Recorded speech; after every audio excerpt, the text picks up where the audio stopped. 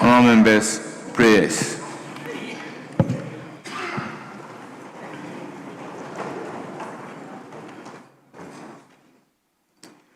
Almighty God, we humbly beseech thee to look with favor upon this Parliament of the Republic of Ghana. Grant that it may perform its high duty as in their sight. Give divine guidance to the President of the Republic. Endow members of Parliament and ministers of state with discernment and vision, integrity and courage, that through the labors of government, this land and people may be well and truly served, and their good purposes for the common human life be realized in our midst. O God, grant us a vision of our country, fair as it might be, a country of righteousness, where none shall wrong his neighbor, a country of plenty, where evil and poverty shall be done away with, a country of brotherhood, where all success shall be founded on service and honor shall be given to the deserving, a country of peace, where government shall rest on the will of the people and the love for the common good. Bless the effort of those who struggle to make this vision a living reality.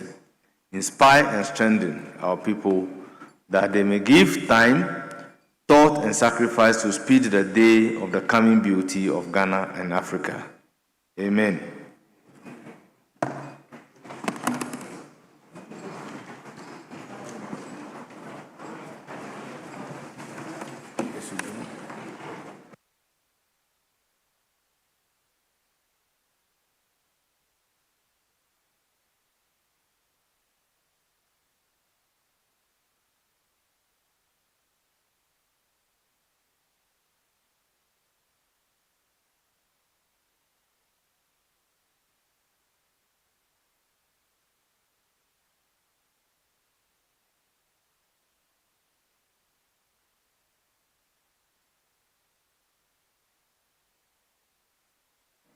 Honourable members, I crave your indulgence to announce the presence of student visitors in our midst.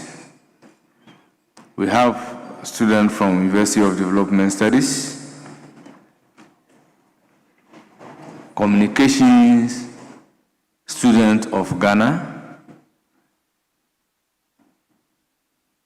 They are led by Mohammed Abdul Fattah, President. They are from Tolon constituency, they numbered 54. We also have Peniel City School, led by Reverend Opoku Achampong, Director, New Joben South, they also numbered 34. And we have Youth Mass Bin Afan Islamic School, Islamic Senior High School, led by Benjamin Atta, a teacher. They are from Elembele constituency, they numbered 124. Honourable members, on your behalf, I welcome our dear students to Parliament of the Republic of Ghana. You are all welcome. May you have a fruitful visit to Parliament. Please kindly resume your seats.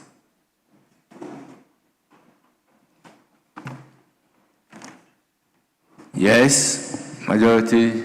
Yes, Honourable Habib. Thank you, Mr. Speaker. Mr. Speaker, I want to draw your attention to the Constitution in Article 102. Mr. Speaker, with your permission, I read Article 102 of the 1992 Constitution. A quorum of Parliament, apart from the person presiding, shall be 1/3 of all members of Parliament. And Mr. Speaker, I'm fortified by Standing Order 64. Mr. Speaker, this is a chamber made up of 276. At the moment, we are 25. We have a so-called super majority of 189. At the moment, there are about 16 here. Mr. Speaker, they can't take the vote of Ghanaians for granted. They gave them the super majority or that number for a reason, to conduct government business. Just yesterday, Mr. Speaker, we did the 24-hour economy paper late, and yet members of parliament will not be in the chamber to attend to government business. So, Mr. Speaker, I invite you that you should apply the rules, and if they are not ready and we don't have the number to continue the business of the day, then we should adjourn. Then Ghanaians will know that very well they did not deserve that super majority that was given them, and they should give it to us, and then we'll be able to handle it. I thank you, Mr. Speaker. Yes, but let's use the opportunity to address this issue once and for all. The constitutional provision says apart from the person presiding. However, in the case of Justice Abdullahi versus Attorney General, the Supreme Court has given an interpretation to the effect that if the person presiding is a deputy speaker, that person should be counted as part of the quorum. Do you still stand by your words? Mr. Speaker, Standing Order 64-2 made it clear. Yes. That is why I said I'm fortified by Standing Order 64. 64-2 made it clear that where a person presiding is a deputy speaker or a member, that shall be counted as part of the quorum. But yes, Speaker, we are looking at it. Counted. I counted you among the 25. We are looking at it. Mr. Speaker, in view of the provision that you have read in the Constitution that apart from the person presiding, I'm the one presiding. Mr. Speaker, I quoted the Constitution, and I said I'm fortified by Standing Order 64. The 64 include you. So, Mr. Speaker, you are included in the 25. We cannot have a majority of 189, yet they cannot raise 91 people to commence business. Mr. Speaker, this is not acceptable. So, Mr. Speaker, I know that you are a very experienced legislator, and for that matter, I know the angle you might be coming from. But please, let us, the majority chief whip, he has a very good force behind him. That is 189, and for that matter, he must provide the quorum to commence business. Mr. Speaker, thank you. Yes, majority, can I hear you?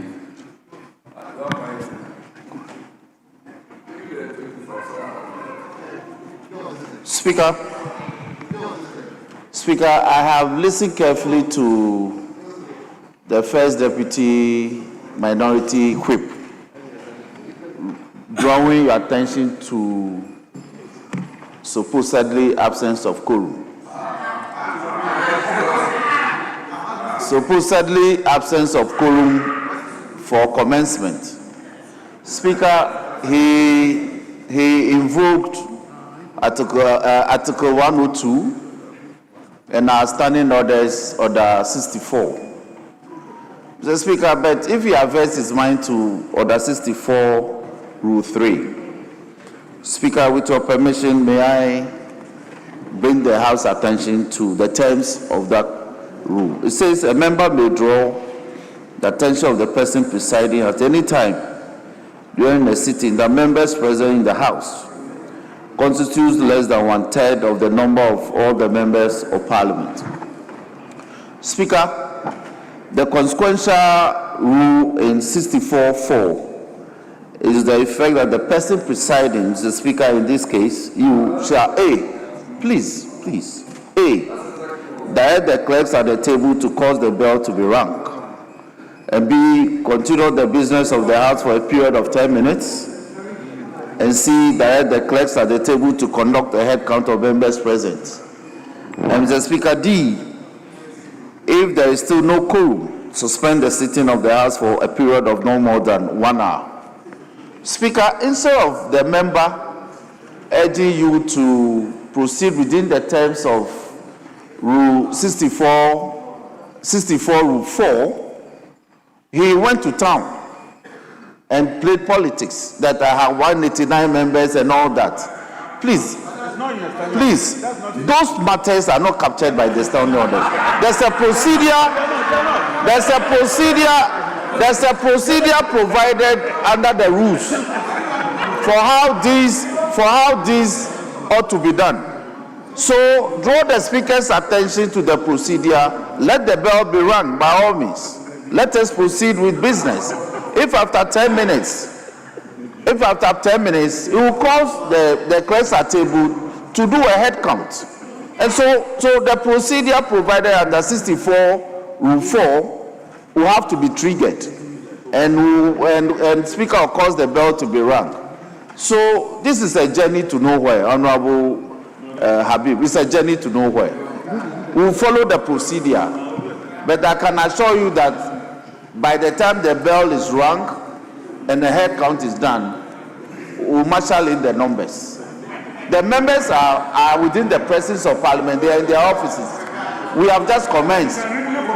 You understand? So this attempt to try and do politics. This is Friday politics. Today is Thursday. It's so premature. So premature. So wait, tomorrow you can do this. Today is so premature. So, Speaker, let's ring the bell, and then we'll. No. If you read the rules, it takes away public business, so it's fine. Two leaders cannot be standing at the same time. I can only listen to one person at a time. So, Speaker, may I urge you that the procedure under 64 Rule 4 ABCD be triggered so that we can deal with this matter. So, Speaker, on those terms, I urge you to continue to deal with the proceedings. I thank you. Yes. Speaker, let me say that we on this side of the House have resolved not to activate the provisions of Article 102, Order 64. But the extent to which we are going is taking something away from the credibility of this House. Speaker, 1:30 I was seated on my seat. 1:30 I was here. Most of my colleagues were all here. I came here, the front bench was empty, except the Honorable Adongo, who was in the chamber. Speaker, I am making this argument beyond the provisions of the Constitution, the standing orders. Now, I sympathize with my good friend, clearly struggling to make reference to 64-4. It would not take him to remind the Speaker, as experienced as the Speaker is when it comes to procedure. So it would not take, with the greatest respect to the Majority Leader, to tell the Speaker that he should revert his mind to 64-4. The Speaker knows what to do. Now, and the Majority Leader also just walked in. Majority side, please be guided. Be guided. Ghanaians gave you a whooping majority of 189, and you cannot get a quorum. Sugar, it's pathetic. It's very pathetic. We do not mind to even withdraw this application, but Ghanaians are watching you. The good people of this country are watching you. You come to the chamber as at when you will. When the Speaker walked in, all of you, the front bench, none of you was here. 5 of you, none of you was here. What are you taking Ghanaians for? Huh? Speaker, what are you taking the good people of this country for? They've given you a whooping majority. Make good use of your majority. What is that? What is that?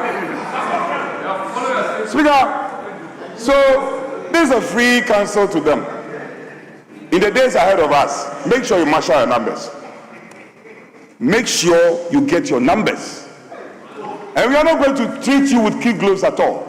You are out there talking, you have majority, super majority. You come to the chamber and you are struggling. Go out there and call your people. Chiwe, step out of the chamber and call your majority. Look at all the empty seats. Look at here. Empty seat. Why? Why? Empty seat. We are not in government. Oh. Behind me, I'm not in government. Here, empty. Here, empty. Here, empty. Why? I'm sure. Speaker, I'm sure the president, I know the president is not in town, but the vice president is in town. I don't know if it is the case that some of the members of parliament, the chief will be struggling to get them because of their eminent what do you call it? Presidential election. You see, Honorable Minority Leader. Honorable Minority Chief Whip. Speaker, I have withdrawn that. Can I make my point? Honorable Minority Chief Whip and honorable members. Yes. When an issue is raised on the floor of the House, I believe we should deal with the issue and restrain ourselves from speaking about tangential matters. Speaker, to respect, I have withdrawn that. So, yes. Speaker, can I honorable conclude? members, Can I conclude? my attention. Can I conclude? Speaker, When can I the conclude? speaker is speaking, all other persons must listen to the speaker in silence. That is what the rules says. So, honorable members, the attention of the speaker has been drawn to Article 102 and Standing Order 64. Then immediately, I raise an issue that we should use this as an opportunity to deal with it. Why? Article 102 says that a quorum of Parliament, apart from the person presiding, shall be 1/3 of all the members of Parliament. Now, if you look at our Standing Order 64, 2, it says, where the person presiding is a deputy speaker or a member, that person shall be counted as part of the quorum. Now you look at this provision and you look at the constitutional provision, there is a problem there. Now I believe these the standing orders are crafted based on the interpretation given by the Supreme Court in the case of Justice Abulai versus the Attorney General. All that the Majority Chief Whip is saying is adding credence to the issue raised by the Deputy Minority Whip, that by Standing Order 64, when the attention of the Speaker or a person presiding is drawn to the absence of quorum, the procedure is spelled out in Order 64(4). Honourable members, I intend to follow Order 64(4) by 64(4)(a), which says that the person presiding shall direct the clerk at table to cause the bell to be rung. B, continue the business of the House for a period of 10 minutes. C, direct the clerk at table to conduct a head count of members present. And D, if there is still no quorum, suspend the sitting of the House for a period of not more than 1 hour. So for me, when the procedure is set down for a right to be exercised, it accords with common sense and reason to follow the procedure in exercising the rights. On that note, I will direct the clerk at table to ring the bell as we continue with the proceedings of the House. Yes? I think you should hold on for a moment, Mr. Speaker. Hold on for a moment, Mr. Speaker. Mr. Speaker, that is because when he got up and caught your eye and raised these issues, he did not stop at raising the issues. he went on several tangents, raising irrelevant matters. Mr. Speaker, I know there is a rumor in town that there is an attempted coup plot on this side of the house.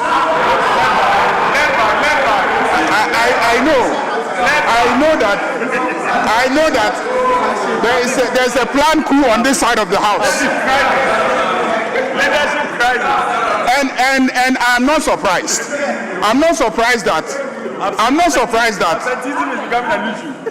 Afeomake has just stepped out of town and Anodompre is delivering a manifesto about his leadership. Trying to showcase himself to Baumia that he is ready to take over. Trying very hard to showcase himself to Baumia that he is ready to take over.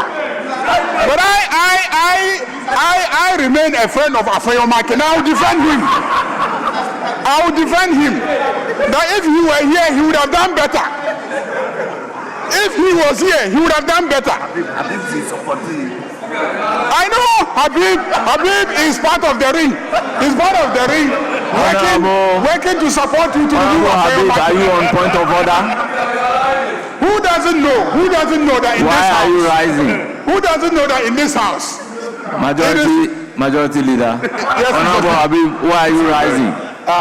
Mr. Speaker, I think, Mr. Speaker, you guided the majority chief whip when he was going on the different tangents. You guided him that he should not go on that tangent. So, Mr. Speaker, with respect, what I do know is that let's go by the provisions that you have quoted. And what we know, what he's saying, there is nothing like that on our side. I'm happy the energy minister is here. You want to be the finance minister running me. The majority leader have taken over already. For the past 2 days, the majority leader and the finance minister are having meetings to run together, energy minister. So you have to be very careful. So, Mr. Speaker, let's stick to why are you complaining about the very thing that you are doing? Yes, majority leader, please conclude. Yes, let me hear the second deputy speaker. I was going to say that the majority leader is coming out with a serious joke. So probably asking you to withdraw. But listening to my brother, the anger is also going. I don't know whether I can put in that application that we ask the majority leader to withdraw. It's a serious joke. Yes, majority leader, may you please conclude, then I'll give my direction. Mr. Speaker, I don't think that the issue about quorum is being sustained. I think that you know that the speaker had an event and invited leadership, and we all went there. And then since then, a lot of MPs have been in their office. As you can see, they are trooping in so that we can conduct business. So I plead with my colleagues on the other side. Even I, Mr. Speaker, I had gone as far as Ajin Kotoku to tour the onion market where a lot of our people from the north, bring in the onions and sell to those of you who live in Accra here. And they had some issues, so they invited me to come and look at it. And I went there, and it is the reason why I'm a little late myself. So I plead with colleagues on the other side that we should stand down the issue of quorum so that we can conduct business. Our colleagues are coming in. Yes, minority. Hold on.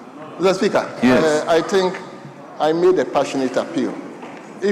My application is that both the majority leader and the deputy whip, their comments for me, even though you may take it as lightly, I would accede to your request and ask the Hansa department to have those comments expunged from our record as if it does not exist. Yes, Speaker, Honorable Richard Achampong, are you on your feet to address me? No, he's not. No, he's counting. Speaker, on that score and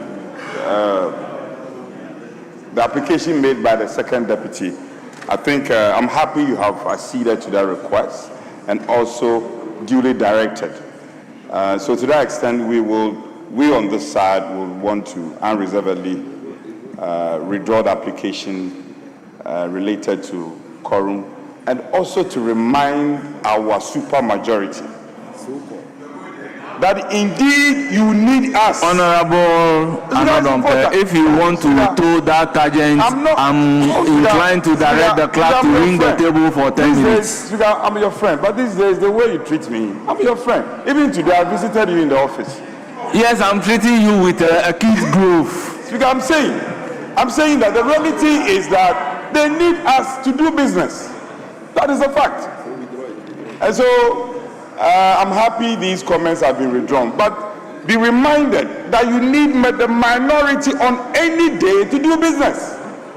And I'm hoping that they will appreciate this fact, and then we can work together. Leader, that's all I want to say. Withdraw which one?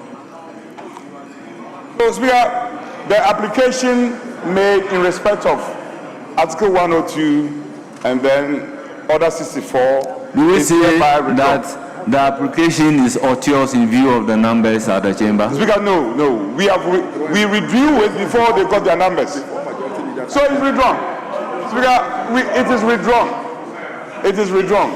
I see the whip actively getting the numbers, but we have withdrawn the application already. The application has been withdrawn already. The man says he won't fight again. So who am I going to fight? Speaker, it is duly withdrawn. But you are not the applicant per the rules. Speaker, we work in tandem. We work in tandem. Yes. Mr. Speaker, just like my chief whip said, based on the appeal of the majority leader, and I could see that ministers are leaving their ministries to come to the chamber. The finance minister is here, the energy minister is here, the road minister is here, the attorney general is here. So Mr. Speaker is withdrawn. Since they have started coming, the majority leader have appealed to us to withdraw. So we can proceed, Mr. Speaker. But is it not true that the application is taken over by the numbers currently at the chamber? Mr. Speaker, we have withdrawn the application. Thank you, Mr. Speaker. Yes, majority leader, application withdrawn, or the application is struck out as withdrawn. Majority leader, any indication?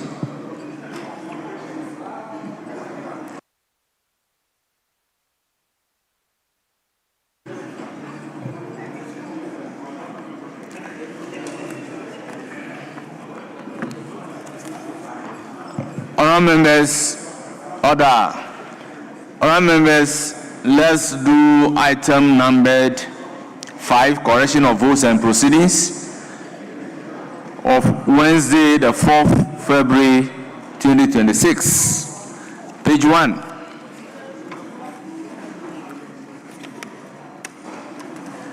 Page 2. Page 3. Page 4. Page 5. Page 6. Page 7. Page 8. Yes, Honorable Asamoah. Honorable Speaker, I'd like to seek your guidance. Page 8, C, a delegation from the Korean Industrial Center from South Korea. Mr. Speaker, if the table office can double check, because there are a couple of the South Korean industrial centers, as to which one that visited us, if there can be some clarification and specify. Well, the vote, correction of votes and proceedings has to do with not capturing what happened on the floor of the House. The communication that came, that was how it was captured. There was no differentiation. So whatever is at page 8 of the vote and proceedings was the correct position of what transpired in the House. I read the communication. and I can vividly recall that that was how it was captured. So whatever is here depicts what exactly happened on the floor of the House yesterday. Page 9. Yes, Honorable Kinsley Nyako. Mr. Speaker, with respect on page 9, item 8, statements, paragraph B, the Honorable Member for Obaka South, Dr. Kinsley Ajaman. The Ajaman here ends with N.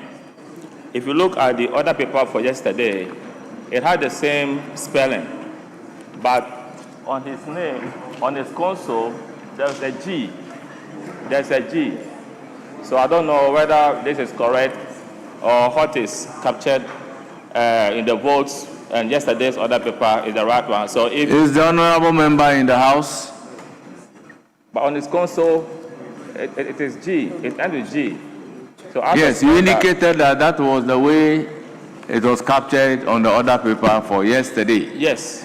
So I'm trying to find out from the Honorable Member whether what is on the console is wrong or what is in the other paper is wrong. Yeah, you are right. So we need to. So double table check office, and sure. take note and take it up with the Honorable Member. Mr. Speaker, I'm told that in the votes, his name it has a G, but we can still check. Very well. Table office should cross-check. Page 10. Yes, Honorable Frank Afriye. Sorry. Yeah. Speaker, thank you so much. Speaker, with respect, let me crave your indulgence and take you to page 8. I was on my feet, but you couldn't see me. Page 8, item 6, line 4. The President traveled on Saturday, 1st February 2026. Per the calendar, something fundamentally should be wrong with that date.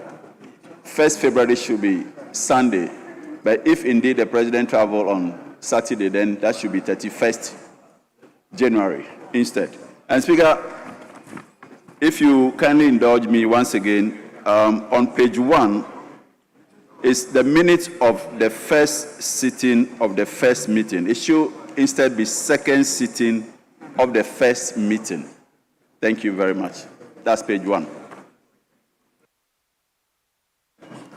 Kindly take notes. We then move to page 10, page 11. Yes, Mr. Speaker, just a minor observation I've made on page 10.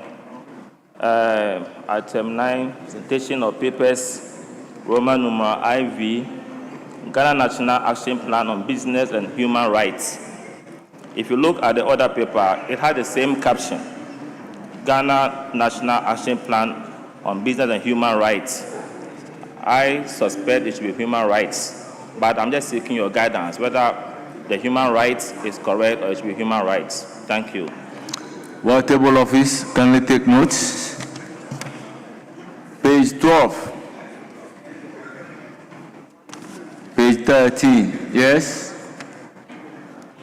Mr. Speaker, on page 12, under supplement, business statement. Sorry, page 13, business statement. Opening. The committee met on Wednesday, 3rd February. Yesterday was Wednesday, and I think it was 4th. Today is Thursday, 5th. So I'm thinking the Tuesday, it should be Tuesday, table 3rd office, February. cross-check the correct dates as well as the It should be date. Tuesday, 3rd. Thank you. Thank you very much. Page 14. Yes, Honorable Frank Afriye. Speaker, thank you so much. Page 14, item 2X, that's Roman numeral 10. May I propose that we delete the word after Mr. and insert Michael before Kwesi Edu. The attempt to write Michael was wrongly spelled. Thank you. Table office, kindly take note. Thank you very much, Honorable Member. Page 15. Yes, Honorable Kingsley Nyako.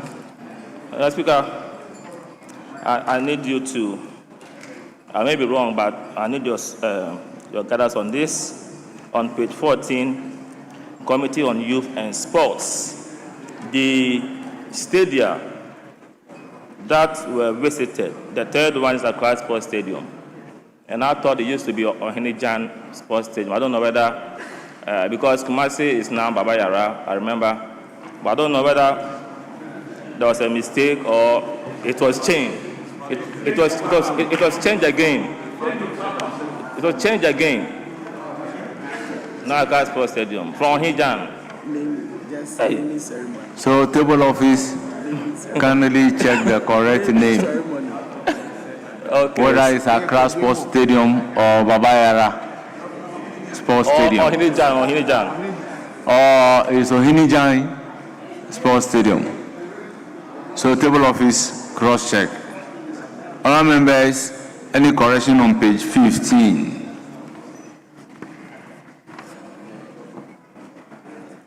Speaker, just a minor one. Item 3. Mr. Horin Kwashiga, his designation is Deputy Director, but the right rendition of the ministry is Ministry of Sports and Recreation. The S in front of sport has been omitted. Thank you. Table office take note and cross-check. Honourable members, in the absence of any further corrections, the vote and proceedings of Wednesday, 4th February 2026. Yes. Thank you, Mr. Speaker. On page 15, item 2, my name, Michael, they spelled it M-I-C-H-E-A-L. But same has been corrected. No, it should be A-E-L. I'm saying that same has been corrected by Frank Afriye. He said something different from what I'm saying. Is it not the correction of the same name? Yes. Correction of the same name? No, he was talking about the Mr., but then I'm talking about the He A-E-L. said after Mr., we should correct the name Michael. That was what I have heard. Okay. All right.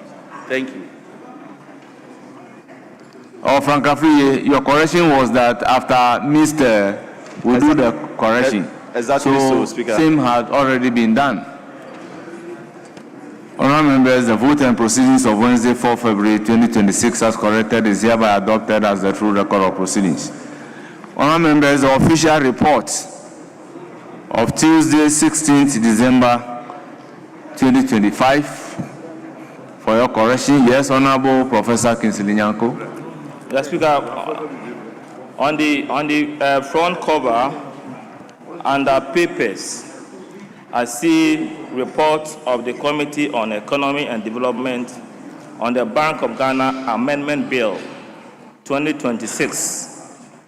That bill was considered last year, so I'm not sure whether... You are right, it's 2025.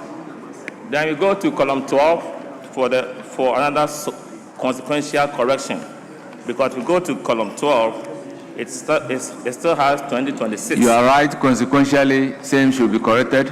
Thank you. Honourable members, any further correction? In the absence of any further corrections, the votes and proceedings of 16th December 2026 as corrected is hereby adopted as the true record of proceedings. Yes, Majority Leader, any indication? Mr. Speaker, if I could apply to vary the order of business so that we will take item number 13, that is the consideration stage of the Legal Education Reform Bill.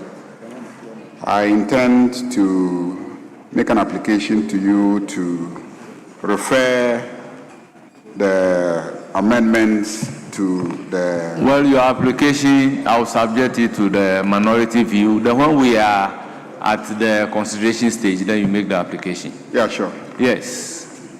Speaker, the leader The application is to take item number 13. Yes. At page 3 of today's order paper. Speaker, we are not opposed. Thank you very much. Legal Education Reform Bill 2025 at consideration stage.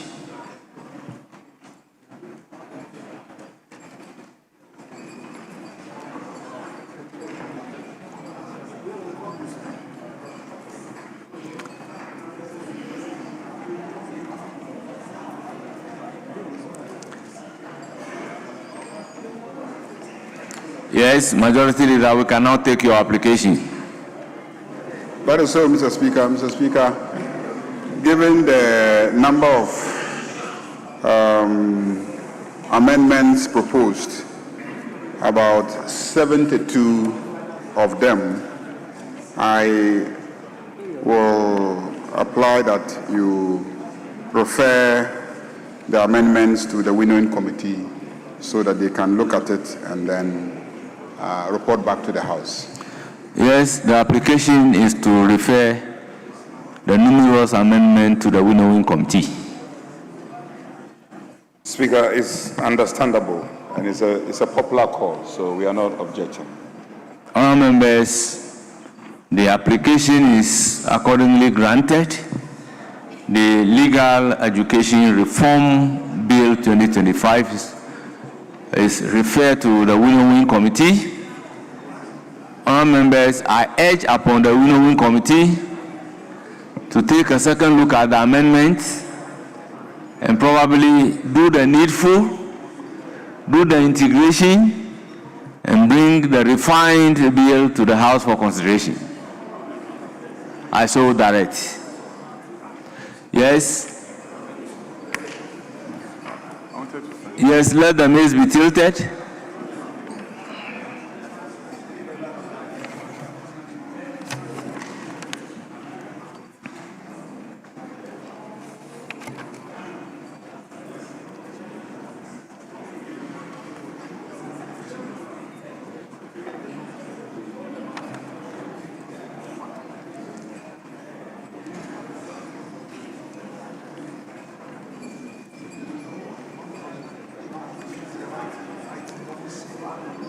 Yes, Majority Leader. Yeah, Mr. Speaker, I also will apply for variation of order of business so that we can take item number 19, which is the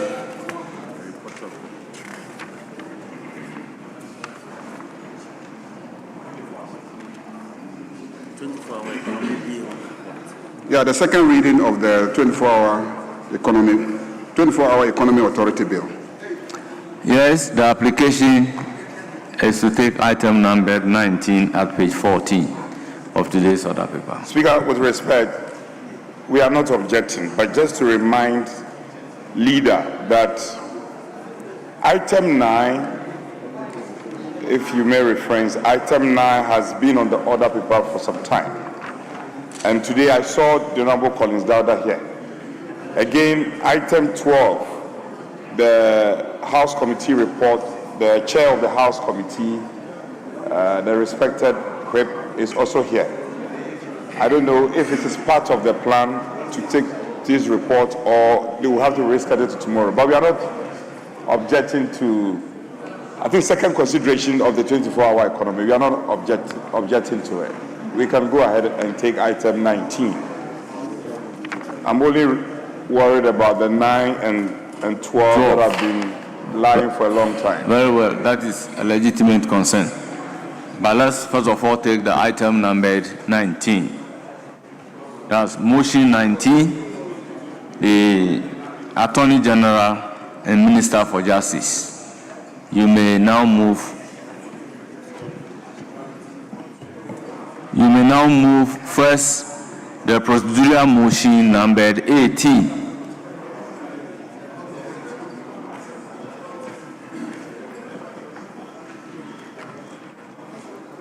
Yes. Mr. Speaker, my recollection is that the motion was advertised yesterday. It was advertised yesterday. So, okay. So we still need to move for abridgment of time. Yes. It is 2 days at least, yeah. Because the rules now says 3 sitting days. Yes, so Attorney General, you may move motion number 18 first. Thank you, Right Honorable Speaker. Mr. Speaker, I beg to move that notwithstanding the provision of Order 104.1 of the Standing Orders, which requires that a motion shall not be debated until at least 2 sitting days have elapsed after the notice to move the motion is given, that the motion for the second reading of the 24-hour Economy Authority Bill 2025 be now moved today. I so move, Mr. Speaker. Honourable members, procedural motion number 18 ably moved. Any seconder? Mr. Speaker, I rise to second the motion. Honourable members, yes. Mr. Speaker, sorry for taking you back to item 13. Mr. Speaker, the legal Honourable member, the motion on the floor is motion number 18. I thought that has been seconded. Honourable members, motion moved and seconded. It is for the consideration of the House. This being a procedural motion, I will put a question. The question is, as many as are in favor of the motion say aye. Those against say no. The ayes have it. The motion is accordingly adopted. Now, consequential motion number 19, Attorney General and Minister for Justice. Thank you, Mr. Speaker. Mr. Speaker, I beg to move that the 24-hour Economy Authority Bill 2025 be now read a second time. I so move. Honourable members, motion ably moved. On this note, I will call on the chairman of the committee to present the committee's report. Mr. Speaker, I'm exceedingly grateful for the opportunity. Mr. Speaker, I present to you the committee's report on 24-hour economy. Mr. Speaker, on 24-hour economy authority bill was laid in Parliament by the Deputy Attorney General and Minister of Justice, Dr. Justice Remsai, on Wednesday, 3rd December 2025, in accordance with Article 1061 of the 1992 Constitution. Pursuant to Article 104 and Order 238 of the Standing Orders of Parliament, the Right Honourable Speaker referred the bill to the Committee on Constitutional and Legal Affairs for consideration and report to plenary. Mr. Speaker, I encourage the Hansard Department to capture the entire report while I go straight to the conclusion.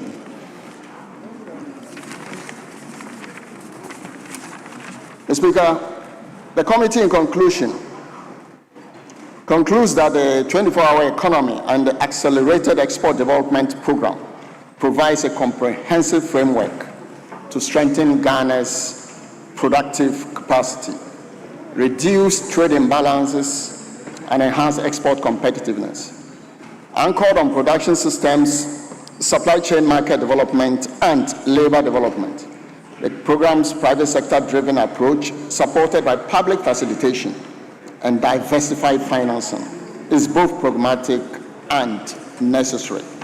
The committee further notes that the program focuses on job creation, skills development, and fostering a culture of productivity is clinical for the sustainable economic transformation. The establishment of the 24-hour economy is essential for the effective coordination and long-term implementation.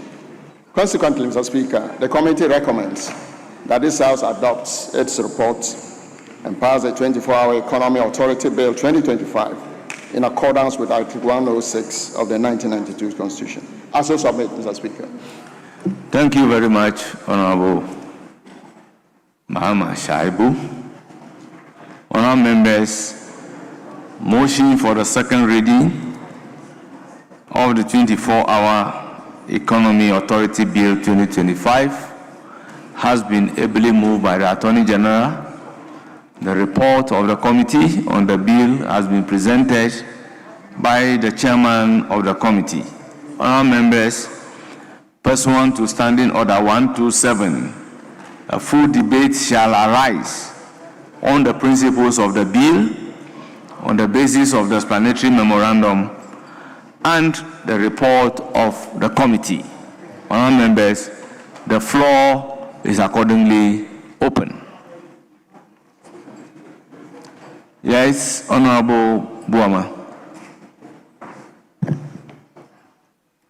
Thank you very much, Right Honourable Speaker, for the opportunity to comment on the report on the 24-hour economy. Mr. Speaker, the 24-hour economy is a campaign promise made by the NDC during the 2024 election campaign. Come 2025, Mr. Speaker, there were a lot of concerns about the implementation of this particular policy. On the part of the minority, calls were made for government to submit a policy paper that directs us as to the real ways in which the 24-hour economy is going to be implemented. It's interesting that 1 year down the line, we have now received what the policy and the bill that is supposed to promote the 24-hour economy. Mr. Speaker, having looked at the report of the committee, a lot of teething and interesting questions arise. First and foremost, the recommendation is to establish an authority to govern the 24-hour economy. And the question is, what is the rationale and the basis for establishing an authority to oversee the 24-hour economy policy? Mr. Speaker, establishing authorities are not just for one policy statement implementation. Authorities are supposed to be established with main purposes of running a particular program or particular agenda over a period of time. Now, the 24-hour economy that is going to establish this authority, the question is, what is the authority supposed to do? Mr. Speaker, if you look at the report that was submitted, it talks about 3 pillars. Pillar 1, according to the report, focuses on production system. Pillar 2 deals with development of supply chain, and Pillar 3 on labor development. These are all areas that are already being dealt with by either the Ministry of Trade and Industry, you have the Ministry of Labor and the Youth Employment, or the Youth Ministry. And so you ask yourself, why are we duplicating the functions of these ministries with the creation of an authority? We all know the expenditure or the expenses that comes to establishment of authority. We have seen in this house, we've created Ghana Medical Trust Authority, sports, and so many authorities have been created over the past 1 year.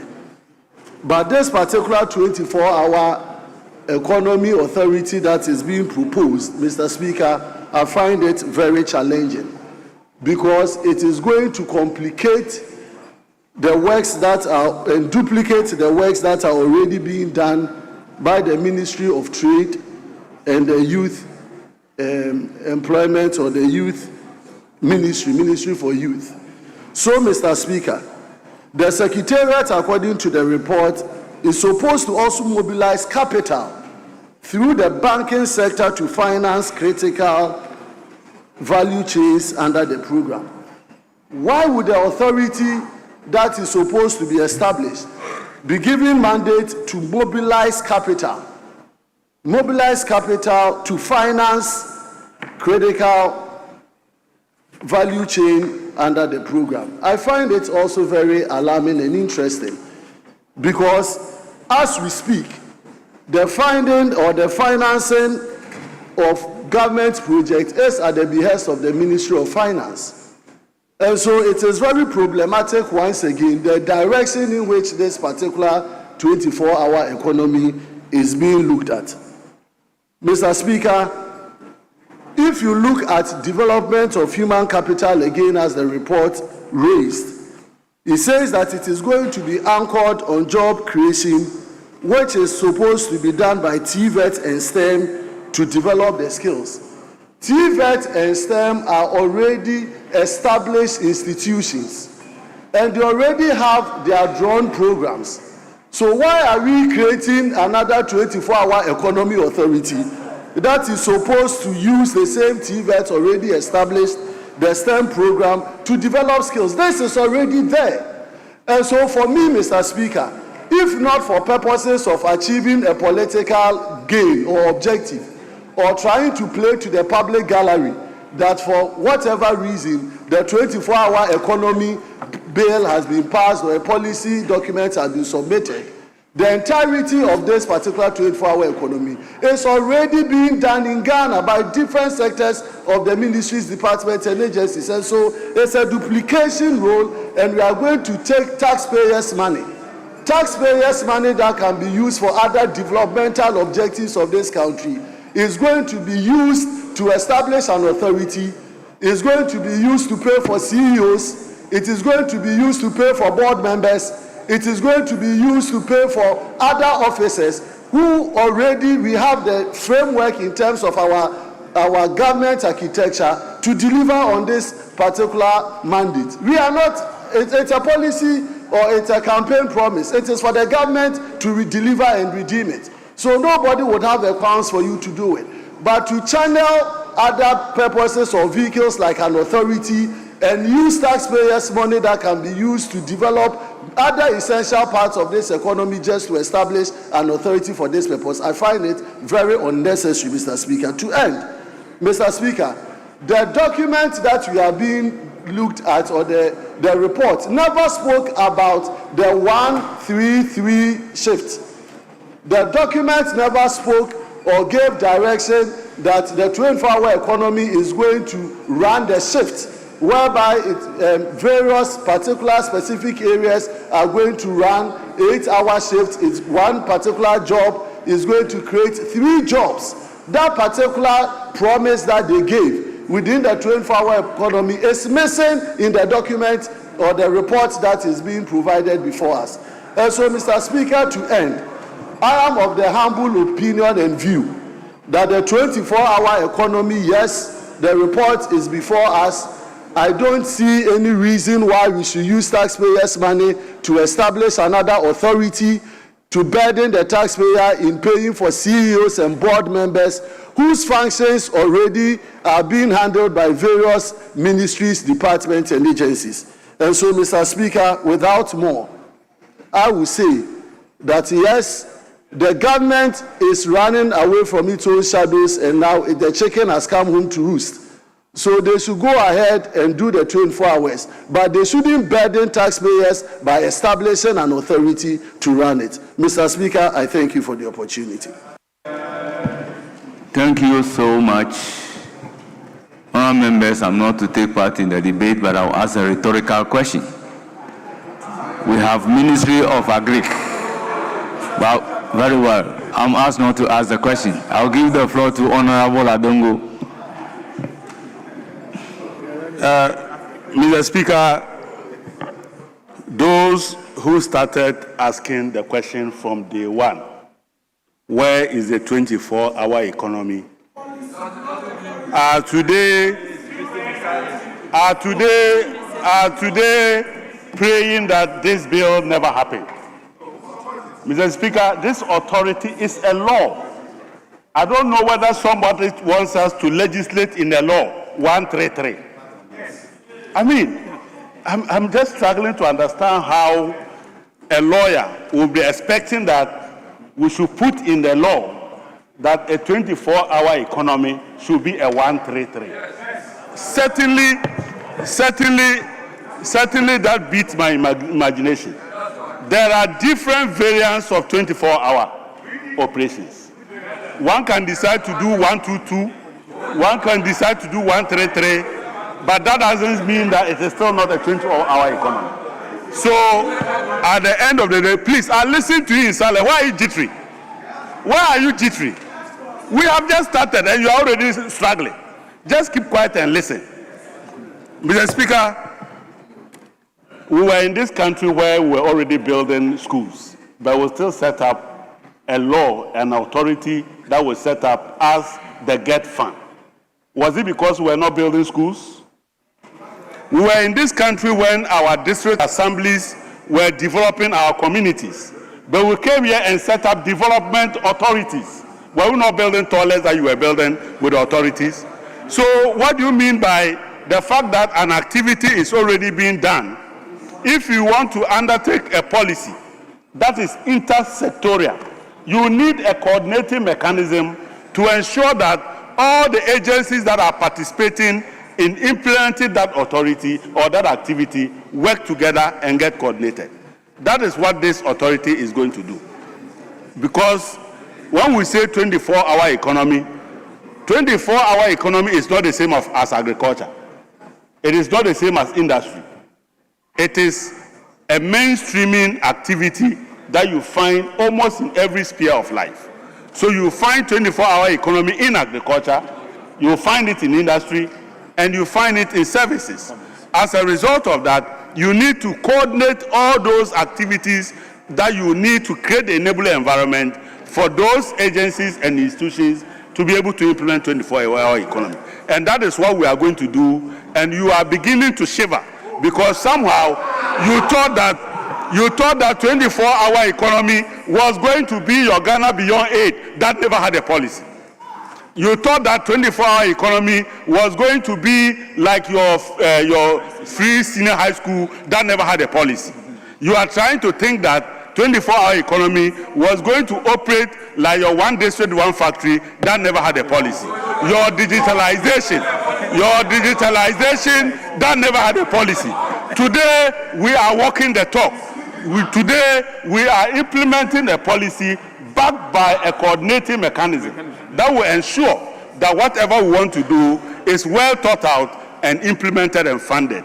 And that is where MPP will remain in opposition for the next 30 years because of 24-hour economy. Mr. Speaker, unfortunately, it appears people did not even read the memorandum that came with the bill. If people had read the memorandum that came with the bill, they would have been clear what Cabinet and the government of Ghana wants to do with this authority. And it is not our fault that you don't read. The fact that you don't read is not our fault. But please, I would ask you to go back and read the memorandum that accompanied the bill so that you don't embarrass yourself before the people of Ghana. You don't come and make arguments that are not supported by the facts. And that the bill itself has a memorandum which explains what the government wants to do. And if you are minded, you will go and read it. Mr. Speaker, what this 24-hour economy and the authority is thinking of doing is to ensure that we create an environment that allows the private sector to take the commanding height in the implementation of this 24-hour economy. We want to make sure that at this time, when the government has already set the environment that promotes business, interest rates are dropping like you have never seen before, inflation is all over the place, and exchange rate today is something that you dreamt for 1,000 years and you can never do it. So this is the time. This is the time that businessmen have confidence in the economy. This is the time that businessmen can raise money at a cheaper cost to implement 24-hour economy. This is the time that it is cheaper to import capital equipment from abroad because the exchange rate is lower.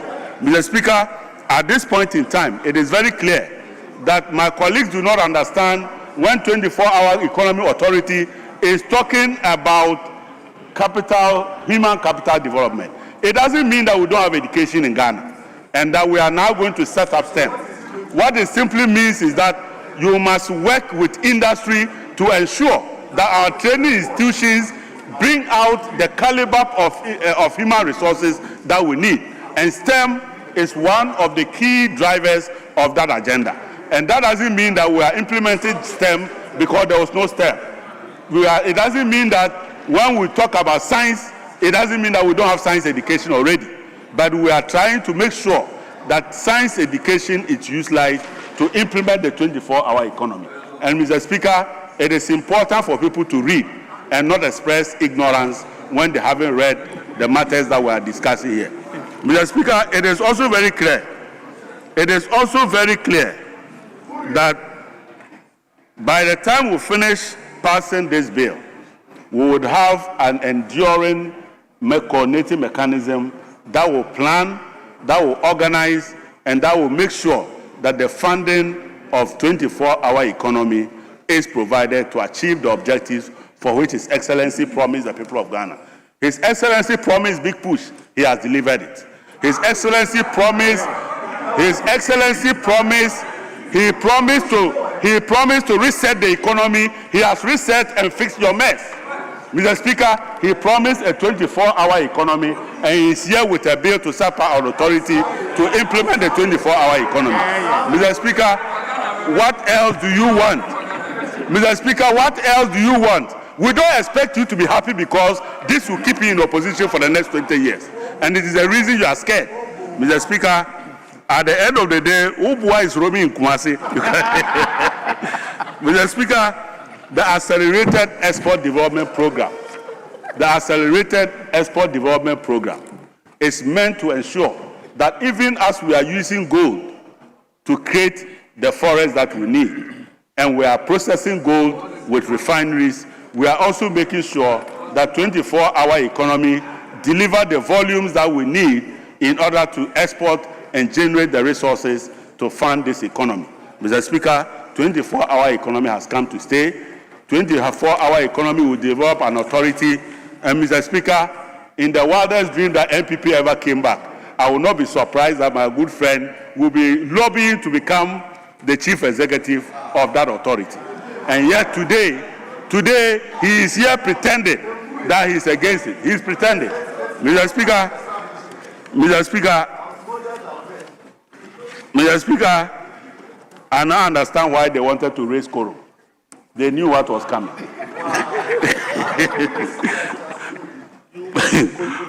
Mr. Speaker, when we were talking, I was quiet. You see, if you cannot fight them, you simply join us. We have more seats. Come and join us. It is not about shouting. It's about listening to me and listening to wisdom. That is what I did when I was listening to you. It's the reason I noticed that you didn't read the memorandum. If I hadn't listened to you, I wouldn't have known that you were speaking out of ignorance. So listen to me and learn something meaningful so that we can improve this bill. Mr. Speaker, I want to encourage my colleagues that they should be counted. They should rise and support this bill so that we deliver 24-hour economy.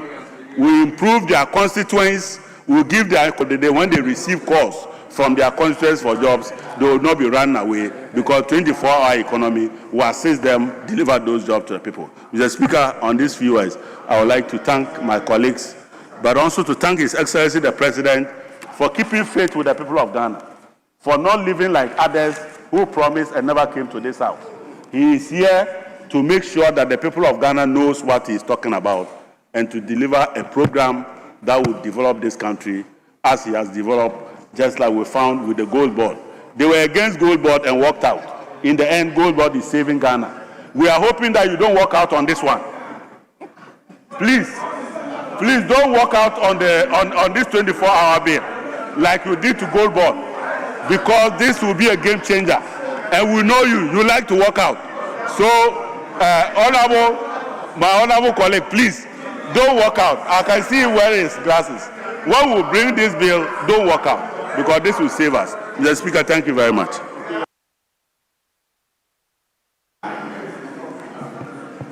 Yes, Honorable Stephen Omo.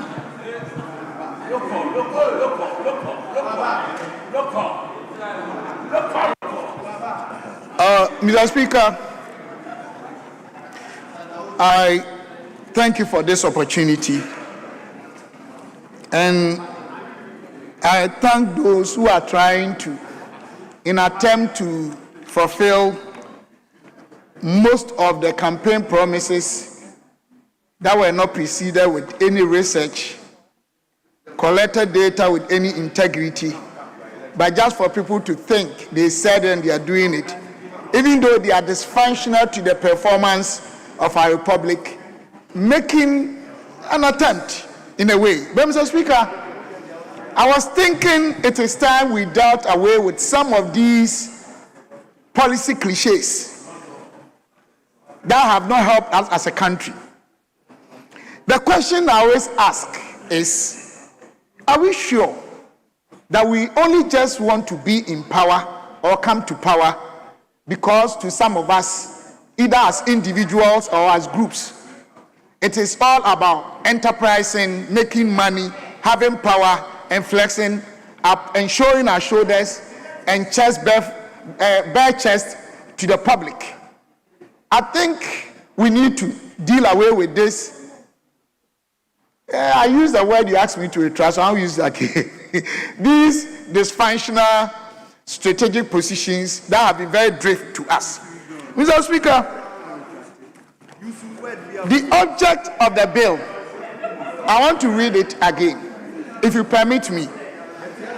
The object of the bill is to establish the 24-hour economy authority to ensure the integrated sustainable transformation of national systems for economic production, supply chain, marketing, and labor power development, and to provide for related matters. Mr. Speaker, I want to ask them, what do they mean by 24-hour economy? Mr. Speaker, it entails business operations, public services, agriculture, running these areas continuously 24/7 across day and night. From what my brothers were coming from and the emphasis we were placing on all these policies was that they wanted us to operate a shift program that will offer jobs to the masses, to Ghanaians, and also build our economy sustainably and attain the long-term economic growth and stability. And if you read all these, when it comes to the public service, security, health, we are already running 24-hour economy. We are running shift. So their emphasis was on the economic development. Building factories, manufacturing factories that will employ thousands of Ghanaians, run 8-hour shift 3 times a day or 3 phases. What have they done so far to attain that goal? Mr. Speaker, this is a strategic drift. It is impossible. It's just a fallacy. It's not going to work anyway. In the first place, they should give us an idea, a picture of a manufacturing framework that they have researched and appraised for us to believe in this policy. We live in this country. I'm not wishing them bad. If it's good, it's for this country. But I am telling you, Mr. Speaker, and the entire Ghanaian community, it is not something they've thought through. I'm not saying it's not a good thing. Mr. Speaker, the 24-hour economy my brothers from the NDC side are talking about, they have no idea about what they want to do. I'm being honest with you. If you go to most of the developed economies, when they are talking about 24-hour economy, go to China, go to the European countries, go to Latin America, go to Northern Americans, you see manufacturing industries. The ecosystem is so effective and efficient that thousands of young people from that country are working. Is that what they want to tell us? Mr. Speaker, this whole political gimmicks and propaganda to deceive voters, I think we should have a new paradigm shift. We need to redefine our corporate focus as a country and the reasons why we are in politics. We should be getting tired of some of these propaganda, communist inferior tactics, machineries that they are dishing out to the people. Mr. Speaker, then you have to come to another issue that I'm surprised. Once again, they want to do this to help build a very productive economic framework, i.e. dealing with our dwindling fiscal space, our policy framework. We run a negative effective tax rate economy. We run a debt inclined economy. And one of the reasons is that we are not able to control our expenditures effectively. We are not dealing with the correlation that we need between our expenditures control and our GDP growth. We have a lot of institutions that are already overlapping, that are already duplicated in terms of functions and structures. We already have all of them. Why are they trying to set up another one? Are we not tired of abusing and misusing state resources in the name of politics and creating jobs for the boys? Is it what we want to do for Ghanaians? The young people out there, look at them. Only a few of them even get job to do. Why are we continuing this recycling unfortunate inimical policies that are destroying this country? Mr. Speaker, I am surprised that my brother Adongo and my chairman, he is talking about interest rate, inflation, and other things. Today, Mr. Speaker, I want us to invite any professor in this world to come. We are tired of this propaganda. What has the NDC done for the past 12 years? 12 months. 12 months, sorry. What have we done?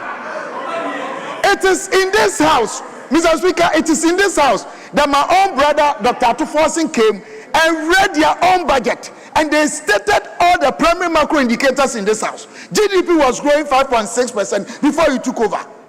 Inflation had been reduced from 54.1 to 22.9 before you took over. Primary balance, reserve, everything. We are running a defensive sector economy. If you don't understand what is called a defensive economic market sector, I'm explaining to you today. The systematic risk index of our market is far less than 1. So there's a lag period. Ghanaians are enjoying what MPP government did. Stop lying to them. Can you calculate any of your contributions as a percentage of our GDP today? Tell us. We are tired of lies and the deception and the propaganda. That's right. I am not blaming you, you've not done anything. You are building your first year, you are doing rearrangement, calibration, and configuration. We agree. But you haven't done anything. That's right. NDC government has not done anything yet. Right. We are yet to feel the impact of anything you are going to do. Stop lying to Ghanaians. What have you added to the economy? Tell me. What have you added? Mr. Speaker, by December... Stephen Amo, 3 minutes. Withdraw the word stop lying. Oh, sorry, Mr. Speaker. I've done that. Mr. Speaker, I've withdrawn. So you are deceiving us. Mr. Speaker, they talk about exchange rate. What are the primary macro indicators? When it comes to our independent, so what are the independent factors or variables of exchange rate currency performance? One is this to supply and demand. By December and January, when they took over, we had gotten over $1 billion in account because we domesticated cocoa syndication. First time in the history of this country. I stand to be corrected. Because we have had free and fair, peaceful election that rebuilt and restored the confidence of investors. Because American government had entered into trade war with the Asian partners. Now you are talking as if you've done anything.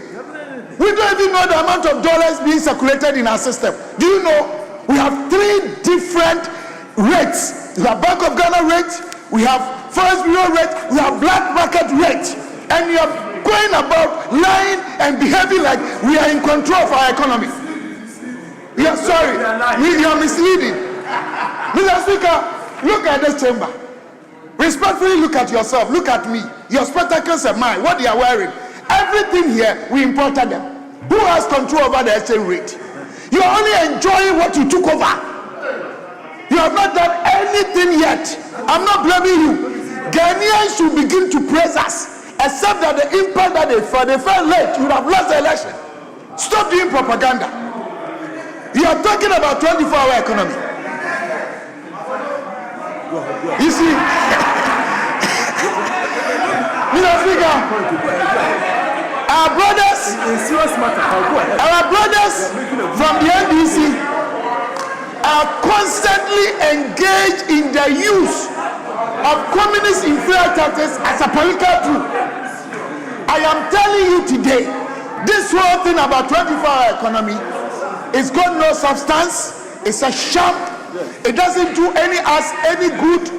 It is propaganda. It's not going to give any resource. it is cost 90, it's deceiving the ordinary Ghanaian, it has no future. That's right. Now you're talking about it has come to stay. Stay where? A policy is not a matter of the policy staying. It's about the results. Whether it's going to provide the needed incentives we need as a country, as a sovereignty. That's right. If you have a child that has been 100 years and never offered the society anything and was drug addict and you are spending on him and it's a liability to the state, is that what you want? I rather prefer a child that will be 40-year-old, but the child can offer our society and our country something that we can say the child is an asset. You don't develop a liability for Ghanaians. The fact of the matter is that they never thought through 24-hour economy. They never conducted any research. They don't have any data backing it. They don't know the future of 24-hour economy. In any case, there was a time that I asked 22 of them. They couldn't even define. All of them were giving different definitions. How could one policy, multi-dimensional definitions, stop deceiving Ghanaians?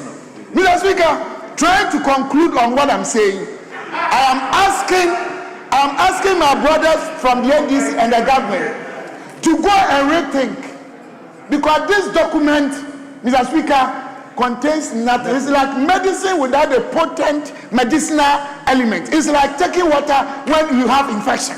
It's nothing. That's right. So, Mr. Speaker, all that I want to say is that they should withdraw all these things, go back. They don't have to abuse the fact that they have numbers. They don't have to abuse the fact that they can pass anything they want. Posterity will ask them. The next generation will ask them, what did you use your numbers to do because you have power? This 24-hour economy, even though it's not a bad policy, they are not prepared. It has nothing good to offer us. There is nothing in it. It is empty. The authority they want to have, it hasn't got even where you should think of authority. That's right. I'm surprised. Why are you jumping the gun? Because you have numbers. What is the ulterior motive behind this? Mr. Speaker, I would like to end here, but I'm advising them, if they take my advice, one day, Mr. Speaker, allow me to speak to you. Thank you, Mr. Speaker, for this opportunity. Yes, I will give the floor to Honorable Kwame Agboja. Mr. Speaker, I thank you for the opportunity to contribute to the motion regarding the 24-hour economy bill 2025. Mr. Speaker, I was looking for my very good friend Sticker to congratulate him for the vigorous campaign he mounted in defense of his candidate towards the NPP parliamentary presidential elections. I also want you to take the result you got in good faith. But did I hear you say that we don't even understand what we are doing? Honorable Speaker, it appears your constituent also didn't even know what you were talking about, because your candidate lost in your constituency. So Mr. Speaker,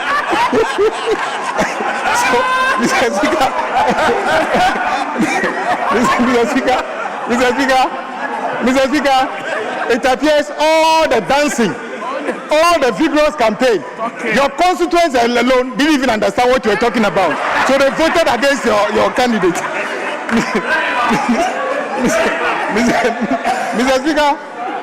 Mr. Speaker, I heard my colleagues. Sometimes I agree with them when they say that as political actors, we should be principled. And it's very important so that the country doesn't think that anytime we do things, we don't think deeply about it. But Mr. Speaker, Honorable Speaker, in fact, at the point, recently I heard you arguing that you were supposed to occupy a position. But they didn't give it to you. Hold on. Oh, what is wrong with you? Mr. Speaker. Oh, I'm coming to the policy. Oh, just sit down. I'm coming to the policy. Yes. Wait, I'm coming to the policy. Oh. Wait. All of you, resume your seats. Yes. Honorable Agboja, Honorable Abuja, Honorable Kwame Abuja, Honorable Kwame Abuja, just hold it. All of you, resume your seats. Honorable members, let me indicate that we've all spent more than a year. We need to conduct business within the rules. If you have something to say, catch the eye of the speaker. You will be called to raise your issue. It is disorderly to just get up and be shouting. That is not the way it is done. Honorable Kwame Abuja, you have the floor. Mr. Speaker, I heard my colleagues from the other side talk about no need to set up the 24-hour economy authority. The same people who found it necessary, despite the fact that we had Ghana Education Trust Fund, Ministry of Education, and yet set up development authorities to build 6 unit classrooms. When Adaklo Assembly was already building KVIPs, you gave that right to another authority called the Middle Belt Authority. Indeed, that is not what we are doing. Honorable Speaker, you did not actually understand the definition of what 24-hour economy is. And let me give you, Honorable Speaker, sit down. Do you have a copy of the bill? Don't go. I'm asking you, if you have a copy of the bill, let me take you to. Now you run away. Let me take you to. Okay, very good. He's now asking me to tell him what 24-hour economy is. Honorable Speaker, let's take to page 12. Honorable Speaker. Honorable Stephen Namwa, we listen to you in silence. It is true that in your submission, you say they do not know what 24-hour economy is.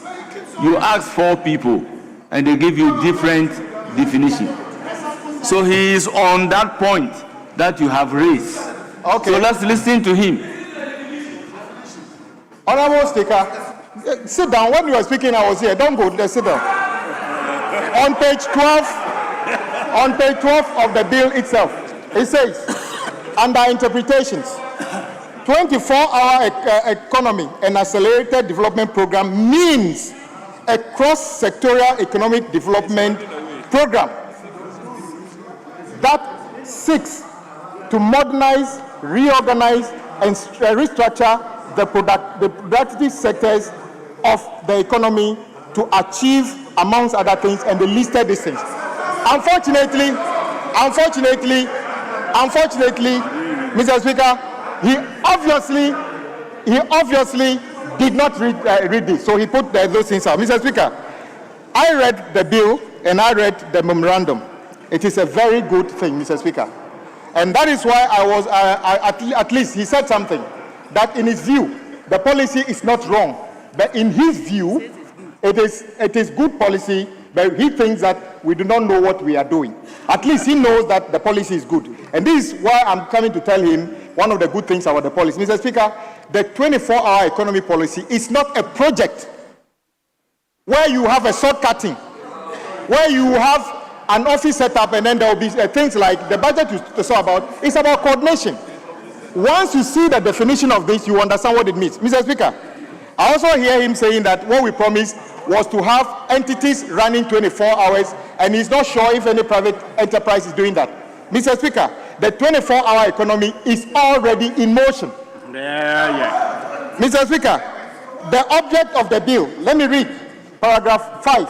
The object of the bill is to establish a 24-hour economy authority to ensure the integration, sustainable transformation of national system for economic production, supply chain, market and labor power development, and to provide related matters. Mr. Speaker, for you to have a clear synergy between the supply chain, you need good roads in this country. The whole point of the big push is to serve as a catalyst to address these things. So the 24-hour economy is not yet coming. It is already here being implemented. And Mr. Speaker, let me tell you this. There are contractors working under the big push who are currently working 24 hours to make sure that we meet these objectives. Yeah. I can show you where they are. Yeah. And the jobs we are talking about, the last time we were here, you said that the big push only creates menial jobs. When you have civil engineers, quantity surveyors, many people working for the rest of the big push project, you cannot say that the job of a civil engineer is not necessary. So indeed, thousands of jobs are already being created under this. And even after the building, there will be maintenance contract that will be carried on this, Mr. Speaker.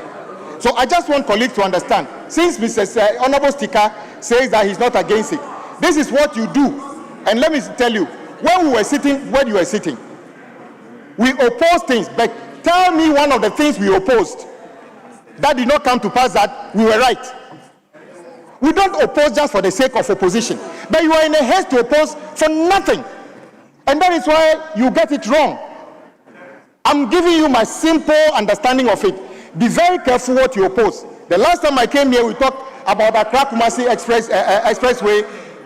A few of you jumped on it and said you were not in favor of it.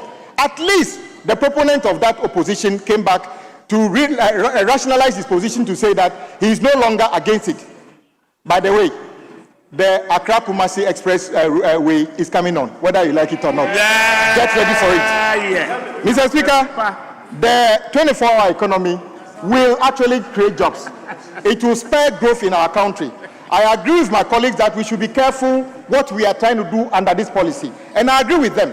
We shouldn't just rush and do anything. We should take their views also on board. But don't just oppose it and say that we don't know what we are doing. Because, Mr. Speaker, this is one of the smallest bills we've done in this House. But it's quite detailed in terms of the understanding of it. And I encourage my colleagues to support this bill. Let's set up this. This is not going to be just another Kwango that is set up to create jobs for the boys. It will be a catalyst that will spur development in our country. And I want to encourage our colleagues to support this bill. And then when it comes to the consideration stage, we bring all the views we have to make it a rich bill that will stand the test of time. Thank you very much, Mr. Speaker, for the opportunity.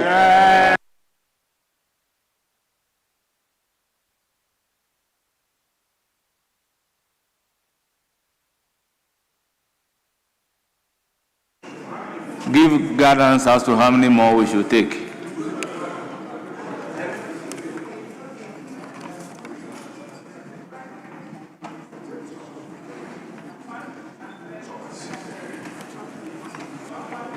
Yes, leadership. Speaker, I was just trying to negotiate with my colleague on the other side. We were thinking that we can do 3-3 before leadership. Speaker, this is 24 hours. Including those who have spoken? No, they have spoken already. I'm talking about outstanding. We have 3 outstanding, they have 3 outstanding, then leadership, respectfully. This is 24-hour economy. It's multi-touted, everybody has... No, we have the policy debate that will come. The policy was laid and referred. Speaker, so Honorable Abu Jinapo is ready. Samuel Abu Jinapo is ready. Well, leaders agree on something and then let me implement. Is that the sense of the House? They say 3 more.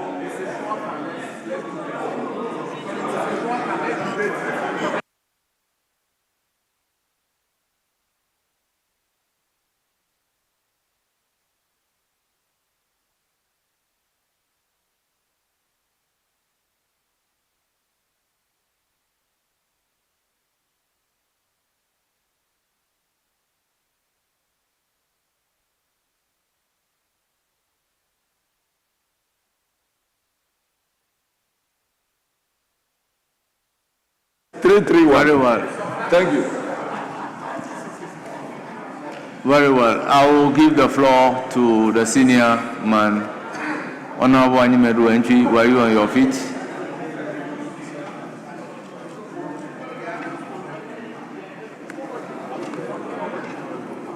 Thank you, Mr. Speaker. Mr. Speaker, in all honesty, I have gone through the bill and I have sat through and I have read the report. the report of the committee, and Mr. Speaker, the best conclusion I can say about this is much ado about nothing. I don't see the head and tail. When you read the memorandum, Mr. Speaker, it talks about 3 pillars. And the 3 pillars gives an impression that we would have something substantial to live on. But Mr. Speaker, I would say, and I would advise the Attorney General that since he is the government's lawyer, I would advise, as was said by a certain woman in this country, that this, my brother, must be bold and advise that this bill must be withdrawn, be looked into, and if possible, be presented again. Mr. Speaker, I may want to refer you to some portions of this report for us to understand and carry the House along. For instance, page 3, paragraph 2 says, Ghana's current economic structure is characterized by a heavy reliance on imports and a disproportionate expansion of the service sector relative to the productive sectors of agriculture and manufacturing. National GDP data indicate that economic growth has been driven largely by services rather than by direct production. This imbalance is unsustainable, as productive and service sectors must grow in tandem to support a resilient economy. Words are used here, but Mr. Speaker, if you look through the report, I don't see the marriage between the services that Ghana offers and what this bill seeks to achieve. Mr. Speaker, it goes on. The program seeks to reverse this trend by reducing the country's dependence on the export of low-value raw materials and on the importation of expensive, finished, and intermediate goods. Its objective is to strengthen domestic value addition, enhance competitiveness, and accelerate export development in order to make the national economy more resilient. Mr. Speaker, I would have that this is something that would have been left to Agribusiness Ministry. I don't see anything new that this policy, this 24-hour economy is bringing. Mr. Speaker, there have been various definitions. Even this afternoon, senior members of this House are attempting to define a 24-hour economy. We haven't understood the 24-hour economy up to date. And Mr. Speaker, if you go through, I'll go further to the object of the bill. It says, quote, the object of the bill is to establish the 24-hour authority to ensure the integrated, sustainable transformation of national systems for economic production, supply chain, marketing, and labor power development, and to provide for related matters. Again, words are used. In this country, Mr. Speaker, we had planting for food and jobs, and we had planting for export. I do not think that the innovative idea that is coming, that has been brought in this House, is different from what the former government, that is Mr. Speaker, I honestly would do factory. Mr. Speaker, the idea was that this was supposed to be the private initiative. Again, they turn around to talk about the fact, and this is reported in this report, that it must be private. If I may point out at page 8, the last paragraph to the next page says, and private, rather than relying on drivers of the 24-hour economy today is the rise of online shopping, the flexibility working hours that people demand or the workers demand from us. Mr. Speaker, with 24-hour economy, people can now work, shop, access service any time of the day. Mr. Speaker, the bill, that is the 24-hour economy, will bring about, let me first of all state them so that if there is time, I will elaborate on them. It will bring about improved access to health service. It will bring about increased employment opportunities for our people. Today, let's take a look at how many people are applying and how many people we are going to employ. 24-hour economy is going to make sure that we employ most of our people so that they can also be gainfully employed and benefit from it.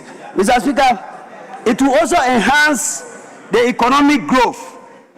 You left an economy that was on its knees for us, but I'm sure with 24-hour economy, definitely it is bouncing back, and definitely with 24-hour economy on the table, it will definitely stand. Mr. Speaker, I wouldn't conclude without trying to tell my brothers from the other side that greater convenience for our people should be our concern. Today, the world has moved from the traditional pattern. If you want to buy a product in the night, you should be able to get it. If you want to access service in the night, you buy the 24-hour economy. It is not only important to myself, it is not only important to NDC, it is not only important to MPP, but it is important to all Ghanaians. Mr. Speaker, the support shifts. Mr. Speaker, it will enhance emergency response. For our people, we lost most of our people because of emergency response. You call the ambulance, they tell you that they are off. You get to the hospital and the doctor, the only doctor there, will not be there because it's in the night. Mr. Speaker, but with 24-hour economy, there will be a doctor there in the morning, there will be a doctor in the hospital in the afternoon, and even in the midnight, there will be a doctor. Mr. Speaker, because of time constraint, I have a lot in my mind to say, but because of time, I will urge everybody. Mr. Speaker, I will urge everybody to put aside our political lens and accept the 24-hour economy policy. Thank you very much, Mr. Speaker. I appreciate your time. Thank you.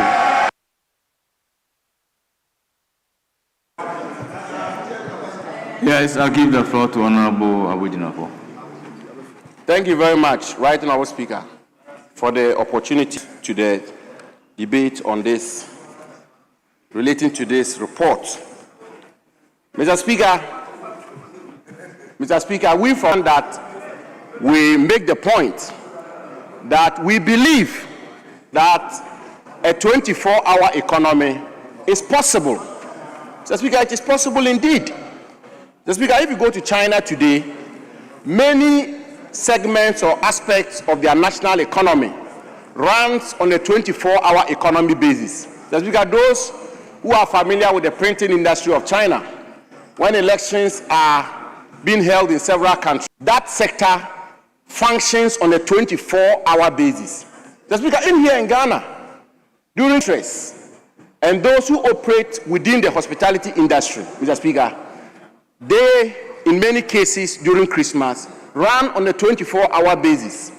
They hire caterers for 8 hours, 8 hours, 8 hours, 24 hours. Mr. Speaker, so we don't suggest by any stretch of imagination that a 24-hour economy cannot be built. But reliable energy security.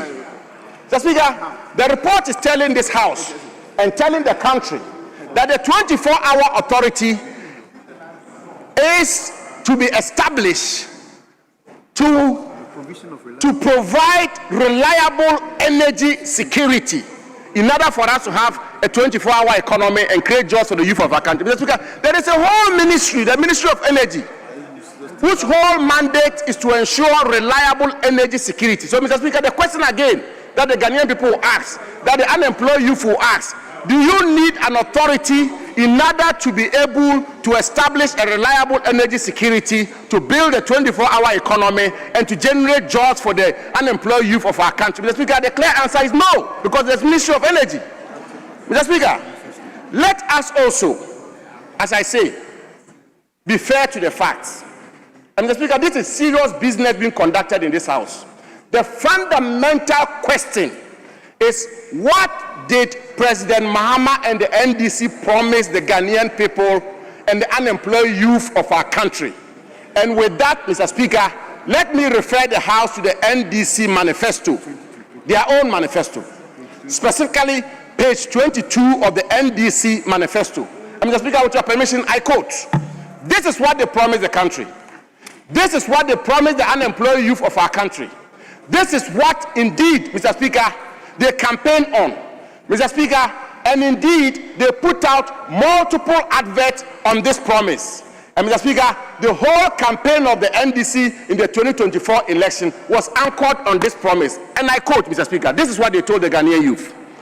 The 24-hour economy is a deliberate policy intervention by the incoming NDC administration to stimulate economic growth by creating an enabling environment. Hours each. Mr. Speaker, I don't go in. Emphasis. Mr. Speaker, emphasis. In 3 shifts of 8 hours. In 3 shifts of 8 hours. Mr. Speaker, they go further to indicate that DVLA will operate 24 hours. Customs will operate 24 hours. Ports and harbors will operate 24 hours. Passport office will operate 24 hours and work in 3 shifts at DVLA, 8-hour shift. They can do that today, Mr. Speaker. With the greatest of respect, I want to submit that you do not need an authority to fulfill your promise of ensuring that DVLA, customs, ports and harbors, passport office, and all these public institutions which were listed in their own manifesto operate 24 hours of 3 shifts of 8 hourly. You could have done that within 100 days of assuming office, because they exist. Mr. Speaker, what is even more worrying? What is even more worrying, Mr. Speaker, is that the NDC government have spent a whole year in putting together a policy document, and this is their flagship program. Mr. Speaker, in 2016, President Akufo-Addo's flagship program was Free SHS. By September 2017, Free SHS had been launched, it was in full gear, and indeed, Free SHS was operational from September 2017. And that's true. Mr. Speaker, how did they implement their flagship program? Mr. Speaker, they appointed a coordinator, a national coordinator for the 24-hour economy. The Honorable Guzitano. Mr. Speaker, and I see he's here. But Mr. Speaker, let me admit that I admire him a lot. That one I have to put on record. The Honorable Guzitano, Mr. Speaker, the coordinator came to tell us that they need $400 million United States dollars to operate the 24-hour economy. Mr. Speaker, their flagship program, they dedicated 7% of the $400 million.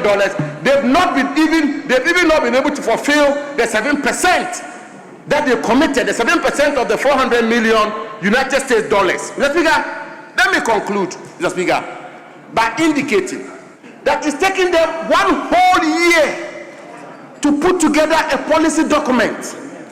Mr. Speaker, and indeed, when they themselves committed 7% of the $400 million required to operationalize a 24-hour economy, even the 7%, they've not fulfilled it.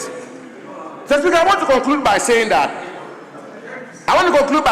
the 2 biggest issues confronting our country continue to be unemployment and cost of living.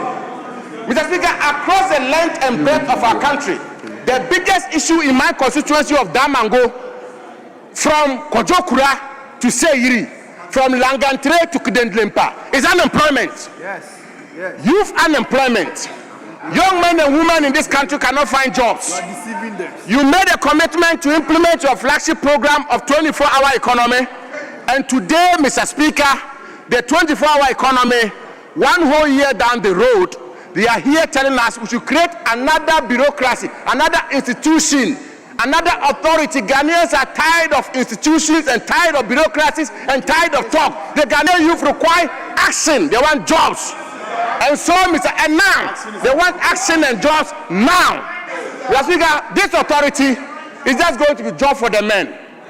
It's just going to be an authority where we'll have another CEO, 3 deputy CEOs, corporate affairs manager, this person, the people President Mahama has still not found jobs for, the men he hasn't found jobs for, he would then find jobs for them, buy a few land cruisers for them, give them salaries, give them allowances.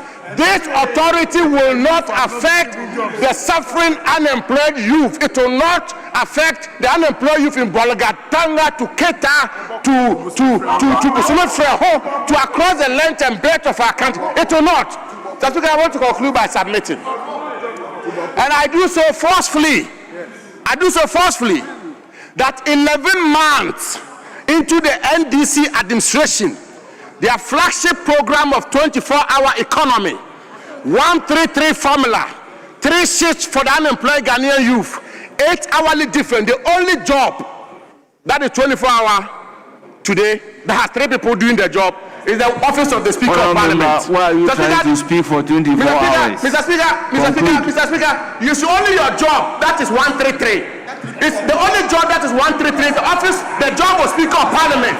Is the job where you have Right Honorable Abin Babin do 1 shift, and you yourself, Mr. Speaker, Right Honorable First Deputy Speaker, do the 2nd shift, and the 2nd Deputy Speaker does the 3rd shift. The only job in Ghana that is 133 is the job of the Speaker of Parliament. But no, that is not 24 hours. And that is not 8-hourly shift. You don't do 8-hourly shift. Mr. Speaker, this is another gimmickry. This is another deception. This is just to buy time. This is just to give false hope to the unemployed youth. You promise them employment, you promise them 24-hour economy, you promise them 133, 11 months down the road, you have failed to deliver. Ghanaians are tired of talk. They want action. Implement it and implement it now. I thank you, Mr. Speaker.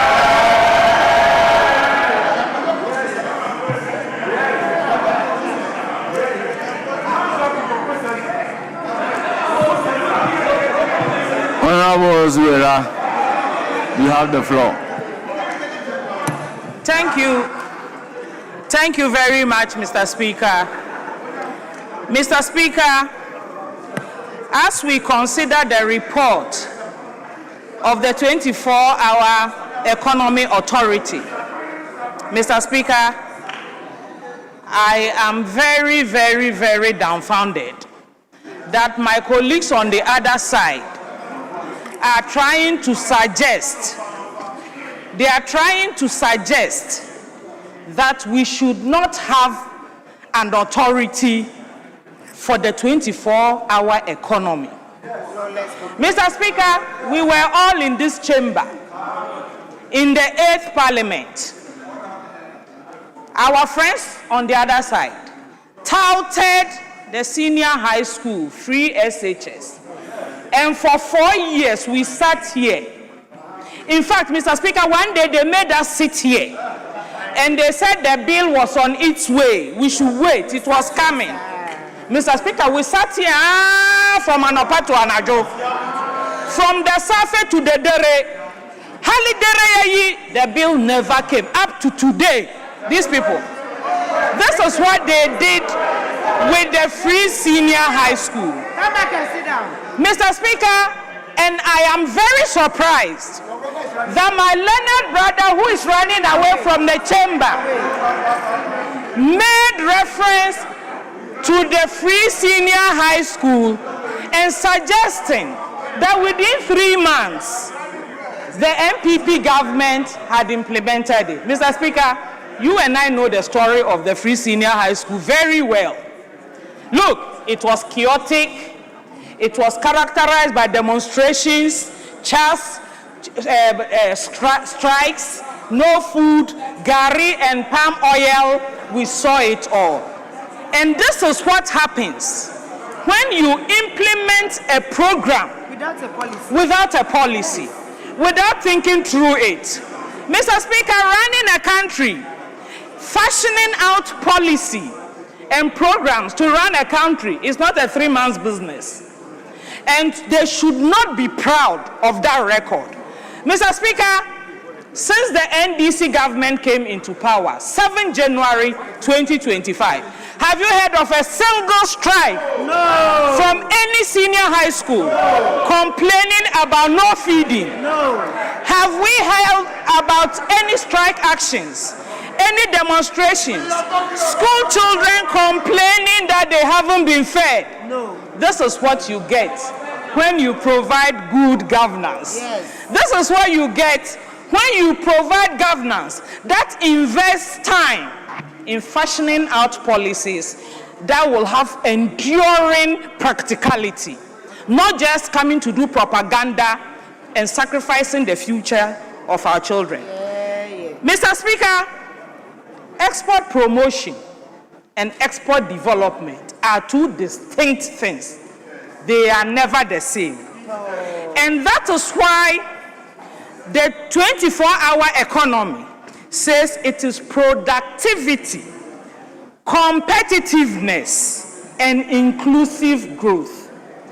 And if you read the preface to the 24-hour economy, and His Excellency President Mahama said, we are going to consume what we produce. And when we export with value. We are cutting out the export of raw materials. Mr. Speaker, this week, today, this morning, I woke up coming to work and I felt proud as a Ghanaian.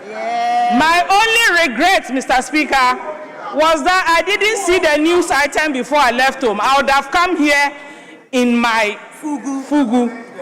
His Excellency President John Dramani Mahama has given expression to the productivity and export of finished Ghanaian products by arriving in Zambia in his beautiful Ghanaian fugu. Mr. Speaker, to imagine that Zambians decide that based on that, they are going to wear our fugu. That is export of developed products, export of finished products, 24-hour economy markets. Imagine each market has a processing or a fugu developing plant.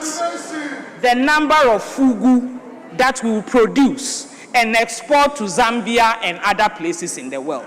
This is what we mean when we talk about the 24-hour economy. We are not talking about export promotion. We are talking about export development. We will develop the products, we will develop what we have and export it so that we gain value on our produce. Mr. Speaker, I heard my brother questioning the 24-hour economy shift program. He is not aware. Maybe he should have asked me. He is not aware that the Minister of Transport and the DVLA are building DVLA offices in every district in this country, including my own good Salaga South. And those officers are going to employ the youth and the Ghanaians who are looking for jobs.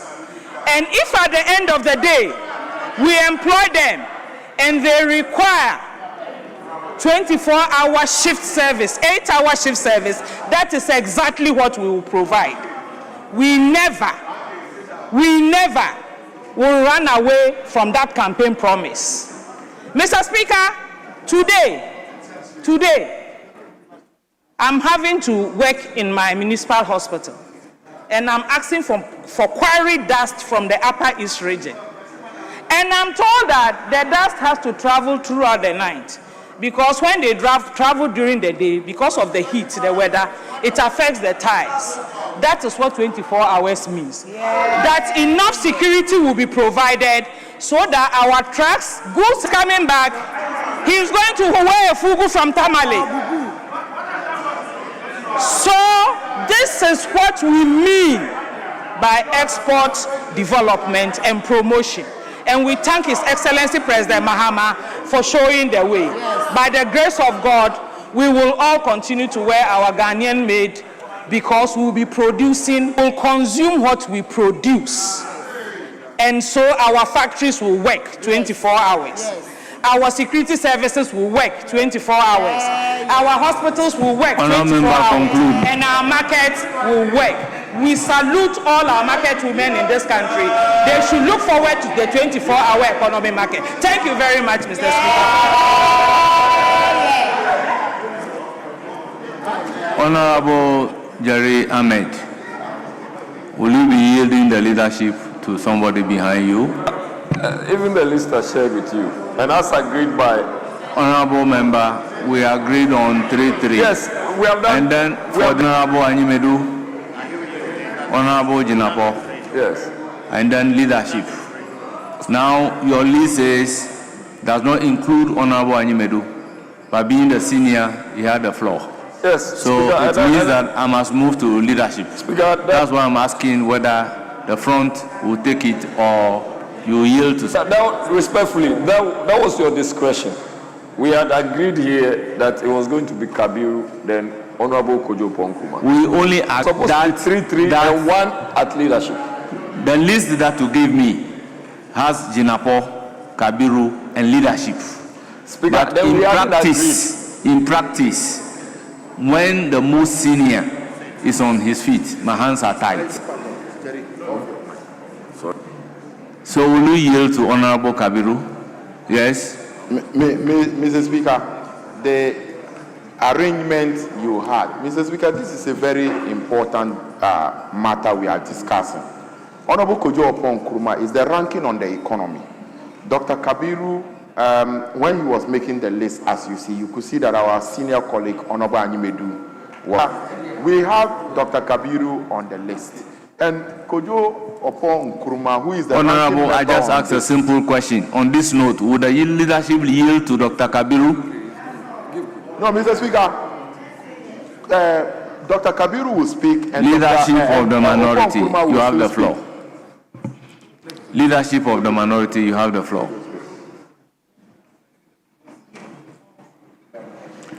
Mr. Speaker, thank you for the opportunity to contribute to this report that has been laid before the House. I first want to lay a proviso before I discuss about 4 issues from this side of the House.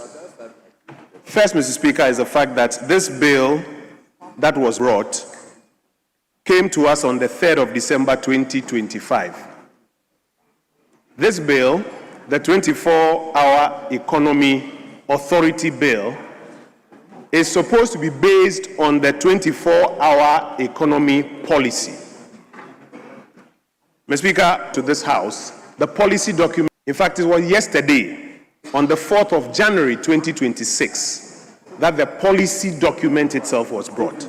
On the 4th of February, I beg your pardon, 2026, that the policy document was brought. So, Mr. Speaker, Parliament has considered this bill without the benefit of the policy document.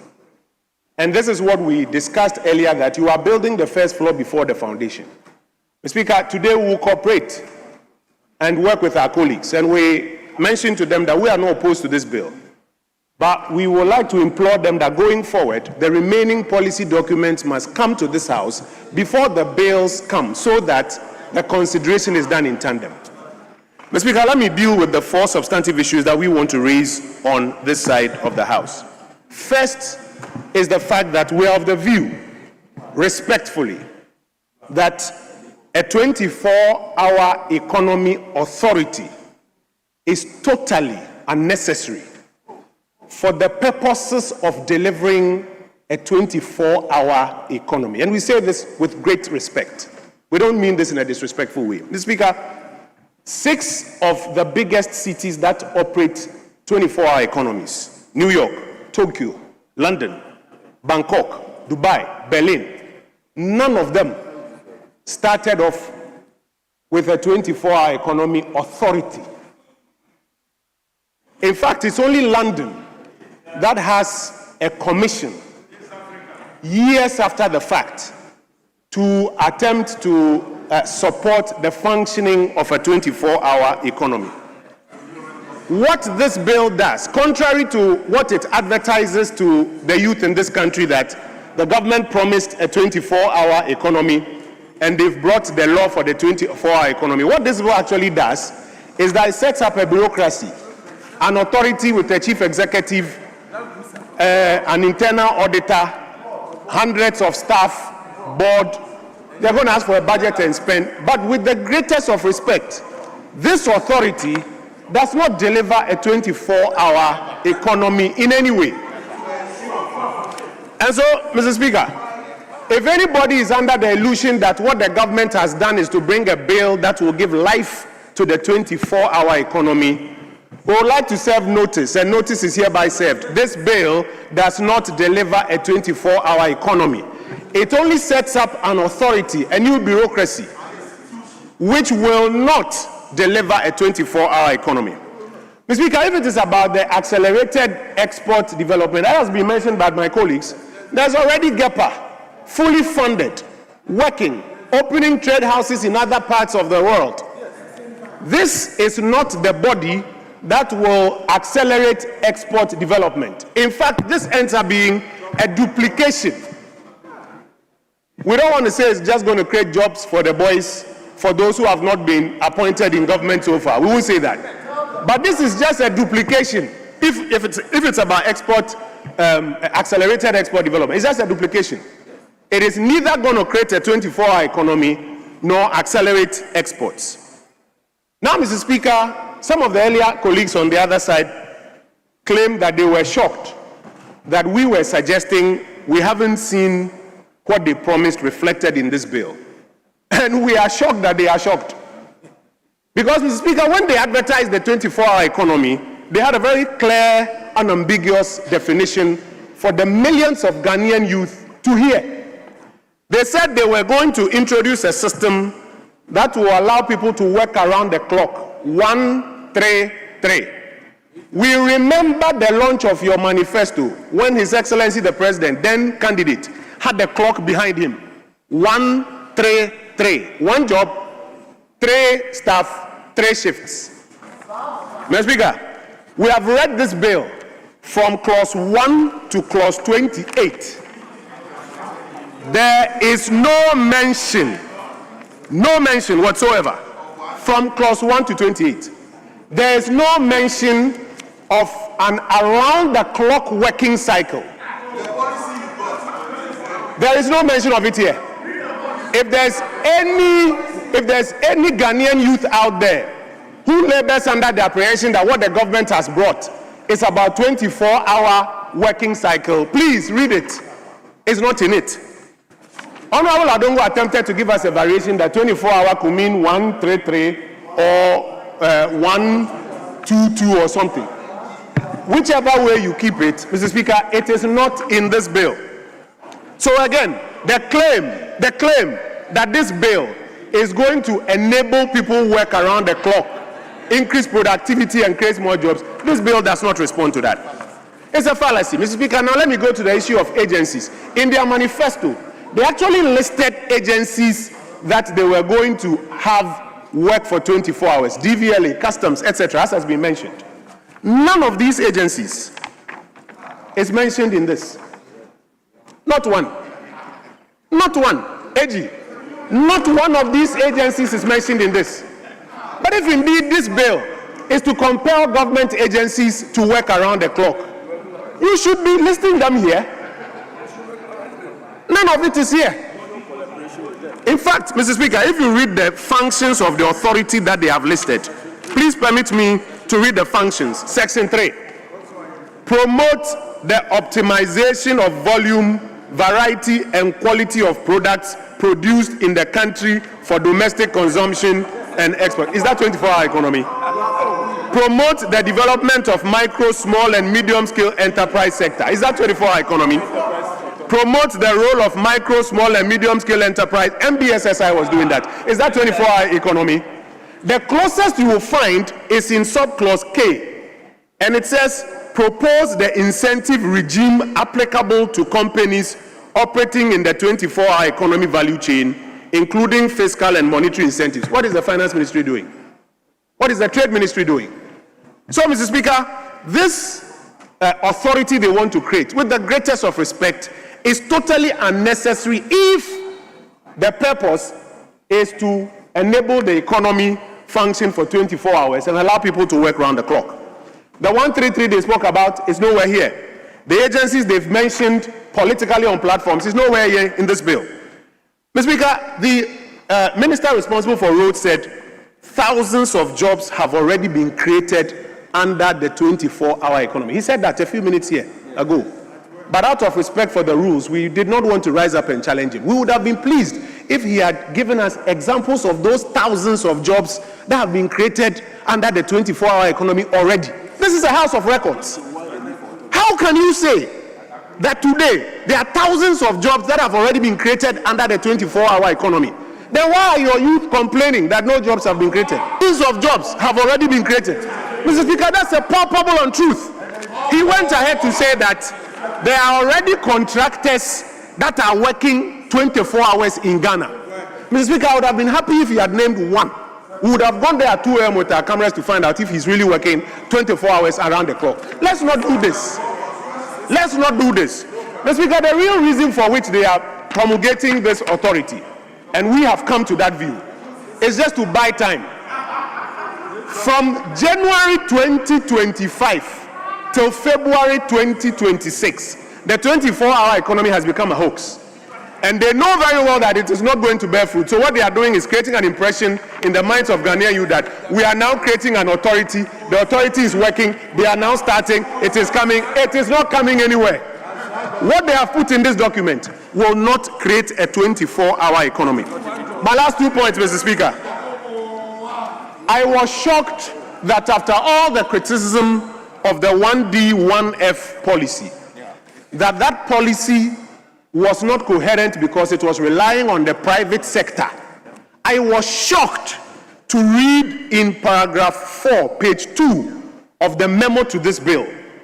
Mr. Speaker, line 8 says, furthermore, the program is delivered by the direct entrepreneurial efforts of organized private citizens acting through their as well as community-based organizations, acting through their collectives, cooperatives, companies, and other industry associations, as well as community-based organizations, rather than the public servants.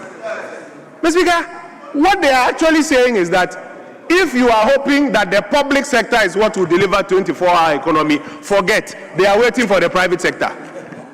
Because the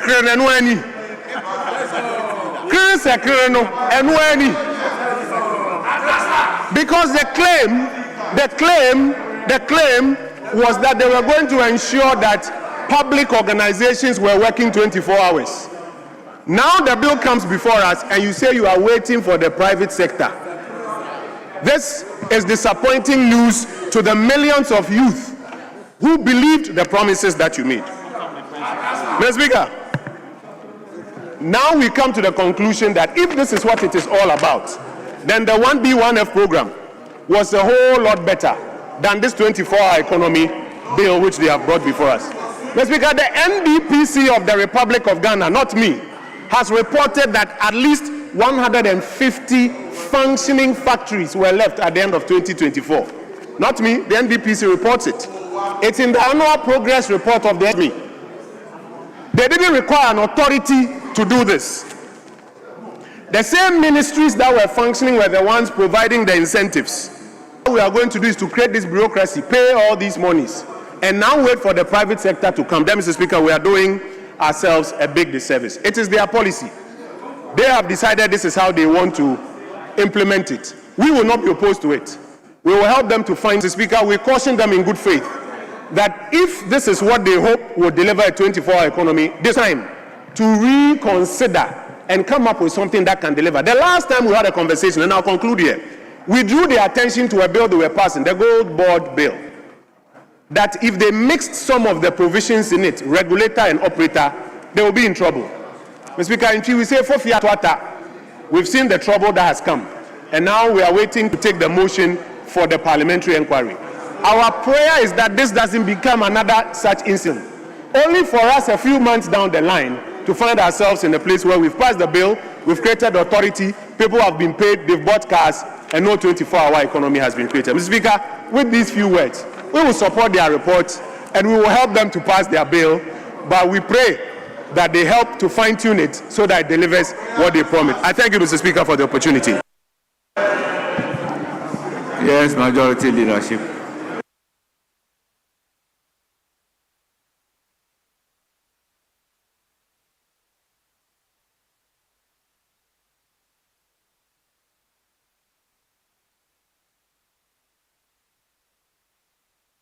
Majority Leader, you have the floor. Will apply for you too. Thank you very much, Mr. Speaker. Mr. Speaker, I think a lot has been said about the policy to create a 24-hour in our country. I think in the arguments of both sides of the House, we can at least agree on a number of things. The first is that our economy needs major transformation. That, I think, there is agreement. We are confronted with the crisis of unemployment, especially among our youth. That we must do something radical to give hope to the youth, to give hope to the population, and to enable the private sector to accomplish the hope that has been created. Mr. Speaker, the 24-hour economy and the authority that is being is not the vehicle that will create a 24-hour economy. It is a coordinating secretariat that will coordinate the activities of all the other sectors who, when they function and function properly, would deliver a very productive sector and will deliver employment. That is why the whole 24-hour economy is, we're trying to develop the agricultural sector through smallholder farmers without irrigation, without effectively establishing the link between input financing and then also off-taker markets. Now, we looked at it and we decided that you need to transform the entire production system. So, for instance, in the agricultural sector, what has succeeded in most economies in this day is large-scale commercial agriculture. Large-scale commercial agriculture is a well-organized business requiring huge capital investments, huge machinery, highly qualified skilled labor, a lot of technology. So the production system has to be transformed. You cannot achieve your objectives without transforming the production system. The NPP attempted. What did we see? Fertilizer, a few input supplies, and etc., without attempting to transform the entire production system, uprooting the old system. That is why a production system development transformation is crucial, and this applies to many other sectors. So the secretariat, the authority, what you call the authority, is simply a secretariat, which is in existence already in the office of the president. There is a secretariat. But the reason why we want to invest with the authority status is because this is a secretariat that is going to superintend and work with ministers and sector ministries. And so you cannot have a simple secretary of a secretariat trying to, superintend over ministers. That's why it is being invested with the authority of an authority. That is the whole idea. So the secretariat exists already. NDC did not wait till today to establish a vehicle for the implementation of the 24-hour economy. The institution exists. We are changing its legal character in order to give it the relevant powers that will be needed for it to be able to achieve its objectives. And the policy document is not just coming to Parliament. The policy document was inaugurated on the 2nd of July 2024. The policy document was inaugurated on the 2nd of July 2025. Mr. Speaker, a policy document must not necessarily come to Parliament. No. Where in this country, in the governance history of this country, has it become compulsory that when a minister develops his policy document, he should bring it to Parliament? But you requested for it, and that is why I took the pains to bring a copy to be laid and then to make copies available to you. But it is out there. You have been copiously making reference to NDPC reports. You've been copiously making references. A lot of the reports that they have been writing are not documents of this Parliament. They are lying there. We all go and buy the documents and we read them. They are in libraries. So when the president goes to inaugurate the policy underpinning the 24-hour economy, as a diligent member of Parliament, the first thing you do is to make sure that you take steps to get your own copy so that you are well informed. So I'm not surprised that I've heard some of the arguments that are being made today. Because it's clear that some people did not make time to read the policy document. And that is why I took pains to bring copies and make the copies available to you. Now we will have to focus on the development of supply chain and market systems. Let me say that when you say it is not necessary, indeed, it appears to me that you are even arguing against a position that your own regime advocated. I recall in this House several State of the Nation addresses, during which President Akufo-Addo decried what he called the Gettysburg economy, referring to the economy created by Governor Gordon Gettysburg, I think somewhere in 1920, when he was governor, where our economy is fundamentally just an export economy, exporting only raw materials and not finished products. And so he made it one of his major objectives to pursue a program of industrialization. That has been the basis of the one district, one factory policy. So there was an attempt, except that because the attempt did not pay attention to systems, we went and constructed factories to process tomatoes where there were no tomatoes, because we hadn't paid attention to the transformation of the production system of tomatoes. We went and constructed factories to process watermelon where there was no watermelon.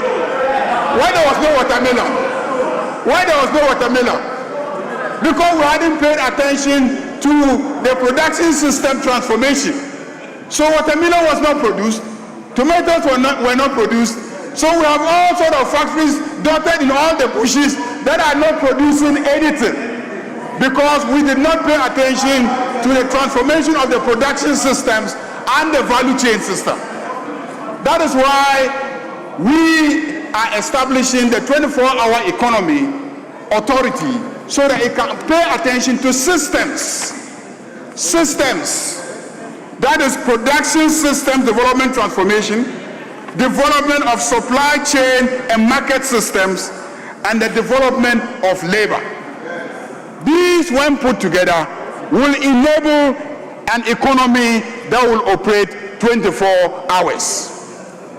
It will be naive to imagine that on the heels of the very, very, very bad economy that you handed over to us, the day after, this economy will become a 24-hour operating economy.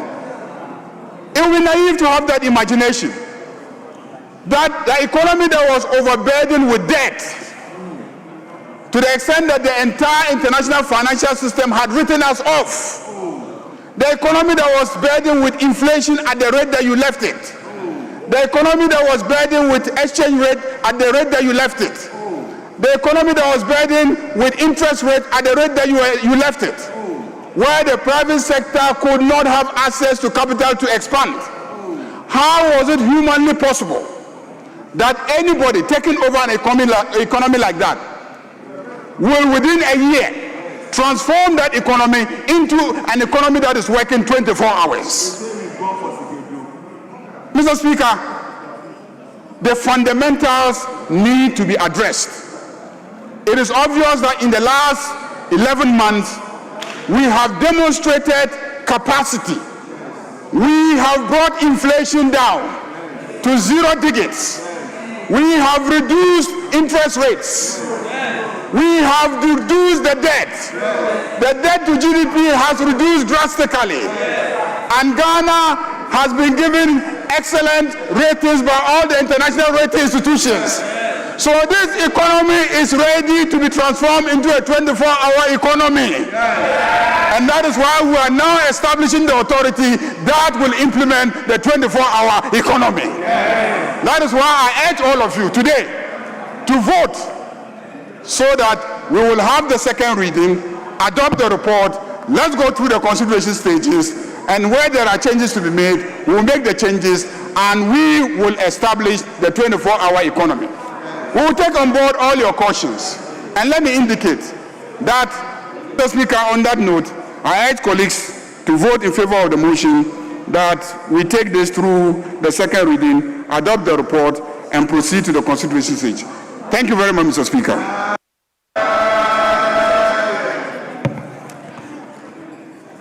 Honourable members, at the conclusion of the debate, I'll put a question. All those in favor of the motion say aye. Aye. Those against say no.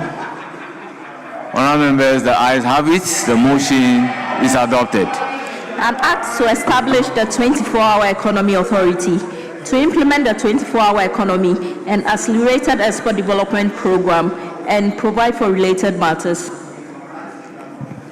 Honourable members, the 24-hour economy authority bill 2025 is duly read for the second time. Yes, Majority Leader, any indication?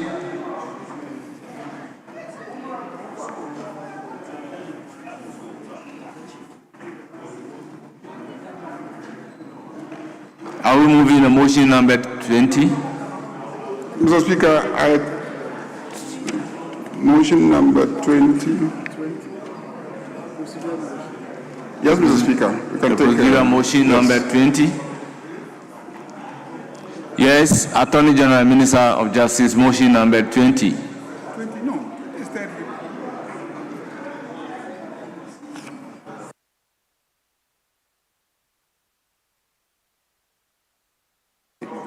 Right, Honourable Speaker, I rise to move that notwithstanding the provision of Order 1691 of the Standing Orders, which requires that when a bill has been read a second time, the bill shall pass through a consideration stage, which shall not be taken until at least 2 sitting days have elapsed.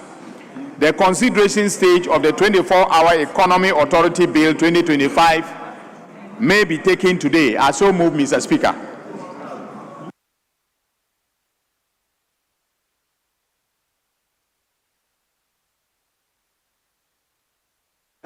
Motion ably moved. Any seconder? Yeah. Speaker, I rise to second the motion.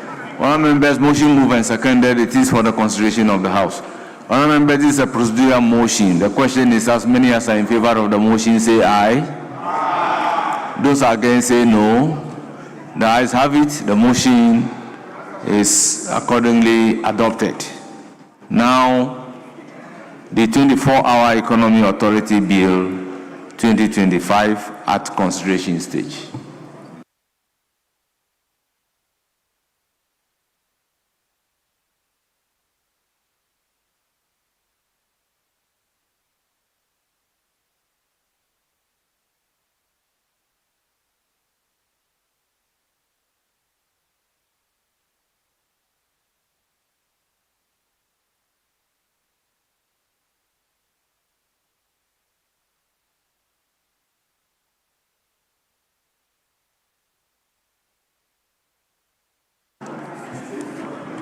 Honourable members, clause 1.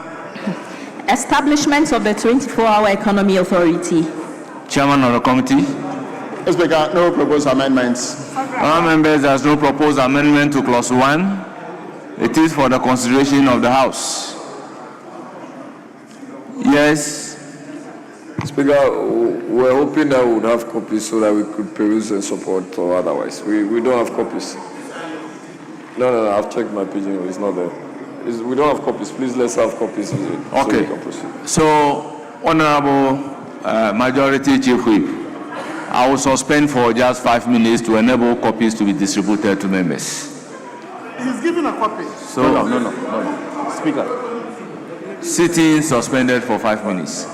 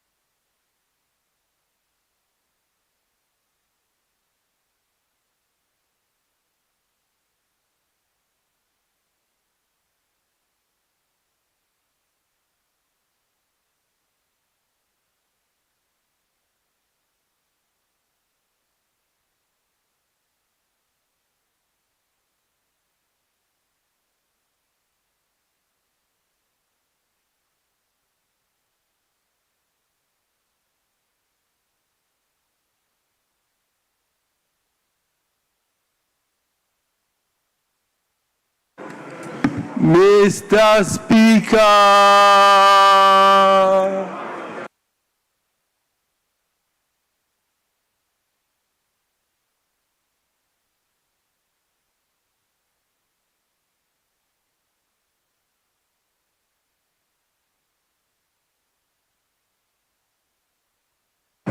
Honourable members, kindly resume your seat.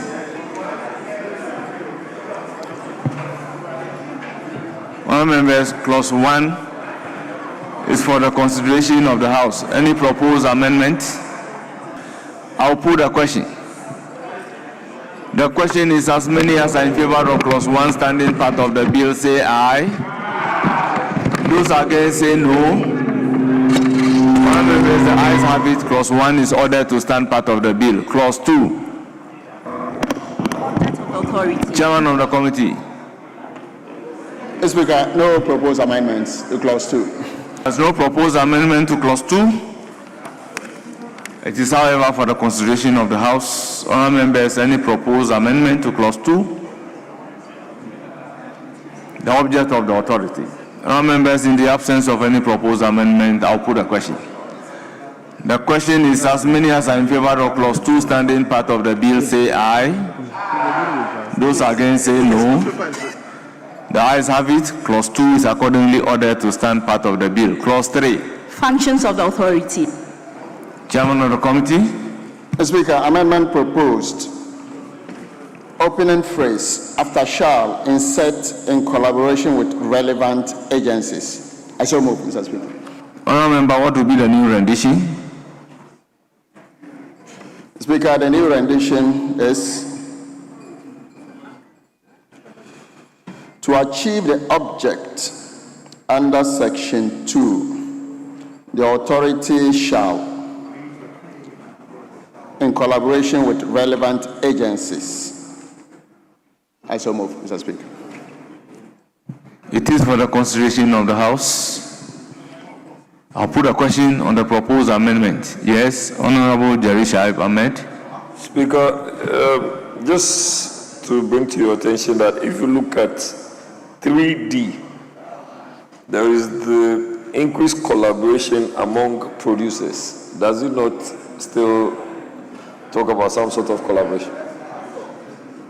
Well, his amendment is to the opening phrase. Yes. That's to achieve the object under section 2. The authority shall, in collaboration with relevant agencies. Then the A, B, C, D would come. I'll put a question on the chairman's amendment. As many as are in favor of the amendment proposed by the chairman of the committee say aye. Those against say no. The ayes have it. The proposed amendment is ordered to stand part of the bill.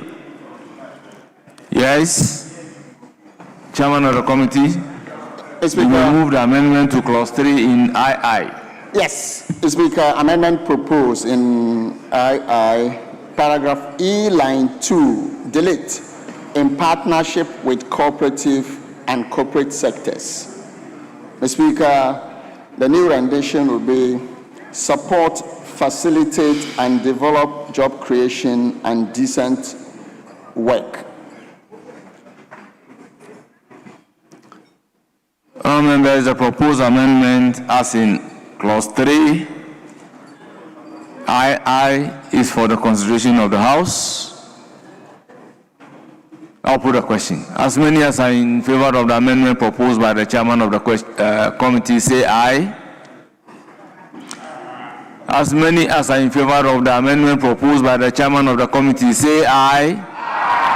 Those against say no. The ayes have it. The amendment proposed by the chairman of the committee is ordered to stand part of the bill. Members, I'll put a question on the entire clause 3. Yes, Honourable John Darko. Yeah, Right Honourable Speaker, on clause 3, 3G, which reads that the authority shall revive the national culture of community and serve. Yeah, I mean all of that. revive the national culture of community, self-organization, and mobilization. Mr. Speaker, it looks to me that this particular provision is not measurable. If we are looking at the functions of an authority, I believe that the functions must be measurable. And looking at this particular provision, how is the authority going to revive national culture of community, self-organization, and mobilization? So, Mr. Speaker, I suggest that this is taken out so that the new rendition will take away the subclause G. So, your proposal is to delete G? Yes, Mr. Speaker. Then do so that I can put a question. So, I propose that clause 3G is removed, Mr. Speaker. It is for the consideration of the House. Yes, Chairman of the committee. Mr. Speaker, I will urge my good friend to abandon his amendment. Indeed, if he's a student of ordinary level, he would note that in the early 80s, there was this program called the National Mobilization Program. This was a program that galvanized everybody in this nation. It was about nation building, it was about self-help, and it was about, everything about it was about the nation. That is that revival we are talking about. And so please, let's get back to history and get to know who we as a Ghanaian, who we were before today. And that is that culture we want to inculcate in the people. We want to revive that culture of self-help, of self-mobilization, and improvement in our well-being. That is why this clause ought to stay. Mr. Speaker. So to read it properly together, it will be to achieve the object under section 2. The authority shall, in collaboration with relevant agencies, revive the national culture of community self-organization and mobilization. That is what the full rendition will mean.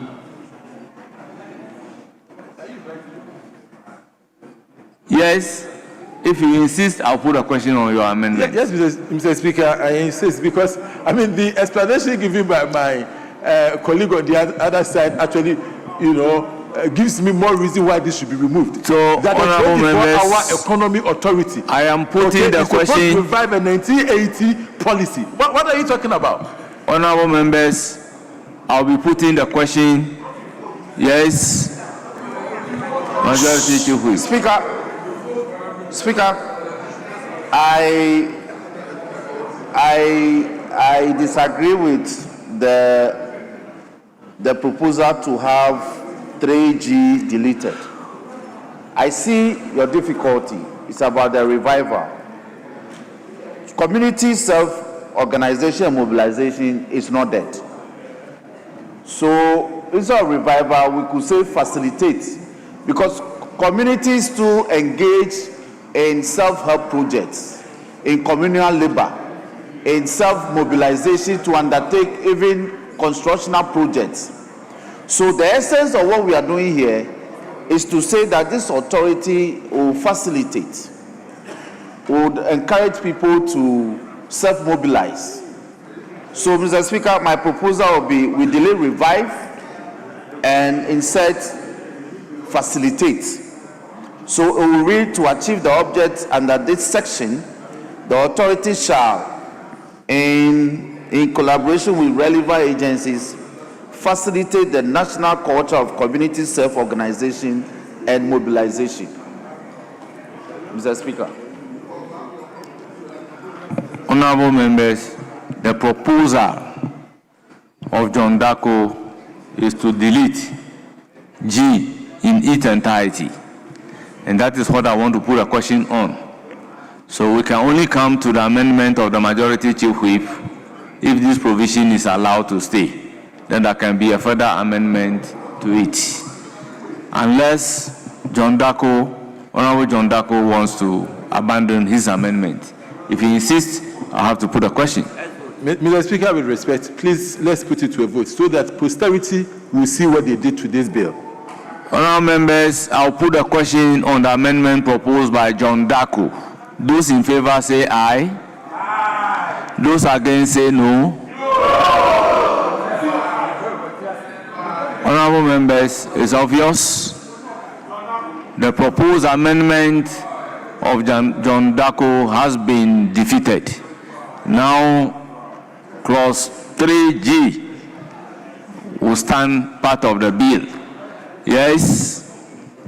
Speaker, my humble proposal is to delete the word revive, beginning G, and insert facilitate. Speaker, revivers is suggesting that the community mobilization spirit is dead. It is not. It is not. So my proposal is that it will facilitate. The facilitation means any community that will be willing to engage in mobilization, community engagement, the authority will be ready to facilitate. Chairman of the committee, the proposal is to delete revive and substitute it with facilitate. Mr. Speaker, that's not fatal. Very well. I'll put a question on the amendment proposed by the majority chief whip. Those in favor say aye. Those against say no. The ayes have it. The proposed amendment by the chief whip to delete revive in clause G of clause 3G and substitute facilitate so that the new rendition will read, to achieve the object under section 2, the agency shall in collaboration with relevant agencies facilitate the national culture of community self-organization and mobilization. It's ordered to stand part of the bill. I'll put a question on the entire clause 3. Yes, Honorable Dr. Kabiru. Mr. Speaker, I'm proposing that we delete in B, 3B, sector.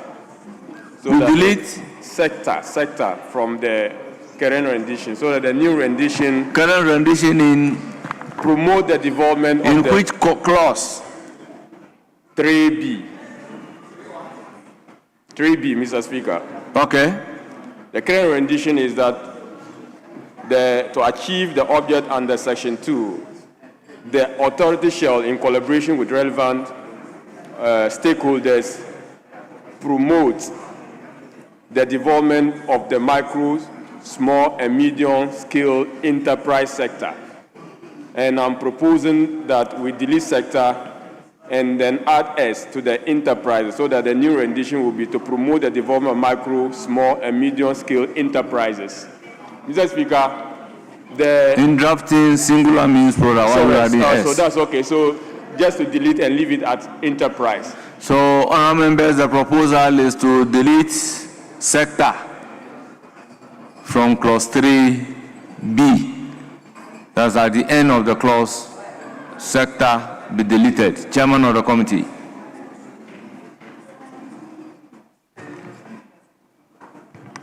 Mr. Speaker, it's not fatal.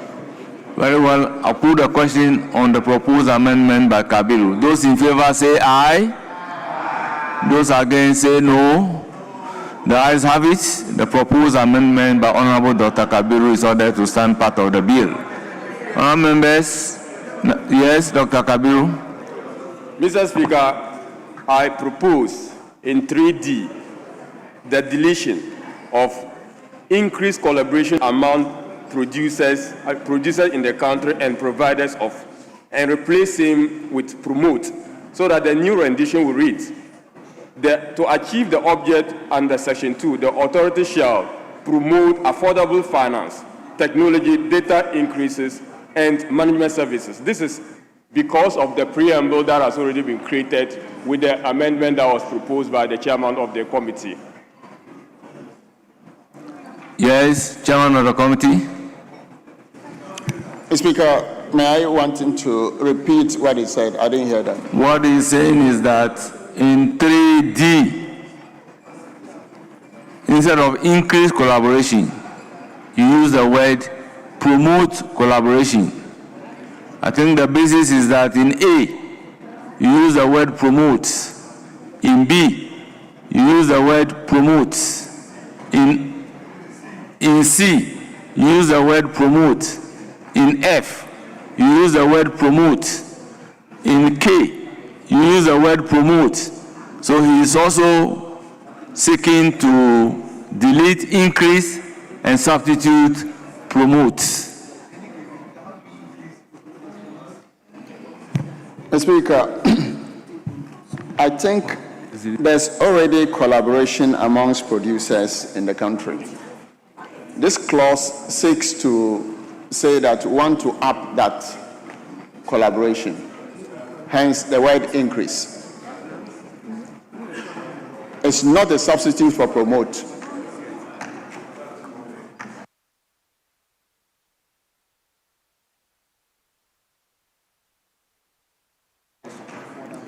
Yes, Honorable Dr. Kabiru. Mr. Speaker, I get the spirit of the proposal by the chairman of the committee, and I get the sense that he's trying to convey. But if you use the word increase, you are even introducing absurdity. How do we assess increase in collaboration? And even if you want, you could say enhance, because you admit that collaboration is already ongoing, but you want to intensify that collaboration. You want to, strengthen that collaboration. And I think that those words could come out than the word increase. To use the word increase in that context is going to be a bit problematic in terms of even trying to evaluate what you want to do in the context of what the authority or the bill seeks to do. The authority seeks to do. And that's the reason why I'm urging that we can have a re-look at the word increase collaboration in this context and use a better substitute. Promote is a good word, enhance is another word, but increase is certainly problematic, Mr. Speaker. Yes, Chairman of the committee. Mr. Speaker, I'm amenable to using the word enhance. Very well. Come out with a new rendition. I'll put a question. Mr. Speaker, so the new rendition will read, to achieve the object under Section 2, the authority shall, in collaboration with relevant stakeholders, what was the word? enhance collaboration among producers in the country and providers of affordable finance, technology, data services, and management resources. I so move, Mr. Speaker. I'll put a question. Yes. Mr. Speaker, thank you very much. Honorable Dr. Rashid Purple. Thank you very much, Mr. Speaker. Mr. Speaker, from the sense I'm getting out of the chairman's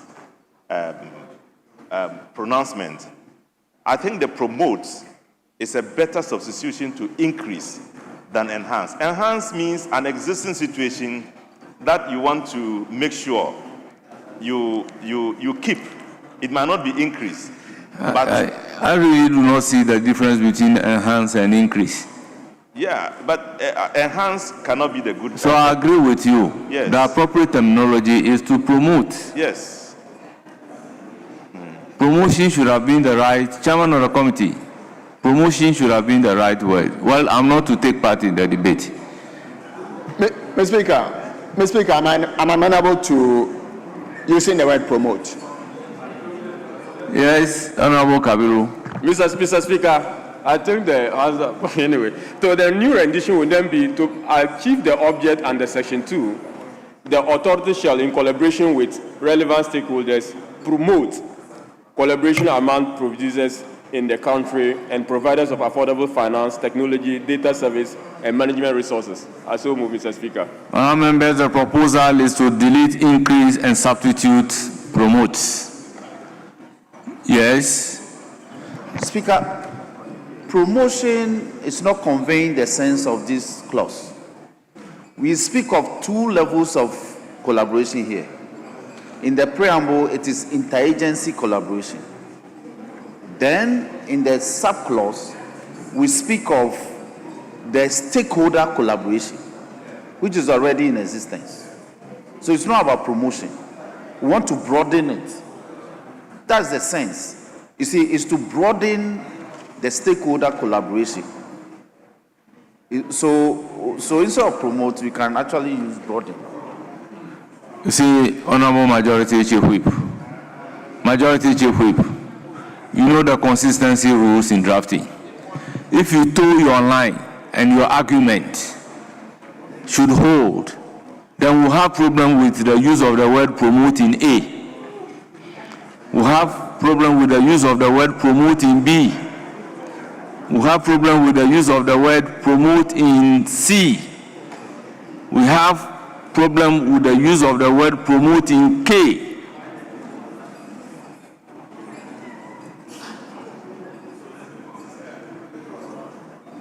No, A, B, C. We'll have problem. So, Speaker, for consistency... Speaker, not at all. Speaker, we introduced collaboration in the preamble and in clause D because we speak of the two layers. And this was the explanation that the promoters gave. The first layer is interagency collaboration. The second layer is that there is already in existence a collaboration between the stakeholders, producers, and all that. But the essence is to broaden it, is to increase it. But he has a problem with the use of the word increase. But I recall that the essence was to broaden the collaboration at that level. So if you have a problem with increase and the chairman is amenable, it has to be broadened. Speaker, because we haven't introduced in A, B, and C, we haven't introduced collaboration anywhere. So promotion conveys the sense of the house. But in D, to introduce increase, it's a problem. But to broaden the collaboration is what I gather from the discussion that they intended.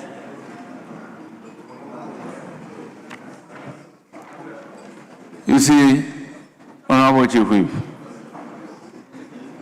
to achieve the object under Section 2, the authority shall, in collaboration with relevant agencies, that is the first collaboration, relevant agencies, and in doing that particular collaboration, you promote the collaboration among the producers. So the first and the second layer, in terms of collaboration, is very clear. Because the promotion that you are going to do among the producers must be in collaboration with the relevant agency.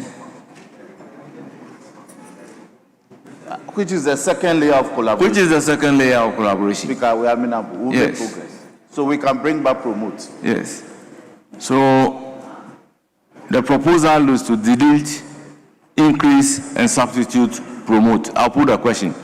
Those in favor of clause 3D as proposed by Honorable Dr. Kabiru, say aye.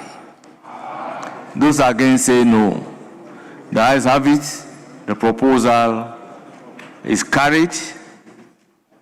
I'll put a question on the entire clause 3. Now, yes, Honorable Dr. Kabiru. Mr. Speaker, I'm proposing an amendment to H. And by H, I am proposing the deletion of the phrase for the rapid synergistic expansion of different kind of production. Mr. Speaker, so that the new rendition will read simpler as, to achieve the object under Section 2, the authority shall, in collaboration with relevant agency, support the designation and development of strategic economic corridors, full stop. Mr. Speaker, to add the end goal of what that support will achieve is basically going into the realms of outcome of that particular function. And this, leaving it at, ending it at support, corridors will make it a bit tidier for the purposes of the functions of the authority. So this is my proposal, Mr. Speaker. Thank you. Well, don't you agree that the rest of the clauses are bringing the reason for the support?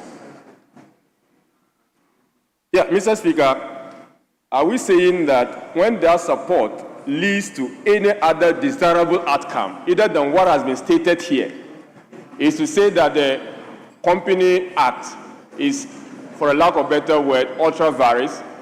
I am making this point because we want to have a board, an authority that you are not here when we drafted. The principle of ultra vires is no more. Yeah, Mr. Speaker, for company, I understand. And that when it comes to company, principle of ultra vires is no more. But I'm just saying that in the context of this particular bill, you are only envisioning a certain one specific end goal. And I'm saying that we shouldn't clip the hand of the authority in that in the performance of their role, that only specific end goal should be within their prims of attention. But when we limit it to the designation and development of strategic economic corridors, it ends the matter, and that end goal of synergistic expansion of different kind of production would come, and other outcomes would come as of the outcome of this particular performance of this particular. Yes, it's even saying different kind of production. Well, Mr. Speaker, I do not agree with you, but let me hear from the chairman of the committee. Chairman of the committee. Yes. Mr. Speaker, may I urge my younger brother to abandon his proposed. You see, there's a qualifying phrase to the support that is proposed. So that support is for the designation and development of strategic economic corridors. But then what is it meant for? For the synergetic expansion of different kinds of production. It just qualifies what that support is meant for. And so, Mr. Speaker, I will encourage him to abandon it and leave the rendition as it is.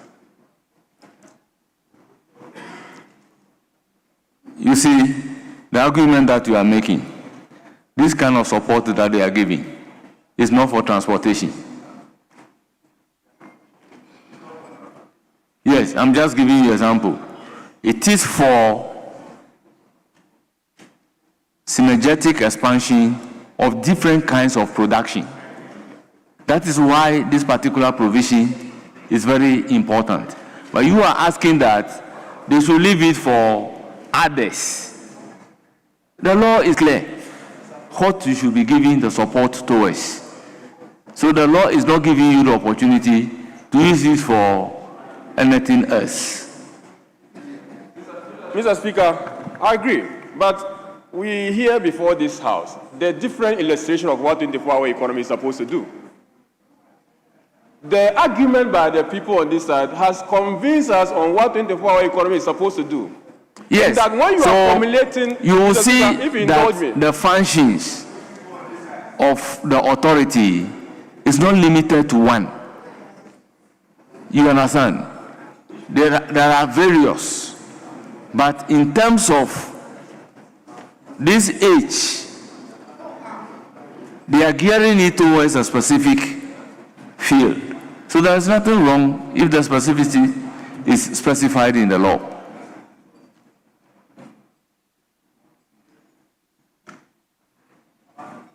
Mr. Speaker, I am not saying there is something wrong if they qualify it with one specific end goal. I'm not by that saying there's anything wrong with that.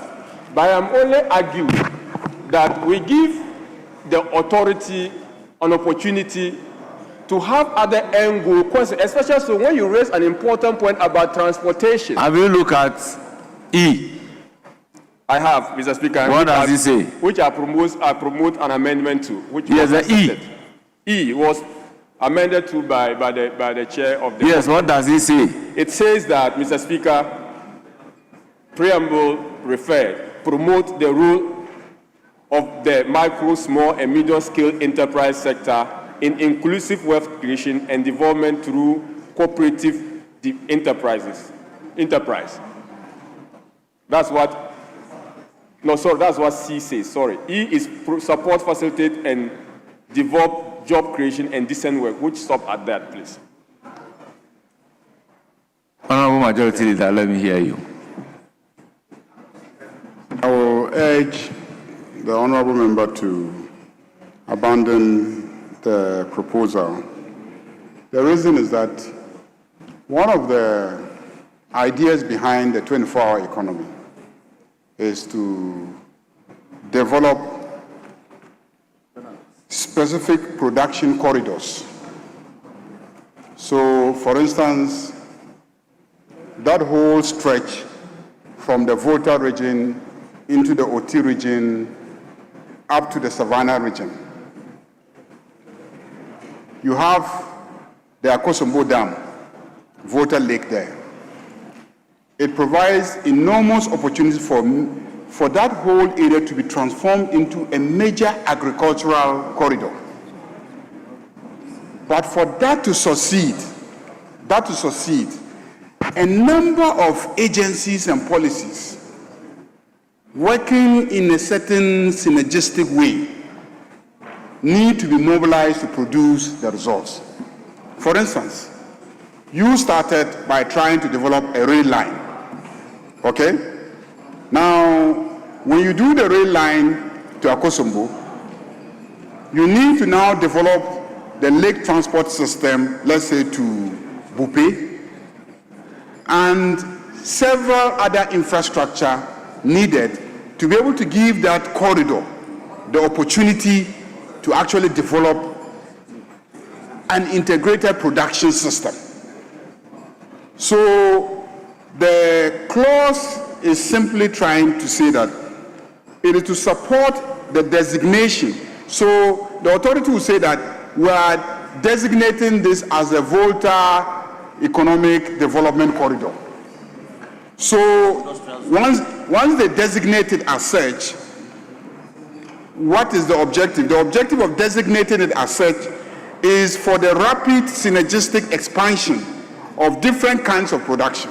So the synergy, the mobilization of institutions and the systems that will enable the corridor to develop. So if you took out the second part of the clause, it might just be like you are simply designating a place. So if you designate, you go back and sit down, how do you achieve that objective? That's why I plead with you to abandon the proposal. Mr. Speaker, I abandon the proposal. We can make progress, please. Honourable members, I'll put a question on the entire clause 3. As many as are in favour of clause 3 standing part of the bill say aye. Clause 3. Those against say no. Clause 3 is ordered to stand part of the bill. Clause 4. They are not interested in working on their own bill. Clause 4. Chairman of the committee. Governing body of the authority. Chairman of the committee. Mr. Speaker, no proposed amendments. It is for the consideration of the House. Yes. Speaker, same clause 4, and I'm thinking that if you look at 4(1)(c), it's not specific. It's very general. It is not definitive. It goes on to say that 5 other persons with specialized knowledge and experience in matters relevant to the functions of the authority. I think this is all over the place. Nominated by the president, at least 2 of whom are women. That's the only specific definition. But if you're saying matters relevant to the functions of the authority, that is, for me, vague. What is your proposal? Well, Speaker, I'm just thinking that just like, so for instance, if it's Kolebu and you are looking for a lawyer, you should be able to indicate. And that is why I'm only bringing to your attention so that members could deliberate upon that. Yes, Majority Leader.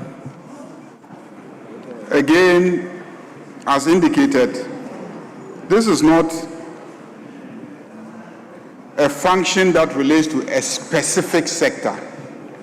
This is a coordinating function in which you may need economists, you may need finance experts, you may need engineers. So it is now up to the president, because it's his vision to create a 24-hour economy, and he's creating an authority to advance that vision. So he's being given the opportunity, given that it's your vision and you have an idea what you want to achieve, what kind of expertise do you need to populate a board? In the past, we've always said that you you will pay one lawyer, one this, a representative of the Bar Association, a representative of Ghana Football Association, a representative of Food Vendor Association. Then we tie our hands, and without meaning to underrate the intelligence of anybody, they will just send us anybody. And for some that they just want to take somebody who is worrying them in the office out of the office, and they send him to this board to come and populate the board. And that person comes, and he cannot even help the board to achieve its objectives. So in this case, you leave the president, say, look, this is your board. You are clear in terms of your objectives. So choose the people that you think can best perform the functions. So the rendition, I don't think, is faulty in any way, because the objective is clear that 5 other persons, so the number is specific, 5. That is what is important. The number is specific, 5 other persons. Then even their qualifications is implied, which is that specialized knowledge and experience in matters relevant to the functions of the authority. Meanwhile, you have already defined the functions of the authority, Parliament. The clause that you just approved, clause 3, defines the functions of the authority. So the president is being asked to mobilize people with relevant skills and expertise in the execution of the functions of the authority. So I don't see what else is needed to advance the objective. So I think that it should be allowed to stand. Yes. Honorable Jerry Ahmed. I think the majority leader has even given me a better explanation with reference to why I'm soliciting for this specific roles be indicated. If you're already aware that there are functions, we should know those who will be assigned to play those functions, rather than say that matters relevant to the functions of the authority. Speaker, here, it doesn't even bring any qualification, really. It still brings a general qualification. So you will even know whether the first person has to be a farmer with a certain number of degrees or a certain number of qualifications. All we would now see is that the place will be populated with people just because somebody in his mind. Honorable members, the power to appoint under Article 70 is vested in the president. All these words are there to just guide the president in doing the appointment. That's all.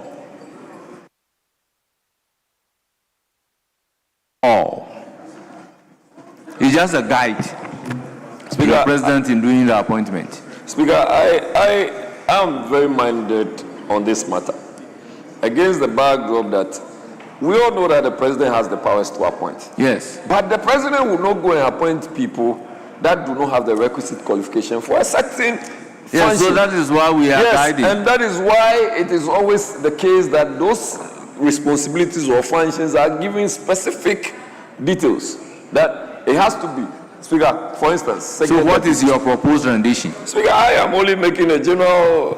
well, we don't make a law like that. If you don't have a proposed rendition, I'll put a question on clause 4. As many as are in favor of clause 4 standing part of the bill say aye. Those against say no.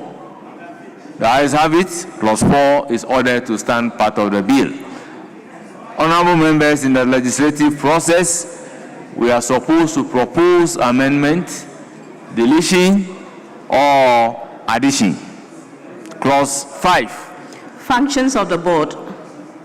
Chairman of the committee. Mr. Speaker, no proposed amendments. It is for the consideration of the House. Honourable members, any proposed amendment to clause 5? Honourable members, in the absence of any proposed amendment to clause 5, the question is as many as are in favor of clause 5 standing part of the bill say aye. Those against say no. The ayes have it. Clause 5 is ordered to stand part of the bill. Clause 6. Duties and liabilities of a member of the board. Chairman of the committee will move the third amendment. Mr. Speaker, proposed amendment, subclause 2, paragraph C, delete to avoid making use of. and insert not to use. Mr. Speaker, the new rendition will be not to use information acquired by virtue of the position of that member so as to benefit that member or to the detriment of the authority without authorization. And I so move, Mr. Speaker. Honourable members, the proposal is to delete to avoid making and substitute not to. Honourable members, I'll put a question on the proposed amendment by the chairman of the committee. Those in favour say aye. Those against say no. The ayes have it. The proposed amendment by the chairman of the committee is ordered to stand part of the bill. Honourable members, does it mean we cannot even vote?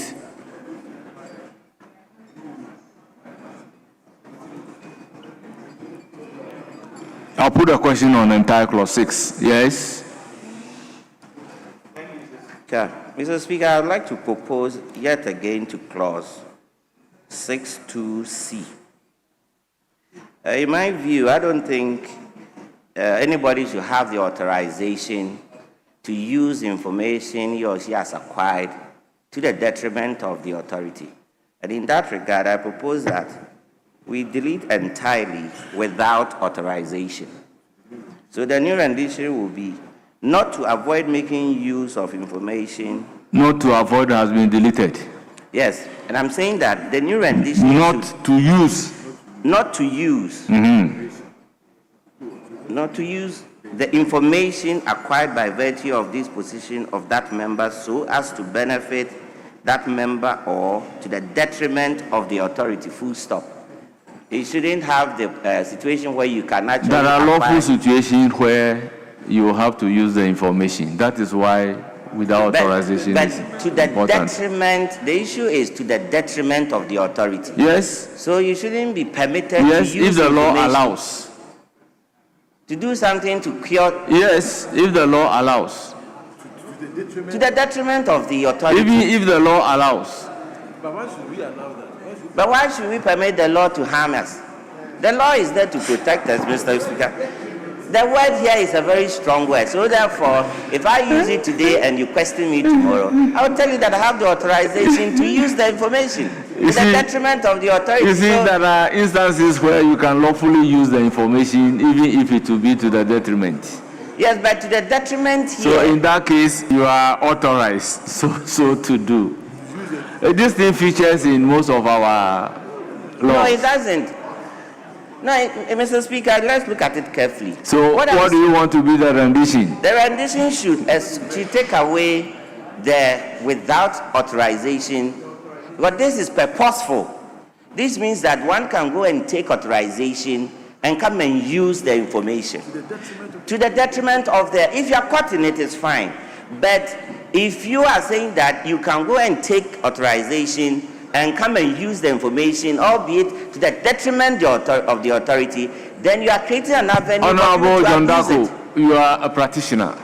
I'm a practitioner myself. So, okay, as a practitioner. Yes. They have filed a notice to produce. Yes. And the law says don't produce. The law says don't produce. You would have to go to court to justify that within the meaning of the law you are not supposed to produce. But then you are the judge, let me finish. When the speaker is speaking, you listen in silence. And the judge, having listened to you and having looked at the law, says that the information must be produced. What do you do? I'm sorry, I didn't get your analogy, if it can be repeated. The analogy is that there is a matter pending, and you have the information which you are not supposed to disclose. Served on you. You have to go to court with the law that based on these circumstances, I am not supposed to produce the information. You understand? The judge, having listened to you and still indicated that there is the need for you to produce, so you are hereby ordered to produce the information. That is entirely different scenario, and I will tell you why. Because a pronouncement of the court is different from what is contained in a statute. The law is there for the court to interpret. So if you say that it is the court that has ordered you to produce, you are not producing because you have an authorization. You are producing because you have been so ordered by the court. So who do you think will have to give that authorization to you to produce? No, you shouldn't give it to me to produce. It's the court And that I'm should order saying me that to produce. where there are circumstances where you will be authorized to give the information. But what is happening is that without authorization, you cannot. But when in the circumstances you are authorized to produce the information, you must go and produce the information. Let's take this parliament as an institution. You have an information in parliament as the clerk of parliament. Now there is a matter pending based on which you have to be authorized by the speaker to go and give out that information, and you are so authorized by the speaker to do. Then in that case, you can give the information based on that authorization. So without the authorization, you cannot give the information. That is the purpose without authorization is serving here. But if you delete it, it means that on no occasion can you be authorized to give the information. Mr. Speaker, I'm talking about this act is talking about something entirely different from your position. And with the greatest respect, what this is saying to say is that give the information to the detriment of Parliament. I'll use the Parliament scenario. We are here, we are creating an authority from inception. And we have the opportunity to put in laws that will protect the establishment. And then in putting out the law, we are arguing that we are saying that we are giving you a situation where you have the authorization to give information, harm the authority that you are creating. So I think with the qualification that to the detriment of the authority, there should be no situation where you have authorization, where it is to the detriment of the authority. But if it is in general, I will agree with you. But if it is to the detriment, you know this is going to be detrimental to the authority. So then it means that if you say they should delete without authorization, then you just go and say that giving you this information is to my detriment, so I won't give it.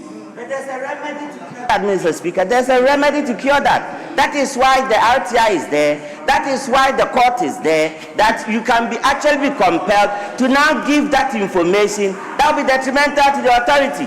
So I don't see the oh no, anyway. You see, we are talking about the same thing, that there are circumstances where you will be compelled to go and give the information. You understand?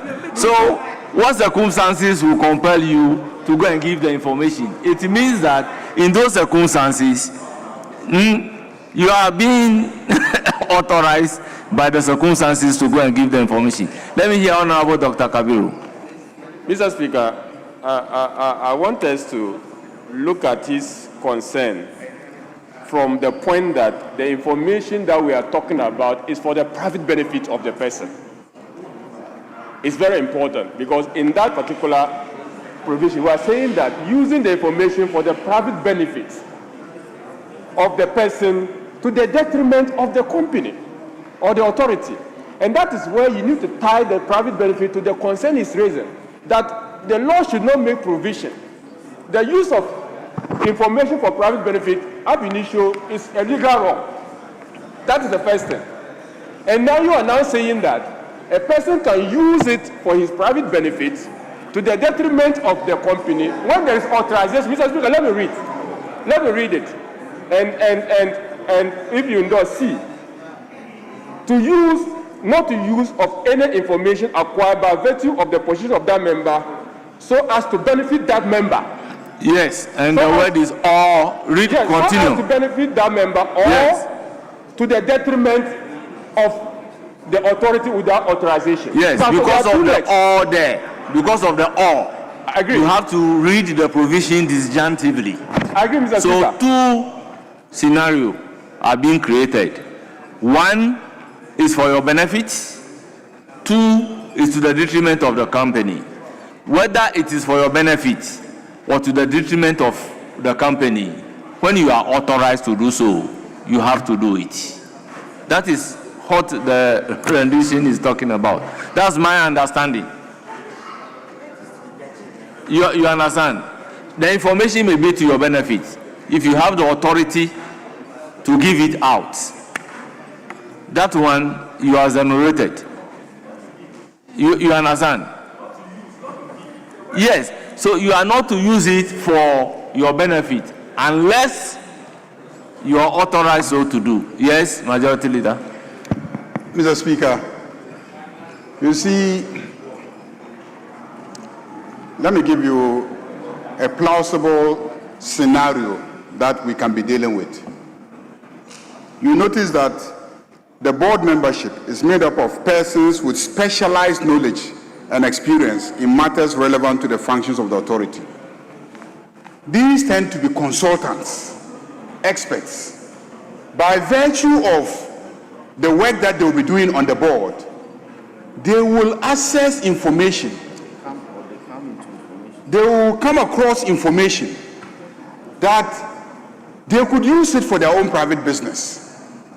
Are you getting the situation? So what the clause is seeking to do is to say that you are not allowed to use information that you have acquired as a result of your functions for your private business unless you have authorization. So yes, that is leg one. Leg two is saying that you should not use the information to the detriment of the authority. No. Leg two does not necessarily create an authorization arrangement because it is It is inconceivable that the authority will grant anyone authorization to use information that will be to its detriment. No. What Mr. Speaker is drawing your attention to is that read the or there. See, the or makes the authorization applicable to the first leg.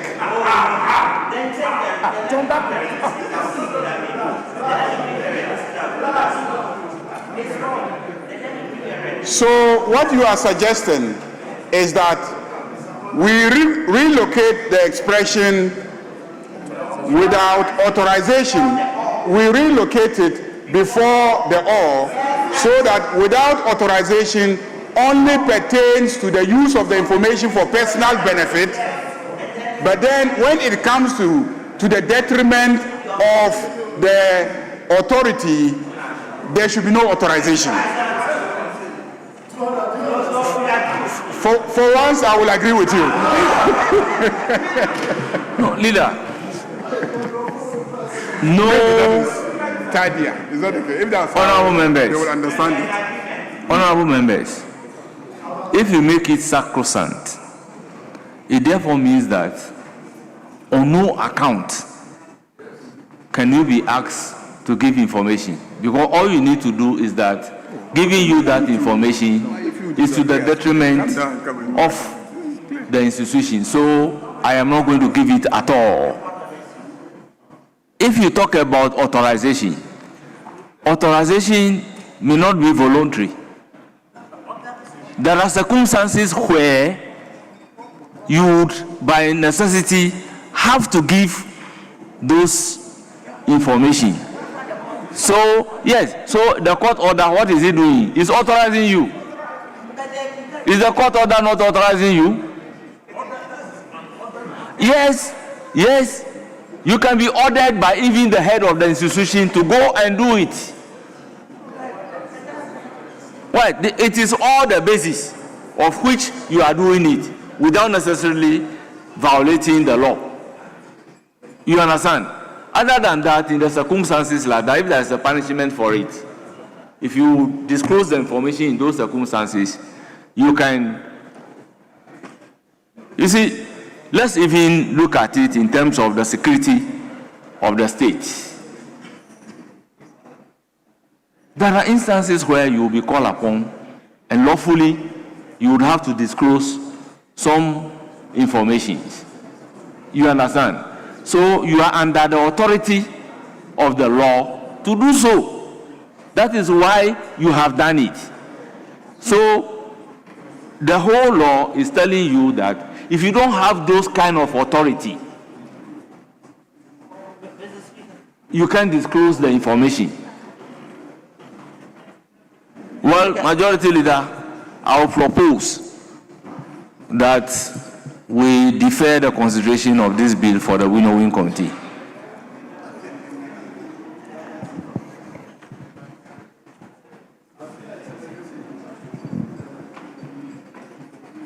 So far, we have done only 2 amendments, and we are at clause 5.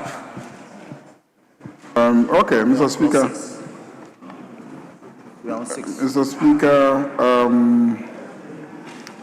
if you counsel that we should refer it to Winnowing Committee, I will have no objection. We can refer it to Winnowing Committee, and by tomorrow we'll bring back a report that incorporates the issues. But as you can see, these are all amendments by the chairman of the committee. Which is the committee's work. I really don't know what Winnowing Committee will do about a recommendation by a colleague committee. Well, usually Honorable Leader, the way that it is going. So yes, that I would direct that everybody should take a look at the bill. All those who have concerns should go and address their concern at the Winnowing Committee. No, Mr. Speaker, let me just say that I think that he is raising an issue about how he understands it, given the way that it has been rendered.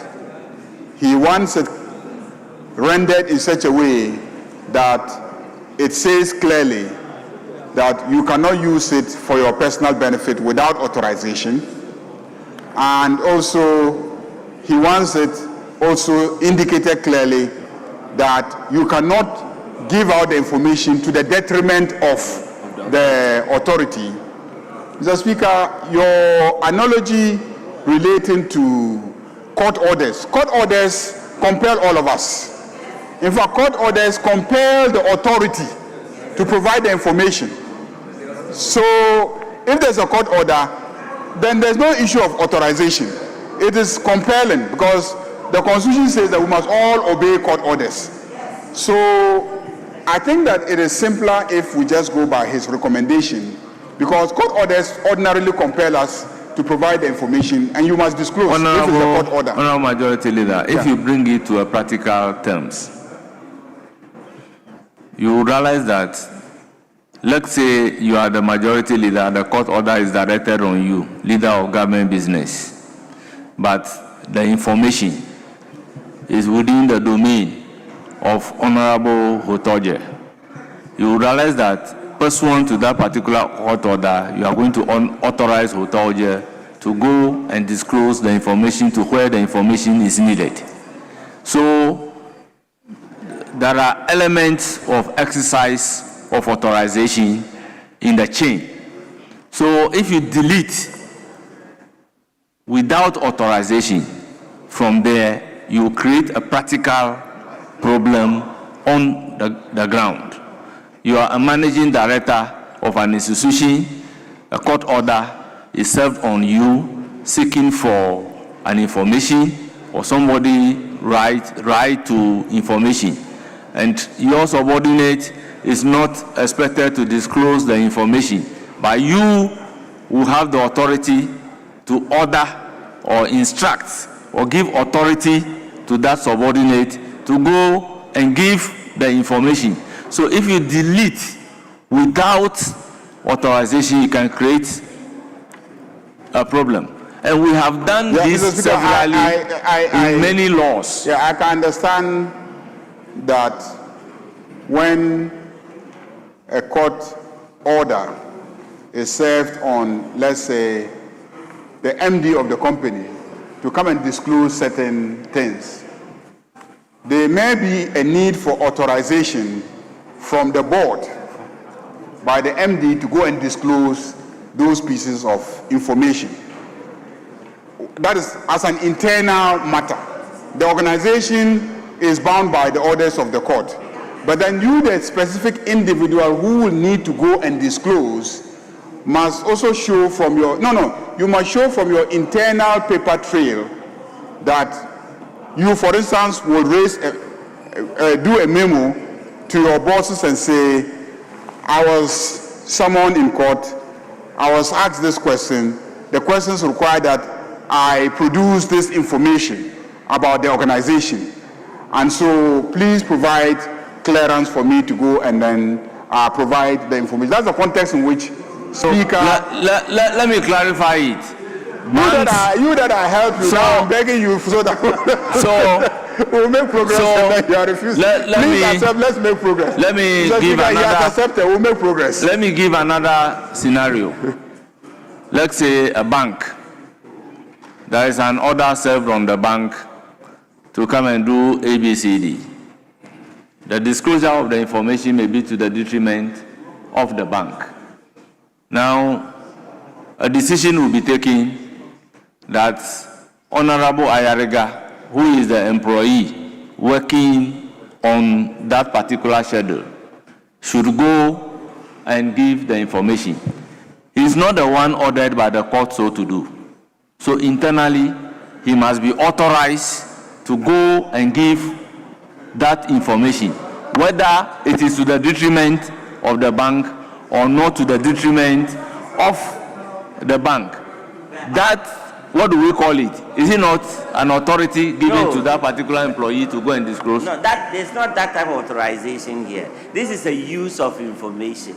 And, Mr. Speaker, the fact must be made clear here.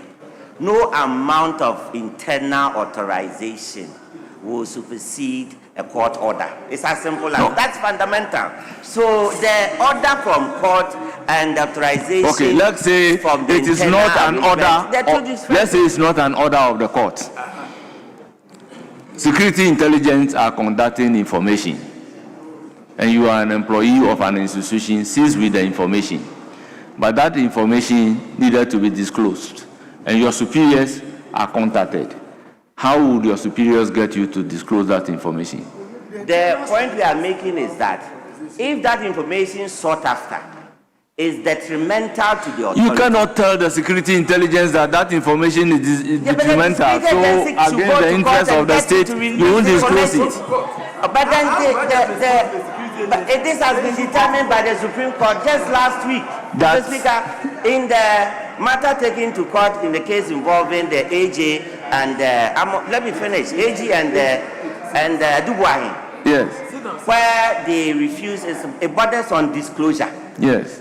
Where they pick and choose information that they wanted to disclose, and they say that by the order of the court, if you are ordered today to produce, this is even by rules of the court that was requiring the production of the documents, and they were selective. And they sought to do what they want based on relevance. The court said that no, if it is mandatory, it's mandatory. So the point I'm trying to make is that anything that is to your detriment, you shouldn't. That is why it's even in the Constitution that you are not permitted to even take your own life. No. You can't. You are not getting. You are not getting it. Do something that is detrimental. You are not getting the argument. Under the Securities and Intelligence Act, if they demand an information from you, that law allows you to give the information. So you are a front desk officer. The information relates to a front desk. And under that law, your superiors are contacted that this information is needed. And they have sat down, take decision. And there is the need for you, the subordinate, to go and disclose that particular information. and your superiors have authorized you to go and give the information. So in that circumstances, it doesn't matter the nature of the information. Once you are authorized, you understand, you are giving the information without the authority, and you will not be caught by this very provision that is being stated here. The Speaker, I understand very well. And because of what you have just said, I think it is in the best interest of this House to even defer this clause. Because what you are talking about is clearly an exception. That provision must be made in this clause to cater for it. So without, let's defer it and make without progress. the authority there, without the authority there, means that there are exceptions to the rule. That is, you are not supposed to do something. However, when you are authorized to do so, you can do it. That is what this thing is saying. Exception is not created in vacuum. Mr. Speaker, exceptions are not created in vacuum. Mr. Speaker, with the greatest respect, you can't create an exception in vacuum. Exception, you can just say that except where the matters borders on national security. You have to be specific. If you are creating an exception, you have to be specific. Exceptions are not created in vacuum, that without authority, and therefore you pick this. Then you are giving the discretion to the authority to decide what is an exception and what is a special case. Honorable so members, clearly, if you want to go in there, to defer this to the Winnowing Committee, you must go there with different laws that we have passed with the same rendition. Mr. Speaker, the use of authorization, it appears that you have a certain fixated meaning of authorization. I am saying, please, I'm saying it appears. It appears. Please, I listen to you quietly. Without authorization simply means without permission. Now, if you look at some court orders, it is couched as follows: by the order of this court, you are hereby authorized. You see that?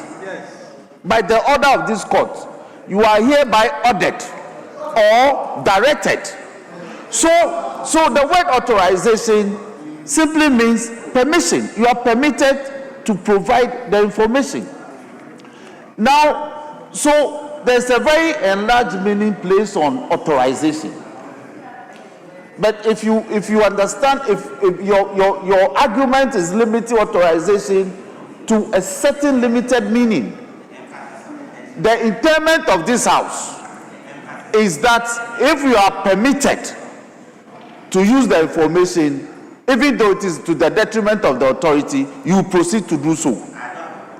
You have a problem, but that's what you've been saying. So, honorable member, move your amendment. Let me put a question. Not to use information, not to use information acquired by virtue of the position of that member so as to benefit that member without authorization or to the detriment of the authority. Is the arrangement? Honourable members, I'll put a question to his amendment. All those in favor say aye. That's why you don't understand. Honourable members, I am putting the question on the amendment proposed by the honourable member. I'll put a question again. All those in favor, honourable members, can we have some order? Honourable members, honourable members, honourable members, it is my duty to clarify the issue for you. I am putting the question on the amendment proposed by the honourable member that we should change the position. Those in favor say aye. Aye. Those against say no.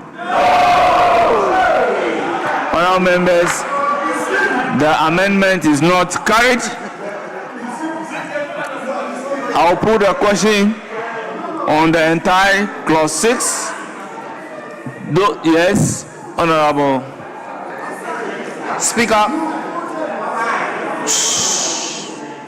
Speaker, clause 6, subclause 2C, second line, after member, I'm proposing that we delete so as, so that it reads, not to use information acquired by virtue of the position of that member to benefit that member, or the so as, it sounds cliche, Mr. Speaker. That sounds good. I'll put a question on the amendment proposed by the majority chief whip.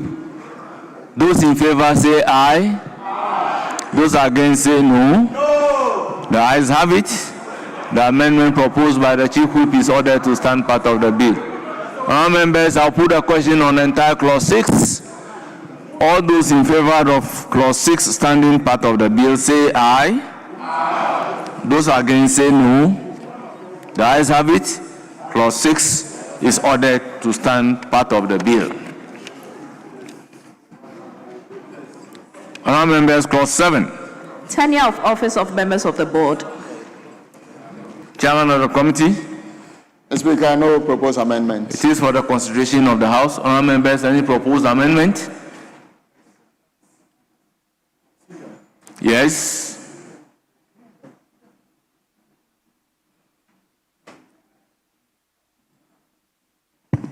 Thank you very much, Right Honourable Speaker. I'm looking at 7.4. It says that a member of the board, other than the chief executive officer, who is absent from 3 consecutive meetings of the board without sufficient cause, ceases to be a member of the board. Mr. Speaker, I propose that we delete other than the chief executive officer to read a member of the board who is absent from 3 consecutive meetings of the board without sufficient cause, ceases to be a member. Mr. Speaker, I make that proposal because whether the chief executive officer is a member, is already a member of the board, and anytime he is absent, he would have given a cause for his absence. And so I'm of the, please. Honourable members, honourable members, with all due respect, sometimes in the legislative process, it's sometimes advisable to put alongside yourself other legislations passed by this House. And when you read the Hansard, you realize the purpose for which the legislation is the way it is. This is clearly a repetition from other legislations. And the reason is that some of the positions on the board are institutional representation. Now, the law creates a position for chief executive to be a member of the board. If you say the chief executive has absented 3 times without a reasonable excuse, therefore he's not going to be a member of the board. However, he remained a chief executive of the board. What happened? You see, that is why for institutional representation, they try to create some exceptions in the law. So some of the things, it should not be like the whole clause 7. It's a standard provision in every law. Mr. Speaker,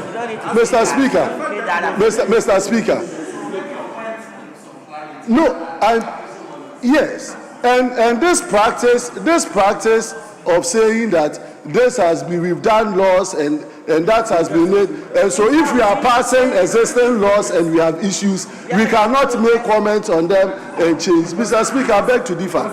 My position is that we are looking at tenure of office of members of the board, and we are making provision on basis upon which a member will lose his membership. on the board. The chief executive, whether he is coming to the board as an institutional representative or not, is still a member of the board. And the clause is saying that to be a member of the board, you cannot absent yourself 3 times without sufficient cause.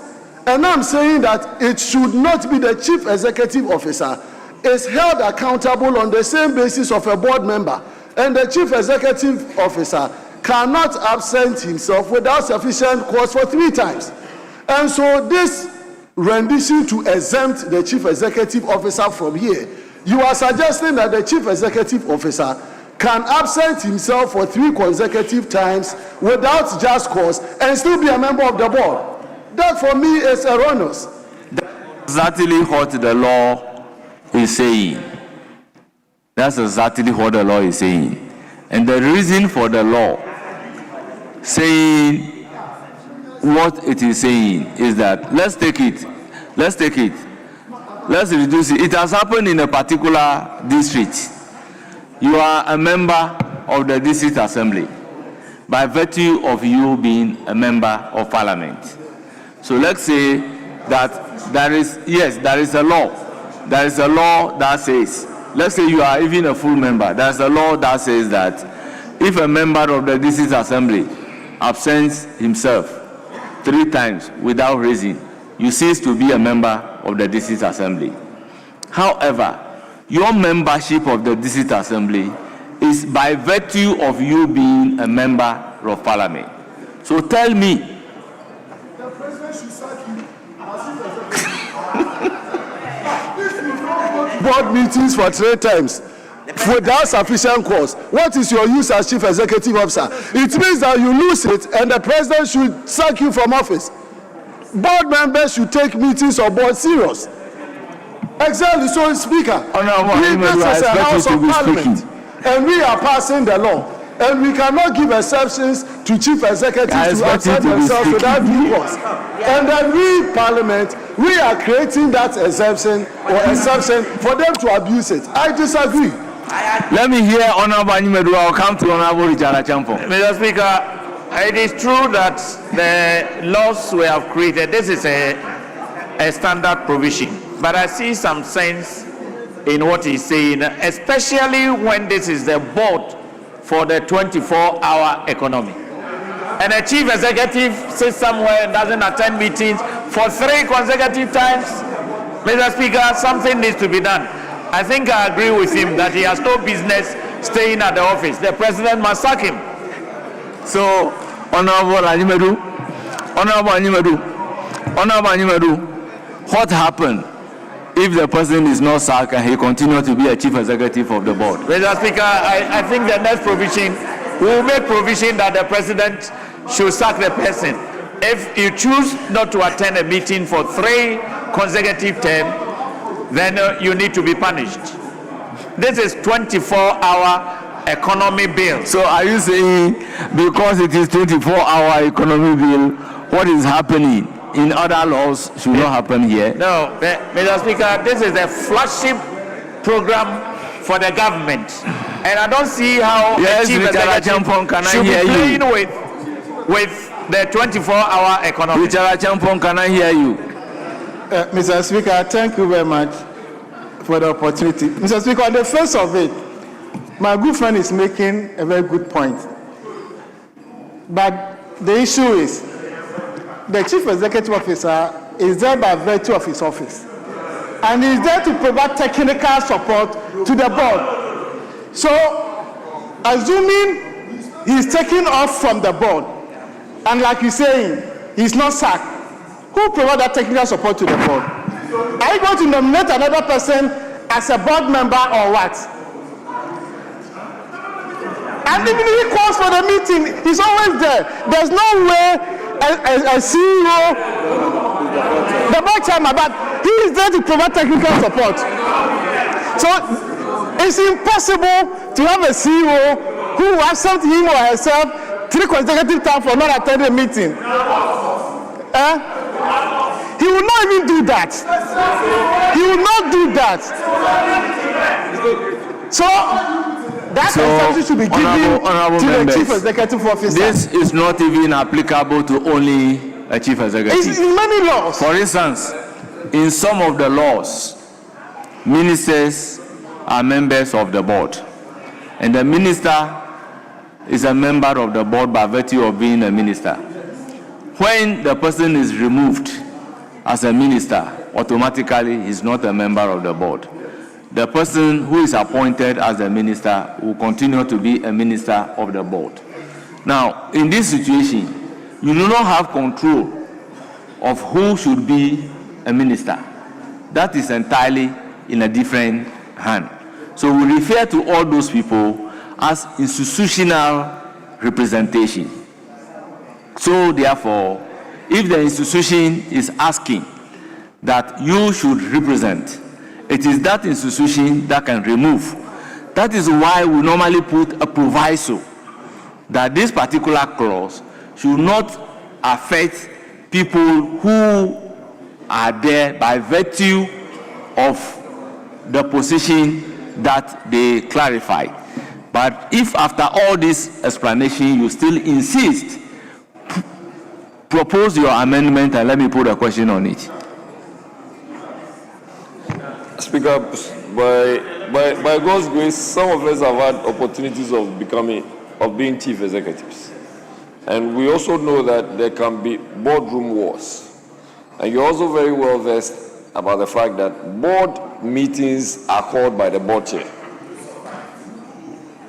And when they call the meetings, they do not actually need the concurrence of the chief executive to call the meeting. It's true. And in cases where the board chair perhaps is even having an issue with the chief executive, this can bring a whole lot of issues. What is the big deal? Why are we trying to protect the chief executive? No, that is why at every board meeting, the chief executive is giving notice of the meeting. So the chief executive now cannot come and say that I was not giving notice of the meeting, and that is why I absented myself. For you to absent yourself 3 times, what does it mean? Is it the dereliction of duty, or it's because it's 24-hour economy authority? So you have 3 chief executives. One will come in the morning, the other will come in the afternoon, and the other will come in the evening. Honorable Ahmed, we have come to a conclusion that he should do his proposal, and let's take decision on it. Mr. Speaker, and honorable members on the other side, I think reflecting to each other, my senior brother Achampong agrees to a large extent with what we are proposing. And I'm saying, and it's an appeal to you, and I've said this on record, bills that are passed in this house are passed, every bill that is passed in this house is passed for posterity. And we could pass laws and err or have some different understanding. And when it comes to other laws, new ideas come every day.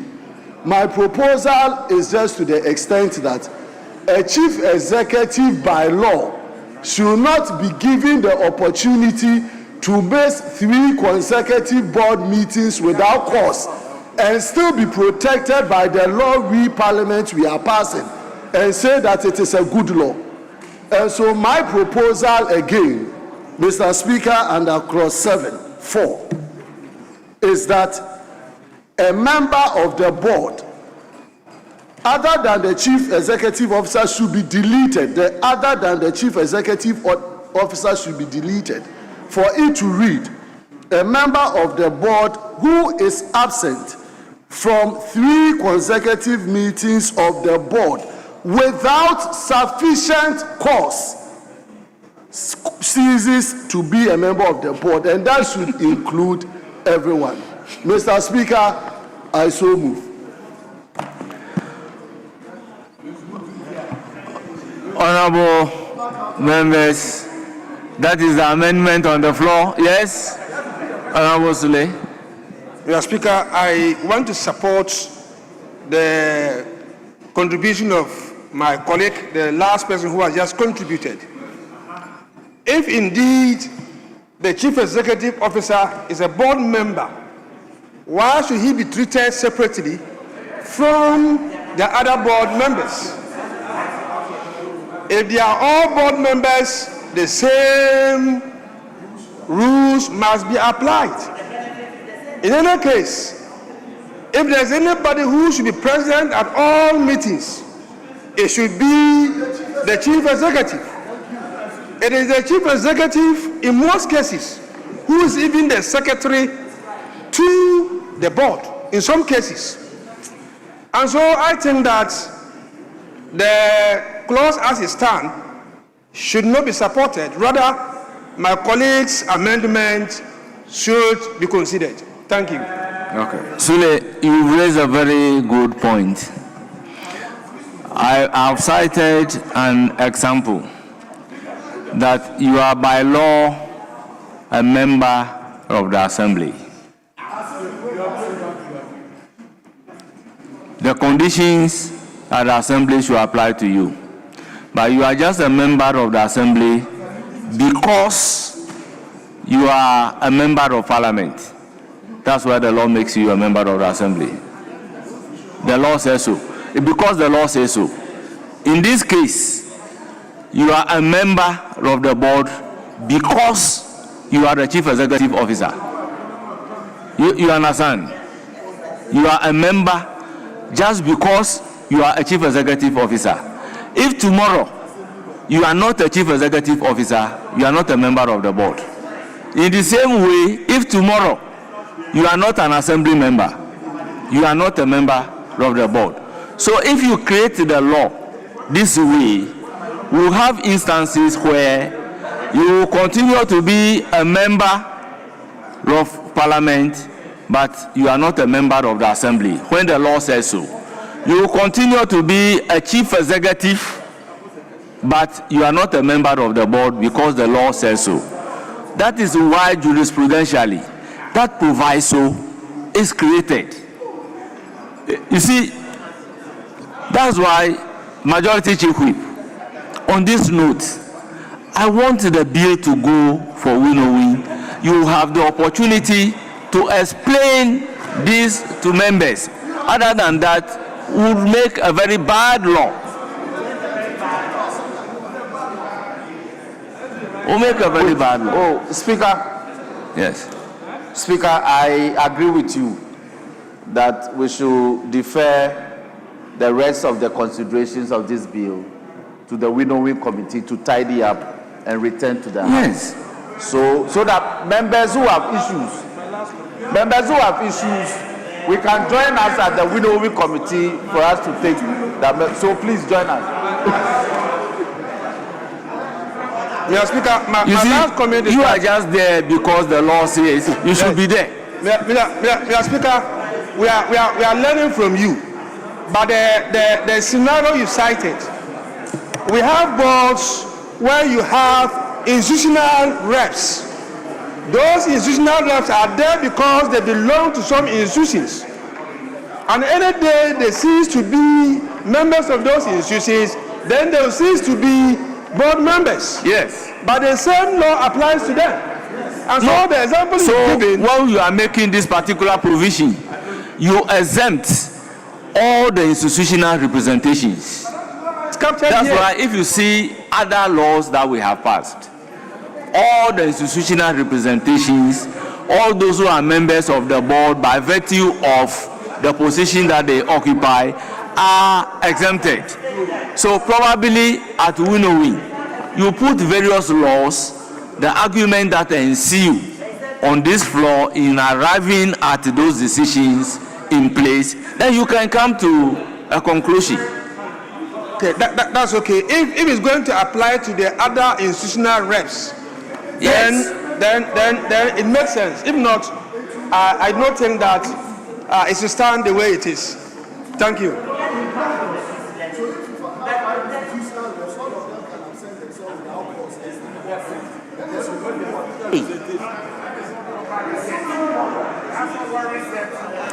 So,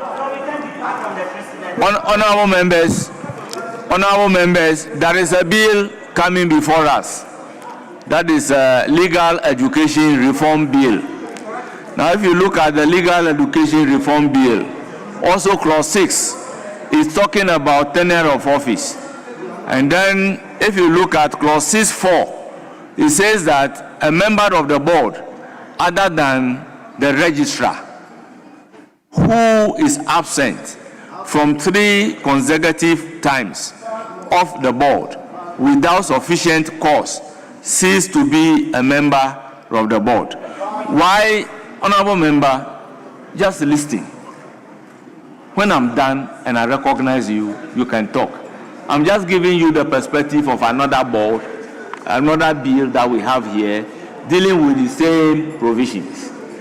The meaning of this is that the registrar is just a member by virtue of occupying the registrar's position.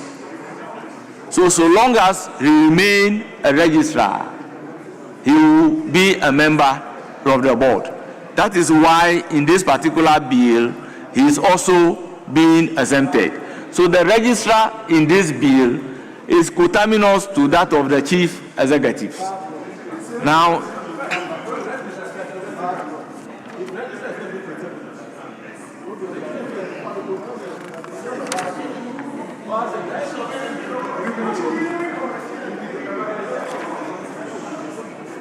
yes, majority leader. I think we've agreed that we'll refer this bill to. Yes. The rest of the yes. Speaker is only guiding the house. It's not debating. I'm not debating. I'm only guiding the house.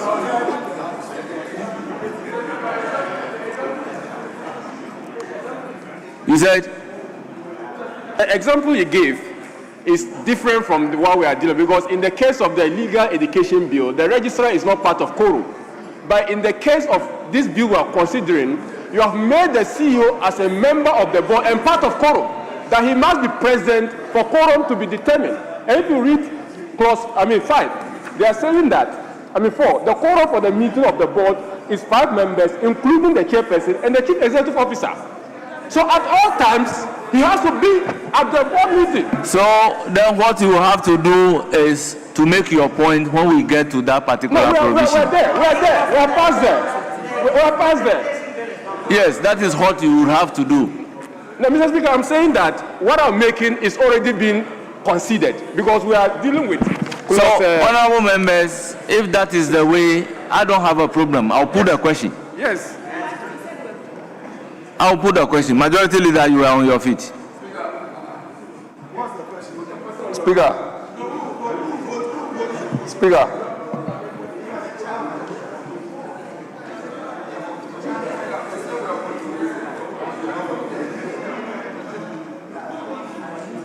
Majority leader, can I hear you on this? Mr. Speaker, I think you should stand down that clause. Stand down that clause for further consultations. Then we can move to the other ones that are less controversial and then have them passed. Let's stand it down, that clause, so that we can engage. Let's stand it down.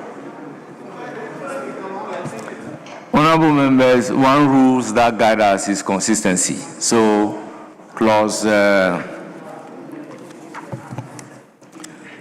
of the bill, no, clause 7 is stood down. Then we go to clause 8. Meetings of the board. Chairman of the committee. Mr. Speaker, proposed amendment, clause 4, line 2, delete, including the chairperson and the chief executive officer, and insert of the board. Mr. Speaker, the new rendition will be a member of the board other than the chief executive. The new rendition will be the quorum for a meeting of the board is 5 members of the board. I so move. So you are proposing to delete, including the chief executive. And honourable members, the proposal is for the consideration of the House. Yes. Thank you very much, Right Honourable Speaker. Mr. Speaker, I think my very good senior on the other side, guided by 7 that has been stood down, was very quick in making sure that... Honorable member, this proposal has been on the order paper for some time, before the argument. So, thank you very much, Speaker, for the guidance. But I'm only saying that it is consistent with the 7 that has been stood down, because if the Chief Executive Officer necessarily has to be part of quorum, and then he absents himself 3 consecutive times, then it means that you are actually closing the 24-hour economy authority because of one chief executive. So I support the rendition so proposed. That is why when reference was made to this clause, when we are talking at 7, I said, hold it. When we get to 7, then we can effectively deal. When we get to 8, that talks about the inclusion in the quorum, then we can deal with it. Yes, but if you were, because you have stood the 7 down, I was going to make an argument relating it to say, but if you stood it down, so let me just concentrate on what is before us under clause 8. And I'm saying that I'm in all falls with the proposal made by my senior. Thank you. I'll put a question. All those in favor of the proposed amendment by the chairman of the committee say aye. Aye. Those against say no. The ayes have it.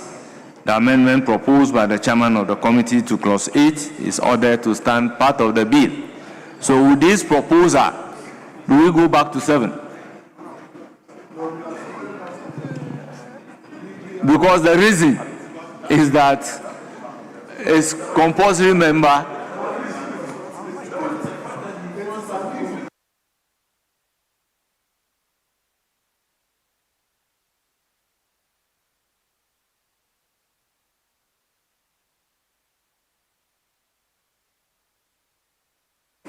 Mr. Speaker, I do agree with you that one strong argument that was used to buttress the proposed amendment in clause 7,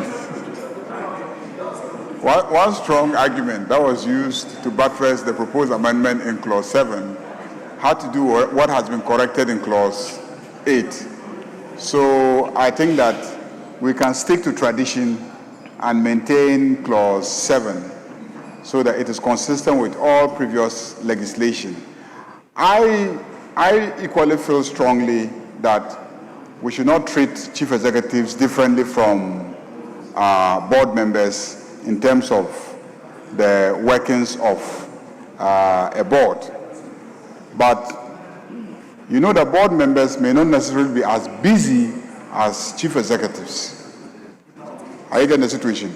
Chief executives, by virtue of the work that they do, they may not be available for, a lot of board meetings. And also, I don't think we should be so worried about this rendition because without probable cause or without cause, I believe that a chief executive will always find cause to give to the board as to why he or she is absent. So let's maintain the rendition and then move on. Let's maintain it and move on. Oh, please, don't do that. Honorable Leader of the House, I think you've made a very fantastic submission, and that is consistent with our position, that the Chief Executive would almost always have a cause to be absent from a board meeting. Particularly, even if he's traveling, by convention, he would have sought the approval of the board chairman. For any reason, if he's sick and cannot attend board meeting, he would have notified the board. And so this house should be we shouldn't loosen up the import of laws that we pass. We don't pass it for nothing. So once we know that the chief executive would almost always have sufficient cause to be absent, there is no reason why that particular clause 7 should make provision that he can absent himself without cause for 3 consecutive times and still be admitted as a member of the board. And that could even lead the board chairman to write to His Excellency the President who appointed him that he's not fit to become a chief executive of the organization. And so as Parliament, this is Parliament. Parliament should be guided, and as you said, that might have been our practice. I have read other laws which has been passed by this House that never had that provision. So it is a new, maybe, development that came through the 8th or the 9th part. I have not seen those laws. When I considered the bills for road fund and the rest, I didn't see those provisions in there. Honorable, on that note, with all due respect, I will beg to differ. From 2016, there is no law passed by this House on tenure of office that doesn't have that provision. Speaker, that is why I was careful in choosing my words that I have not seen. I never said it hasn't happened. I said I have not seen. And so if that is even so, that is why we as 9th Parliament, with this new development and the reason to make sure that chief executives, most importantly, take board meetings. You see, this is board meeting. The chief executive cannot, he should even be the one that should be always present to guide the board. You see, my brother, what Speaker, you are talking about and the law is different thing. On one breath, you said the board should recommend to the president to remove the chief executive. But this law is talking about automaticity. You automatically cease to be a member of the board. No, that is what the law is saying. I said that because if our concern is that the chief executive would lose his membership of the board and still be a chief executive, what then becomes of his inclusion or a representative of the institution on the board? And that is why I am saying that by the time he has shown such incompetence, because if he absents himself 3 times without cause, I don't think that person deserves, even if board members, serious board members, external people who are supposed to come and guide in policy and direction, we are imposing a responsibility on them that if they lose 3 board meetings without cause, they should lose their position. A higher duty is supposed to be brought to bear on the chief executive. And so the chief executive class should be struck harder than ordinary board members. And so I only made that reference that that incompetent chief executive, by the time he absents himself 3 times from the board, a board chairman or the board would have even moved a resolution or made a recommendation to the president that the chief executive is not fit for purpose. And so let's just stay in this when it comes to 7. In this context, Speaker, you are guiding us that has been the position of our laws over time. But today, we are reviewing that particular provision as a House to see if certain amendments can be made to that particular provision so that we raise the bar. It is raising the bar of duty for chief executive officers, not to cover them for their incompetence. And now we are talking about the 24-hour economy, which is supposed to be the flagship program of His Excellency the President. And this House, the majority of this House, are telling us that we should allow a chief executive to absent himself 3 times without cause and still be chief executive. Is that what you want? Majority, tell me, is that what you want? That chief executive should absent himself 3 times without cause and still be chief executive. Is that the reset? Let me hear the chairman of the committee. Speaker, before, let me hear the chairman. I'll come to you.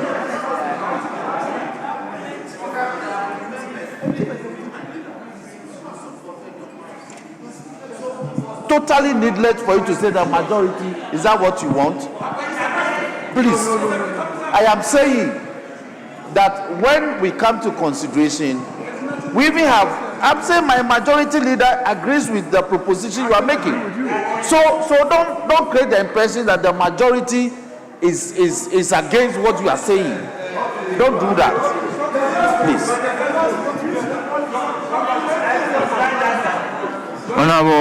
Honorable members, my experience in this House is that when it comes to a consideration stage of a bill, we make the law to govern the people of Ghana.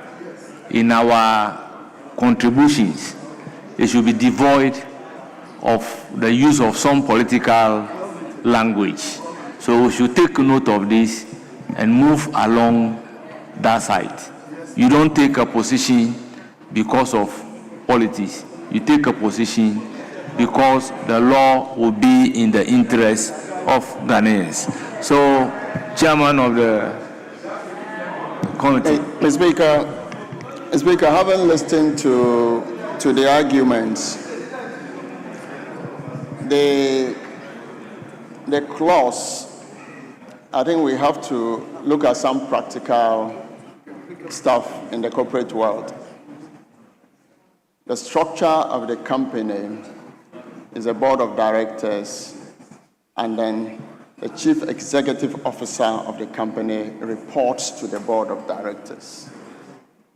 The reason we had argued many times before settling on this is the fact that until the chief executive officer is taken away from that position, it is not the number of meetings he has attended that would debar him from attending and reporting to the board.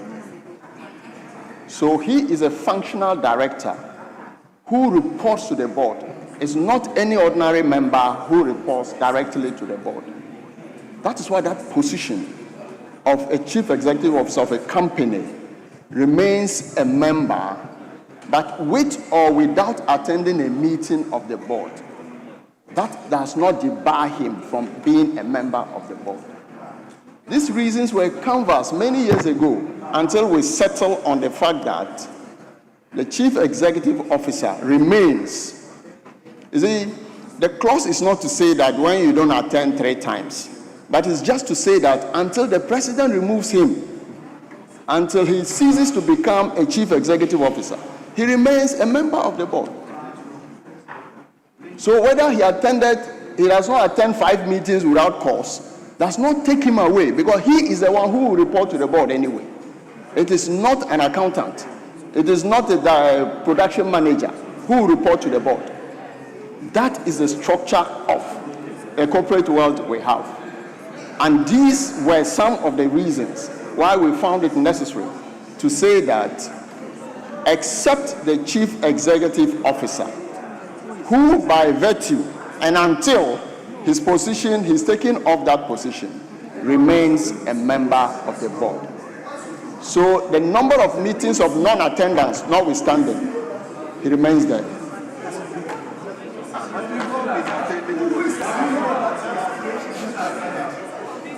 Very well. Yes. No, Speaker, I just, whilst we're having this deliberation, I just went through 1 or 2 previous bills that we have passed in this House. And I observed that we have hardly ever tried to make this distinction. Generally, we outline the members of the board and we include the chief executive, but then when it comes to attendance, it is neutral. It says any board member that does not attend 3 consecutive meetings, without cause, is deemed to have to leave the board. So I think, Mr. Speaker, adding this obligation, because I believe that a chief executive will always be able to establish a cause, a reason why he is unable to attend a board meeting. So to spend so much of our parliamentary time on such a matter, I think that Chairman should accept the recommendation. We'll defer it, we can make progress. I'll put a question on the entire clause 8. As many as are in favor of clause 8 standing part of the bill. Yes.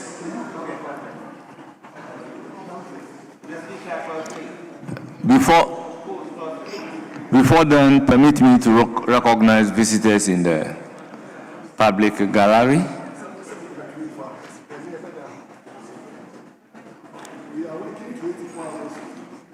Honourable members, the World Lotteries Association leadership, as part of a 1-day official working visit to Ghana and the National Lotteries Authority, They also decided to pay a visit to Parliament to observe proceedings. The delegation is made up of Mr. Andreas Kote, World Lottery Association President, Mr. Lucas Espicito, Executive Director, World Lotteries Association, Mr. Francois Petro, Event Coordinator. Honor members on your behalf, I welcome all of them to Parliament of Ghana. Please, may you have a fruitful visit to Parliament. Yes, clause 8. Second Deputy Speaker should get ready to take the chair.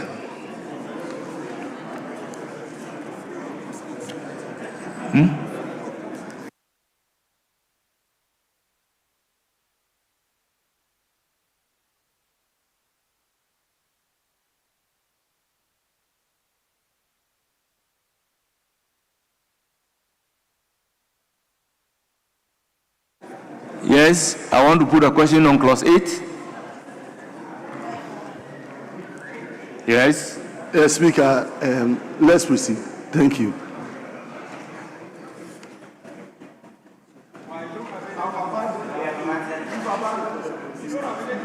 Honourable members, I am observing something. I don't want to believe that is true.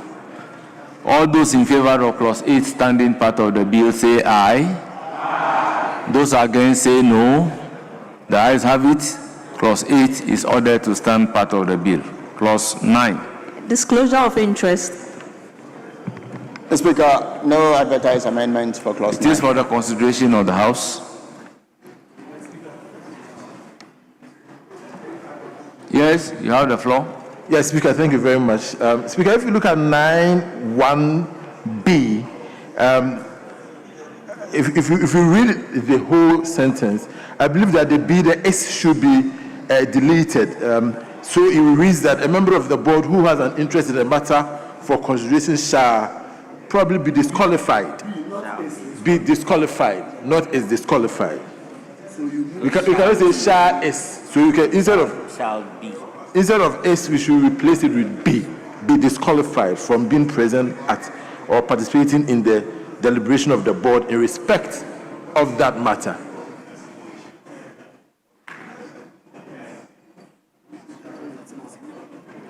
So, what is your proposed amendment? Mr. Speaker, I mentioned that we delete S and insert in the present. We don't draft because it looks like he's not listening. Then you ask me again to propose.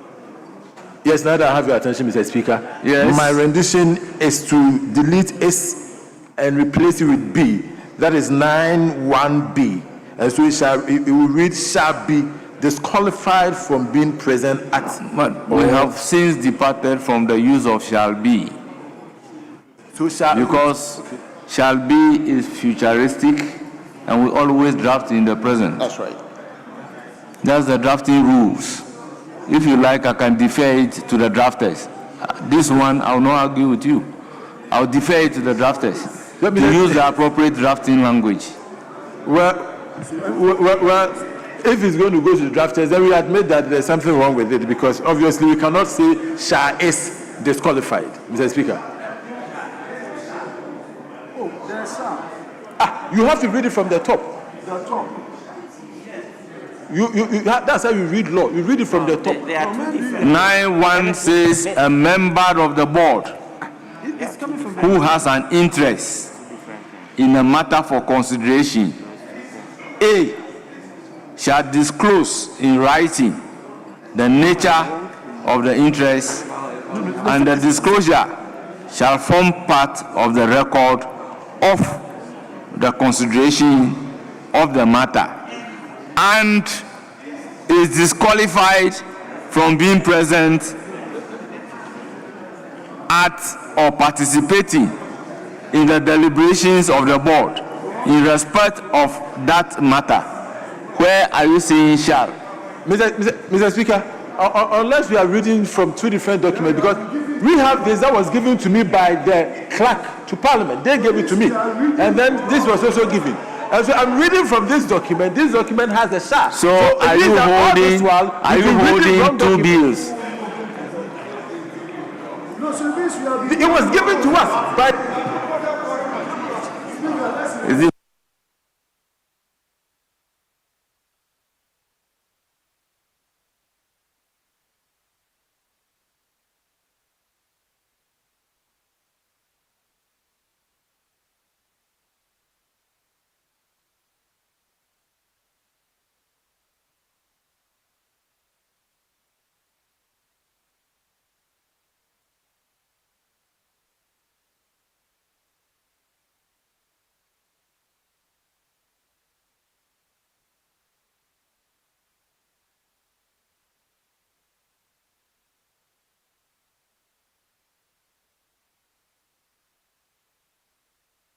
Honorable members, this is the bill that we are using. This is the bill. Speaker. Do you have a copy? Speaker. I'm just asking John Dako, this is the bill. Do you have a copy? Yes. Mr. Speaker, when we came here, a simple question. If you don't have a copy, get a copy of this. You gave it to us. No, Mr. Speaker, this is what the table office gave to us. Honorable members, sometimes we don't do this. So are you replacing them now? We don't do this for the record. So then correct them. Because Mr. Speaker.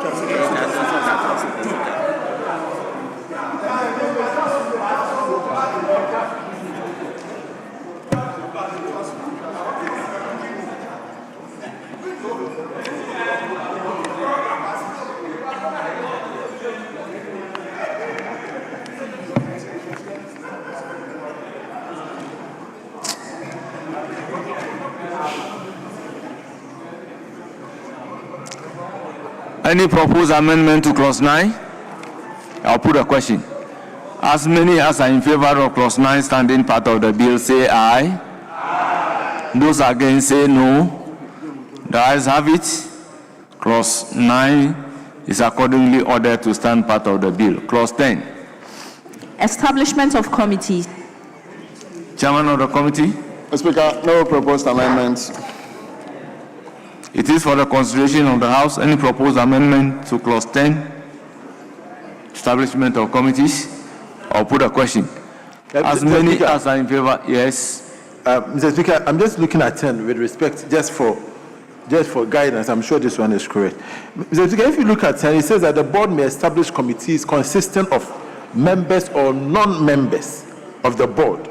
On that particular one, I just want to be sure whether the framers or the proposers actually want a committee that can have no board member, because it's strange to me. If you're going to have a committee that has some members and non-members, that is always the practice.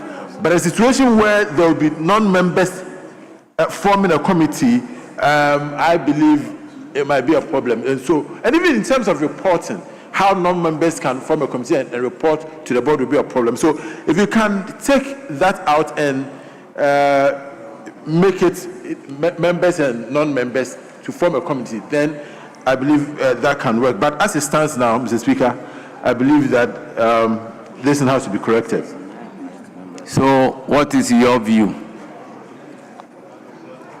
Or what is your proposed amendment?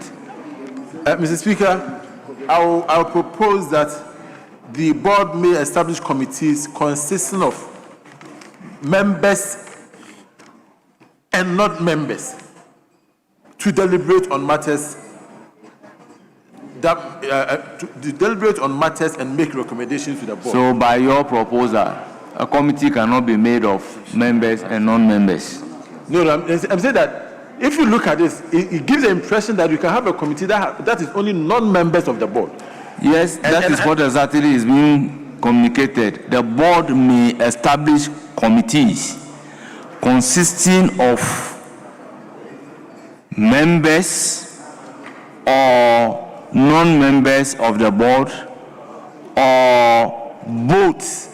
So it means that There are instances where the board will form a committee made up of purely members of the board, made up of purely non-members of the board, or both. Mr. Speaker, it is the solely non-membership board that is agitating my mind. I believe that at any point in time, at least, a member should be, because it's a board subcommittee that is being established. How do you establish a board subcommittee without a member of the board representing? I believe that at least a member of the board should be part of that subcommittee. Well, honorable members, again by practice, I have seen only one clause missing. The clause that is missing is that a committee made up of non-members are advisory only. That's the usual rendition that we have been putting in. But by practice, the boards are not prevented from forming a committee of non-members to come and advise the board. The board is not prevented from forming a committee made up of members and non-members or only members.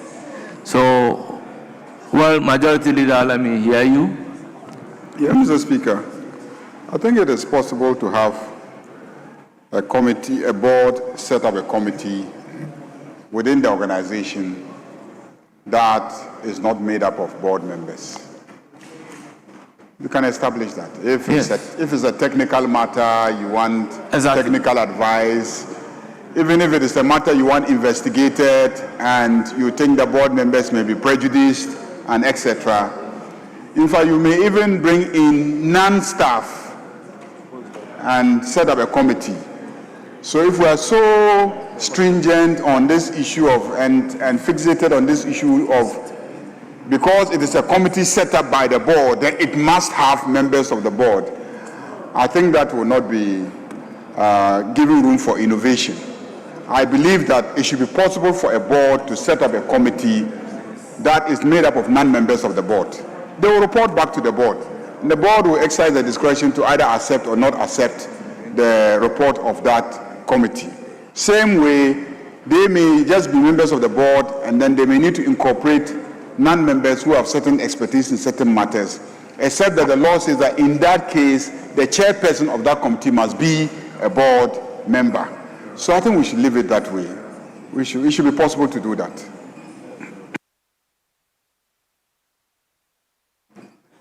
Yes. I want to see some clarification from leader in terms of what he submitted. Well, we are moving forward, and so it should be possible. Traditionally, every committee of a board, whether with members or non-members, you traditionally would need a member of a board to be part and chair. That has been traditional concept of constituting the board, because at the end of the day, that subcommittee should be, unless you are setting up an ad hoc committee. If you are setting up ad hoc committees of the board, then that could, because of the purpose, have a complete non-members. But I don't have a challenge with the way we want to go. But my little clarification I wanted from the submission made by the leader is with the two, which says that a committee composed of members and non-members of the board shall be chaired by a member of the board. So in the event where the board is made up of all non-members, who chairs it? You see, Honorable Boma. Yes, that's why I'm coming. You see, we have a committee made up purely of members of the board. They didn't talk about the chairmanship, because whoever will chair will be member of the board. Now we have a committee made up of non-members of the board. Non-member of the board is there. They didn't talk about the chairmanship, because the chairperson can only be one of them who will not be a member of the board. It is only where it is made up of members and non-members that the law is telling you it must be chaired by a member of the board. So this thing is very, very clear and explicit. Or is it not clear? Yes. I just want to support you. It's clear. This is the the way they are usually carried out. These are committees of the board. And so where there is a different understanding, like the leader said, my respected leader said, then that is where you can say that it has to have a particular set of people. But if not, this is the way. I'll put a question. Yes. All those in favor of clause 10 standing part of the bill say aye. Those against say no. The ayes have it. Clause 10 is ordered to stand part of the bill. Clause 11. Allowances. Chairman of the committee. No proposed amendment. It is for the consideration of the House. Any proposed amendment to clause 11? I will therefore put a question. As many as are in favor of clause 11 standing part of the bill say aye. Aye. Those against say no. Clause 11 is ordered to stand part of the bill. Clause 12. Executive oversight. Chairman of the committee. Speaker, no proposed amendment. It is for the consideration of the House. Honourable members, any proposed amendment? Yes, Honourable Boma. Clause 12. Mr. Speaker, executive oversight. 1. The authority is responsible to the president. I don't even understand this particular provision. You have established a board. The board would have an authority that has been provided. And then we are saying that the authority is responsible to the president. That rendition, I'm having difficulty. So I would seek clarification from the chairman of the committee. What does it mean to say the authority is responsible to the president? If you could explain before I make my further. Thank you. Yes, chairman of the committee. Speaker, is it the English language that he doesn't understand? Or the legal language? The authority. John. Please, you have the floor. The authority is responsible to the president. Before this authority, the Secretariat of the 24-hour economy also responsible to the president. That is the same way. This law being created, now called authority, is responsible to the president. I'll give you that. Yes. Mr. Speaker, I guess what he's just said, when you go to the memorandum to this bill at page IV, the clause 12 provides for executive oversight. If I may read, under the clause, the authority is responsible to the president, who may in writing designate a minister or any other person to perform functions assigned by the president. The minister or the person designated is required to carry out the directive of the president, which is what the chairman to the committee is saying is so different from what this provision is, the provision is stating. So you have to be clear. Is it to do with the secretariat that you are explaining what, or what you have provided in the memorandum so that we get the understanding? Because you provided a memorandum to this bill that we are considering. And then when we ask for clarification, you get up by first asking us whether we understand English. And then in your explanation, help the House yes, help the House to agree with you. You can refer to the specific provision in the memo and then relate it. Then you carry the entire House along. Thank you, Mr. Speaker. So, Mr. Speaker, I think if we go with the memorandum, the clause 12, how it is explained, then we don't have any challenge. We will agree clause 12 of the memorandum, which is on page IV, page 4.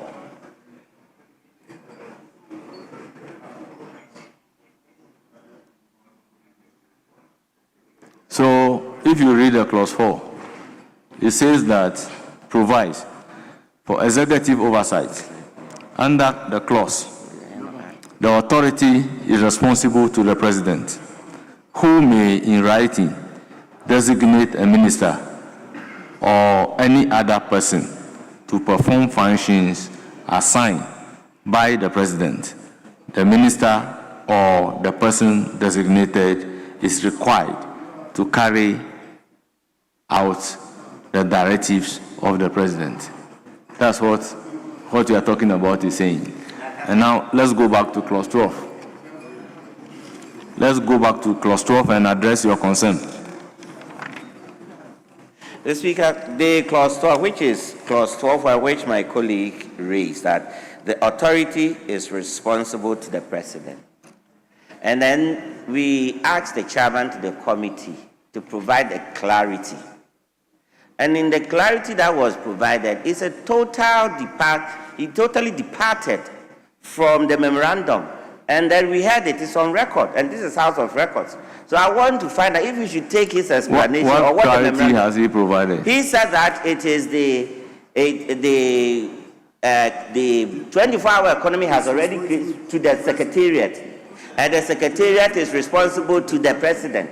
But here, when you read the clause 12, it is clear that the authority itself is directly responsible to the President, and in the President exercising that function, well, now there's a provision there for the minister to be the appointed minister or designated minister to carry out the functions on and on. So we want to see or we want to hear from him whether his explanation is what he truly we want to take or what the memorandum provides. Because the memorandum doesn't talk about anything secretariat. So do you have a problem with what is contained in the memorandum and the clause? No. You only have a problem with the explanation of the chairman of the committee? Yes. Yes. Okay, clearly when you are making a law, if you have a problem with the provisions of the law, which is in writing, takes primacy over whatever explanation that will be given. So if you have a problem with the provision as it is, raise it. Mr. Speaker, I asked the question because this is a law we are passing. And for every executive oversight, the President in coming to this House should clearly know which minister or ministry you want the 24-hour economy to drive it. But whereas at the time this bill is coming, there is no executive clarity as to which ministry or minister that the 24-hour economy board is going to report to, then it means that there is already confusion in the mind of the president. Honorable Boama, why are you making me to speak plenty today? Oh, because we are passing 24-hour economy. For us, as members of parliament, when we are making law, we don't make policy. We make law to back the policy. And your brother has really quoted from the memorandum. So it is only when the provisions of the law depart from the policy that you can raise an issue. But apart from that, all that you are raising, with all due respect, is a figment of your own imagination. Mr. Speaker, I believe... I use the word imagination. Oh, no, I'm not offended by yes. the English. Yes. Yes, I'm a student of Addis Adel College, so I'm not really bothered about the English. My concern, and which is what we express, I have a right to express concern and views on it, even if it departs from the memorandum, as an individual who is contributing to the passage of the bill, so that subsequent times, whoever is listening to it can also be guided, the executive, the House, and even my leader. I'm again doing this because you are my very good friend and the first timer. When you are debating the principle at second reading, you make this argument.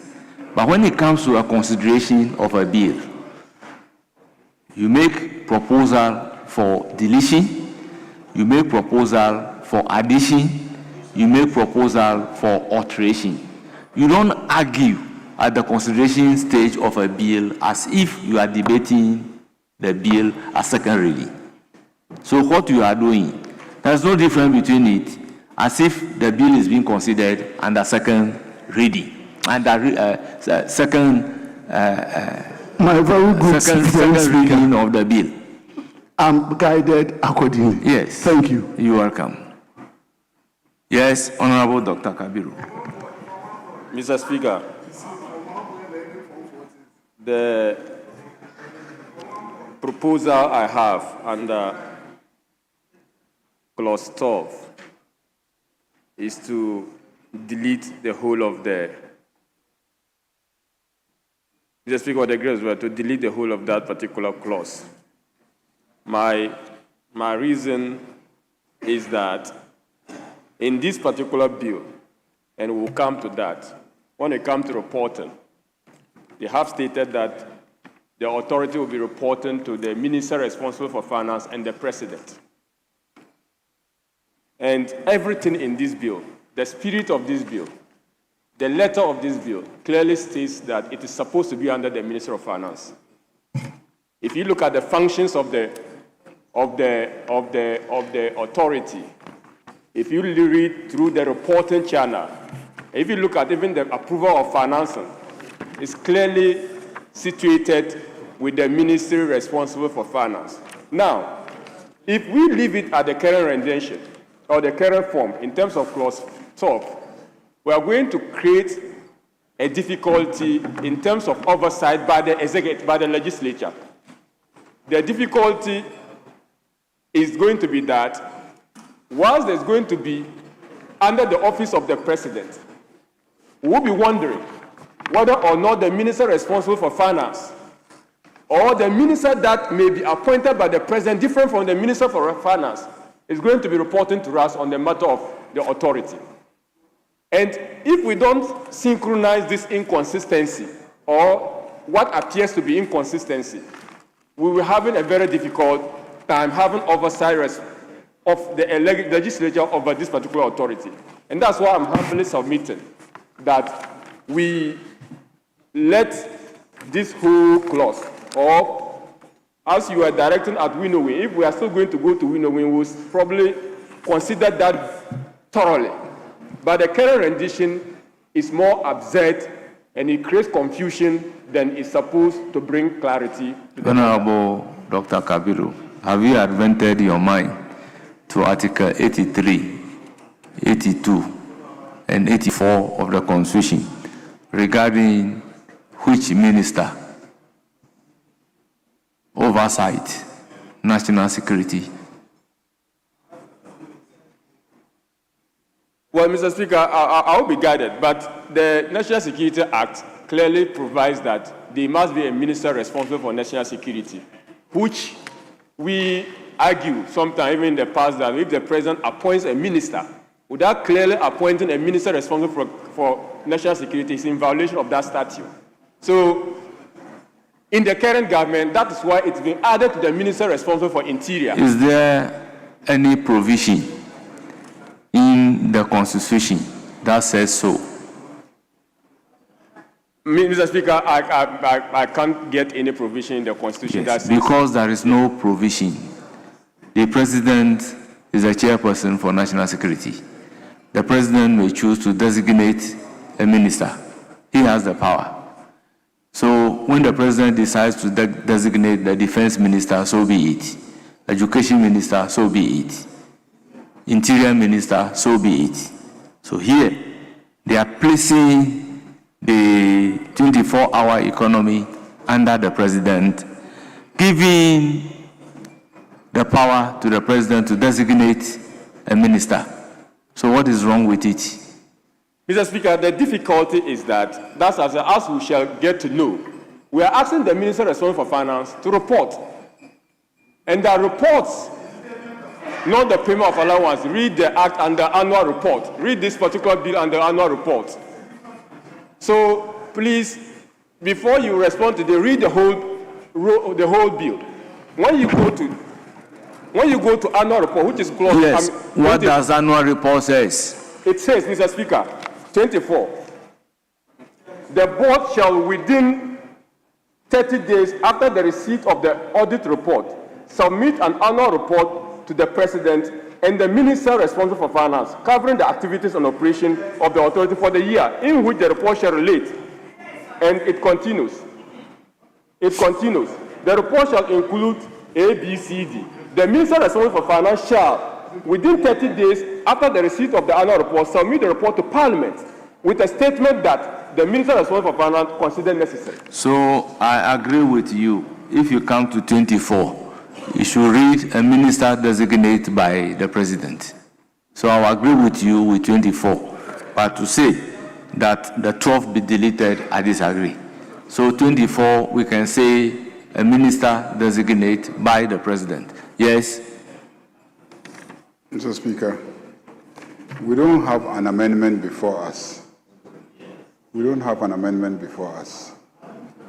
So, Mr. Speaker, if you can just put the question, and then we can go.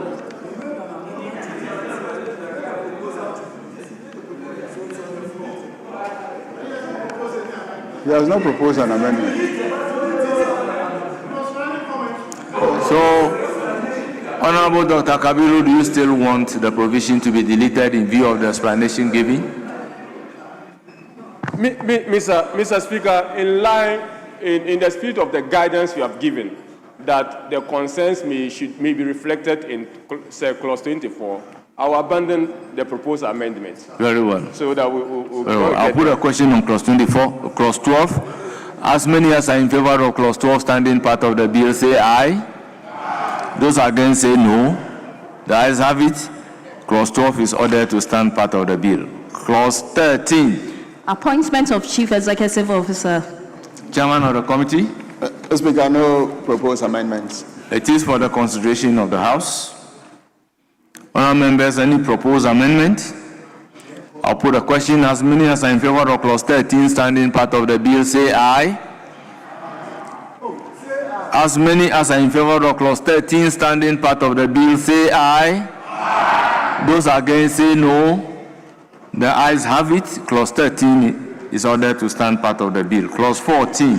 Functions of the Chief Executive Officer. Chairman of the committee.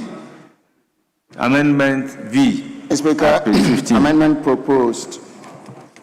Clause 14, subparagraph 1. Subclause 1, paragraph A, line 2. Delete affairs of the. Speaker, the new rendition will be: the Chief Executive Officer is responsible for the day-to-day administration of the authority. I so move, Mr. Speaker. Honourable members, that's the proposed amendment. It is for the consideration of the House. I'll put a question. As many as are in favor of the amendment proposed by the chairman of the committee to clause 14(1)(a) say aye. Those against say no. The ayes have it. The proposed amendment to clause 14(1)(a) by the chairman of the committee is ordered to stand part of the bill. Now, I'll put a question on entire clause 14.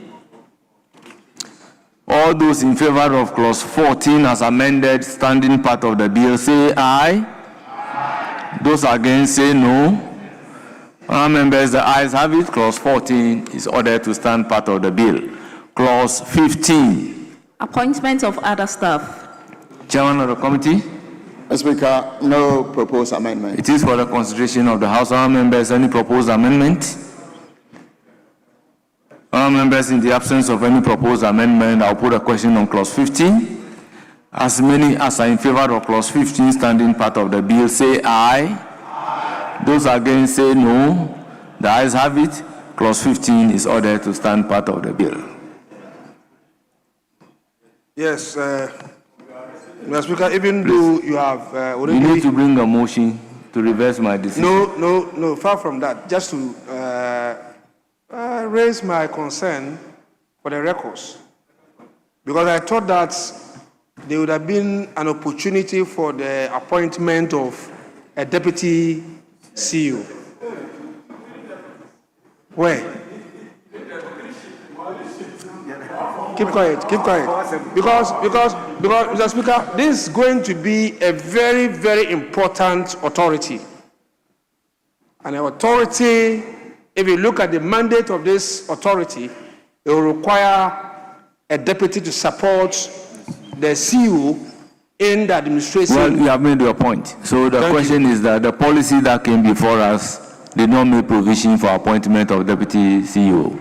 But once the bill is introduced, it's in the domain of Parliament. And you are suggesting that we should introduce deputy CEO, yes. Chairman of the committee.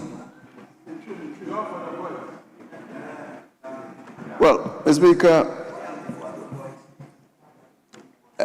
Speaker, once there will be a second consideration, we may want to defer this. Very well. Majority, let me hear Majority Leader and Leader of Government Business. Yes, Honorable Jerry Ahmed. If you ask me, I'll tell you honestly, there should be no room for deputies. They will go and cause him problems. They will think that they have the same remit and powers like him, and they will end up not doing anything. So if you want to save us some more money, take away deputies and allow whoever is going there to go and function properly. Unless you want to create one job, 3 shifts. So yes, Majority Leader and Leader of Government Business.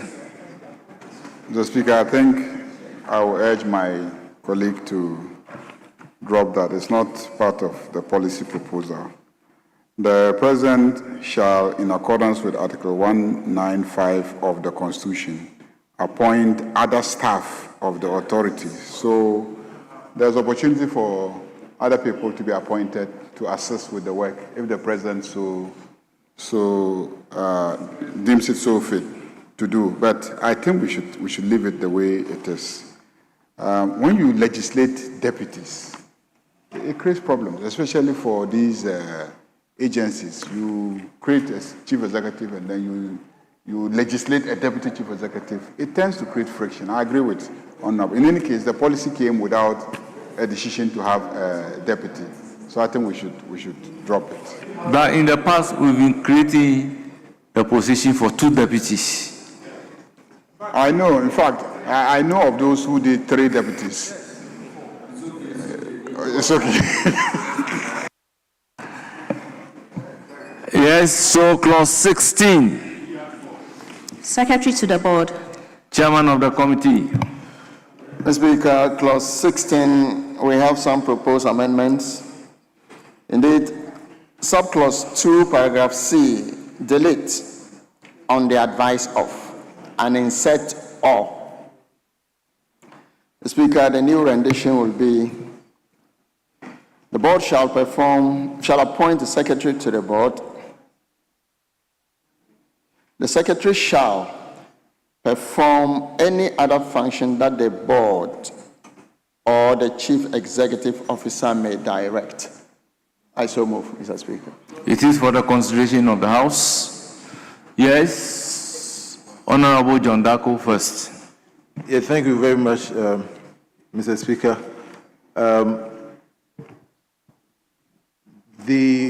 We are doing clause 16. I propose that on their proposal. Okay, then I will use to my brother. Mr. Speaker, I'm sorry. I will use. Mr. Speaker, I want to comment on the proposal made by my colleague and then make a counter proposal. Mr. Speaker, the rendition as so read to us is to read that the secretary to the board perform any other function that the board,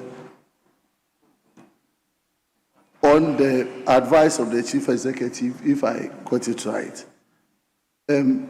Mama, if you could state it again. I don't want to misquote what you said and then The proposed amendment is to delete on the advice of and then replace it with or.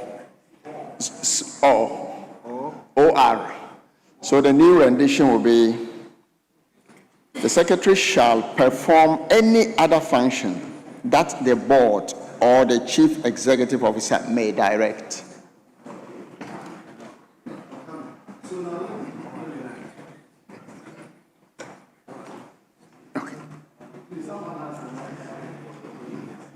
Okay, thank you. So, Mr. Speaker, I think clearly in this House, we have made the provision that the secretary to the board should report to the board directly. So this provision that is asking that perform any other function that the board or the chief executive officer may direct may lead to some absurdity, because in the event where the board give a directive to the secretary to the board and the chief executive also gives a contrary position or direction, what becomes the situation? So clearly when it comes to secretary to the board, the direction should be to the board and not all the advice of the chief executive. I so submit.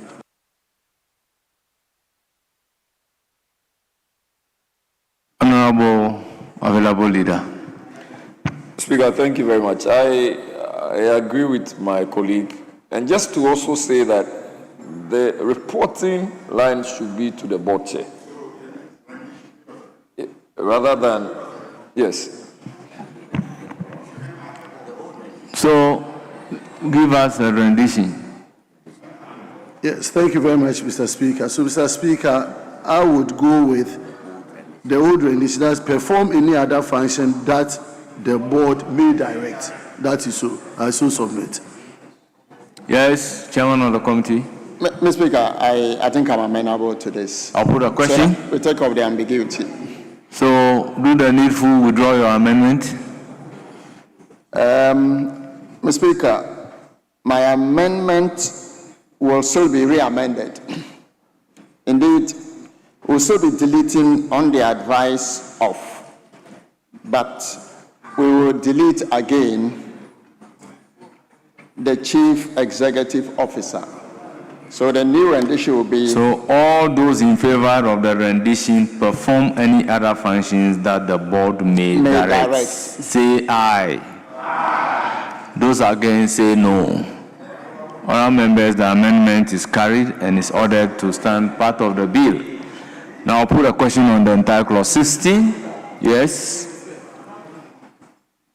Speaker, with respect, on clause 16.1, it says the board shall appoint the secretary to the board. I will propose, and Mr. Speaker, if you indulge me, that we include that the board shall, subject to the Companies Act 992, appoint a secretary to the board. Mr. Speaker, I'm saying this because if you look at the at 992 section 211, it lists the qualifications of a secretary, and then even goes ahead to list the functions, so that if the secretary is appointed... Does the Companies Act applies to authority? Well, I mean, Mr. Speaker, I mean, you may want to direct me on that, but I believe that all secretaries to boards are subject to the Companies Act, but I'm subject to your direction. Yes. Speaker and leader, normally when it comes to appointment of secretary to the board, it's almost always the board appointing on the advice of the chief executive. Normally, when it comes to secretary to the board, because the chief executive would be working hand in hand with the secretary for the board. And so you may reference other acts, but I know on several fronts that the appointment of the company secretary is the board may appoint a secretary to the board on the advice of the chief executive officer. I so submit. Yes.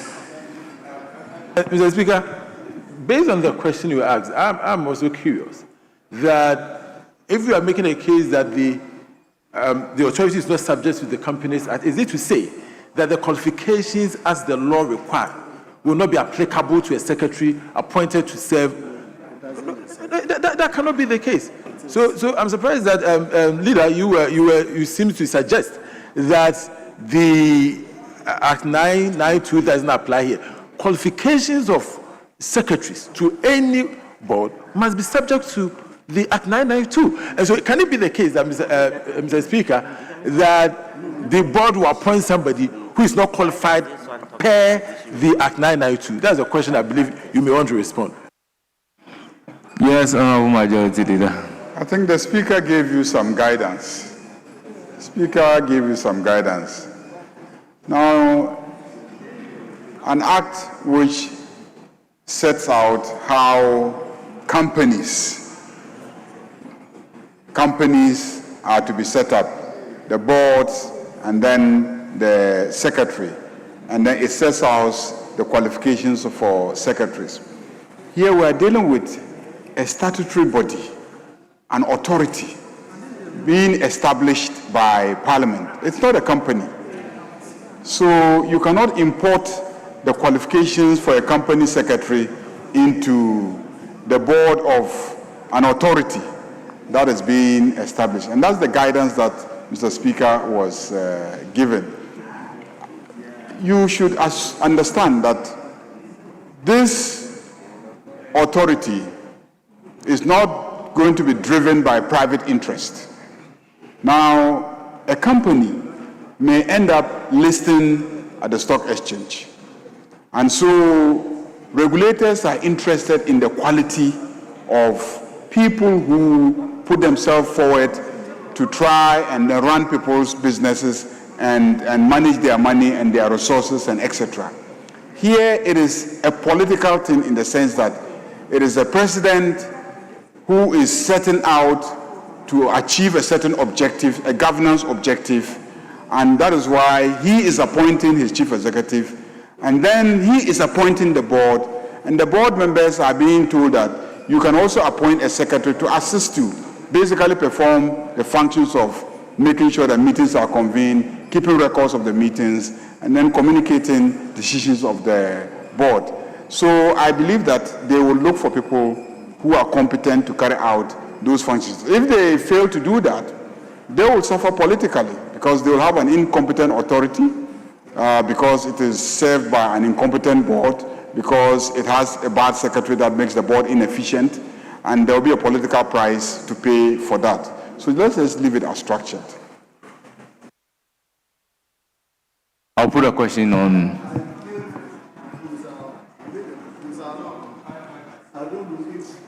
But that was the proposal I put a question on. That is 16C. No, that one we finished it. We finished 16C. Yes. I was commenting on 16.1, where I said the board shall appoint a secretary to the board on the advice of the chief executive. Okay. Well, it is for the consideration of the House. Let me hear from Sule. Yes, so, Mr. Speaker, I don't think that we should tie the hands of the board and to suggest that the chief executive should be the one recommending to them. The point is that no board will appoint somebody who will not be competent enough to be able to, as it were, perform the functions that are stated here. And so there's no justification that we should allow the chief executive officer to be the one recommending to the board. And so for me, I think that the rendition that we have should stay. Thank you. Yes, I'll put a question. Yes, you still.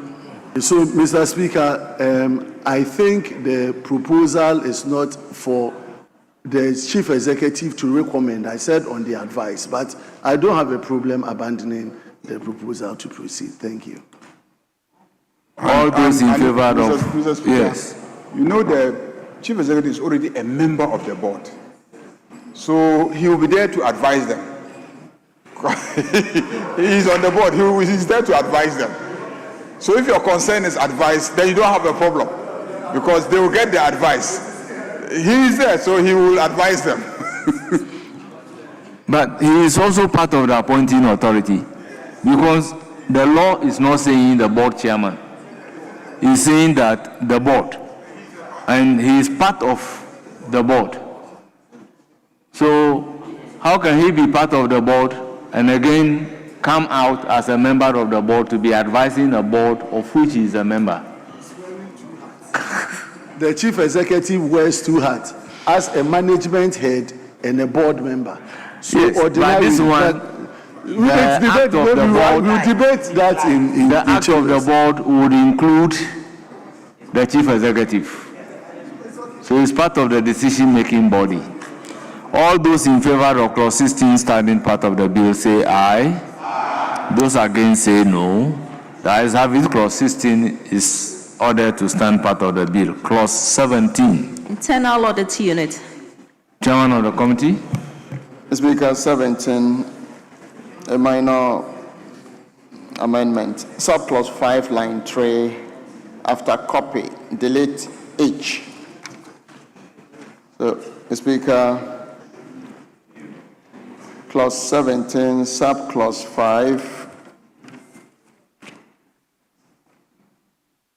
after copy, delete H. Speaker, the new rendition will be: the internal auditor shall, in accordance with subsection 4 of section 16 of the Internal Audit Agency Act 2003, Act 658, submit a copy of the report prepared under this section to the chairperson of the board. I so submit, Mr. Speaker. Those in favor of the proposed amendment say aye. Those against say no. The ayes have it. Clause 17.5, as amended by the chairman of the committee, is ordered to stand part of the bill. I put a question on the entire clause 17. All those in favor of clause 17 standing part of the bill say aye. Those against say no. The ayes have it. Clause 17 is ordered to stand part of the bill. Clause 18. Funds of the authority. Speaker, no proposed amendments to It is for the 18. consideration of the House. Any proposed amendment? In the absence of any yes? Yes? Looking at the object of this bill, the functions of the bill,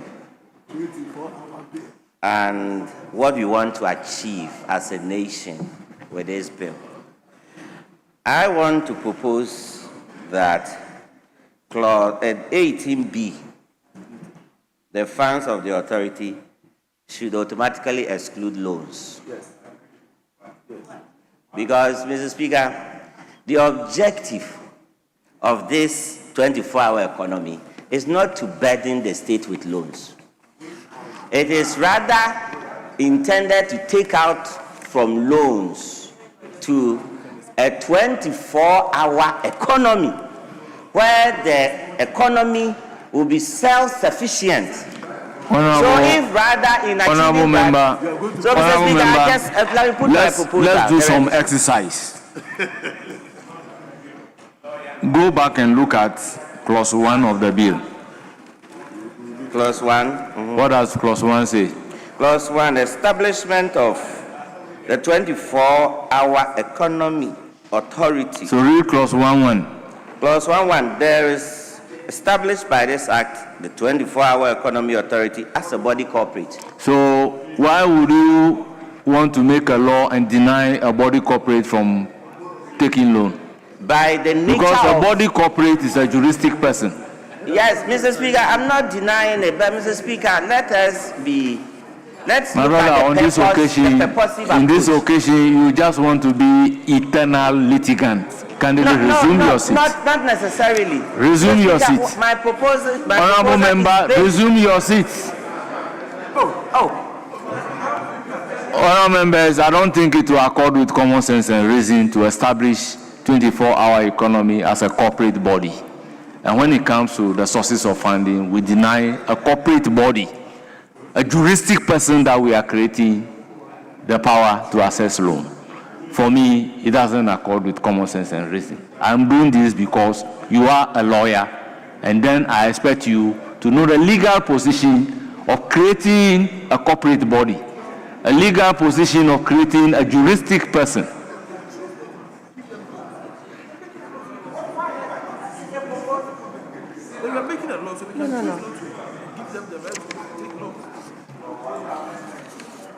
All members, yes.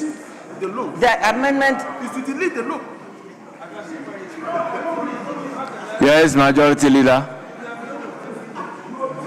Let me just explain that part of the model of the 24-hour economy is to pool partnerships and raise funds to invest in certain critical ventures. So the authority in some instance will be required not just to take a loan by itself, but it can be part of a venture in which they will have to take a loan and all of them will be responsible for the loan. So I don't think that you can divorce the exercise that the authority is going to engage in from the taking of loans. It's not going to be possible. Let's take my earlier example about developing the Volta corridor, and it became necessary to develop the lake transport system. The 24-hour economy authority can raise loans to work with lake transport company to purchase a fleet of vessels that will ply that route in order to aid the agricultural activities that will be taking place along those routes to support evacuation and etc. So taking loans will be one of the activities, because you also are supposed to benefit from returns on investments. So if you haven't taken loans to invest, how are you going to benefit from the returns? Why are you not saying that we shouldn't allow the authority to benefit from returns on investment? No, listen. Monies approved by Parliament may not necessarily be loans. Listen, may not necessarily be loans.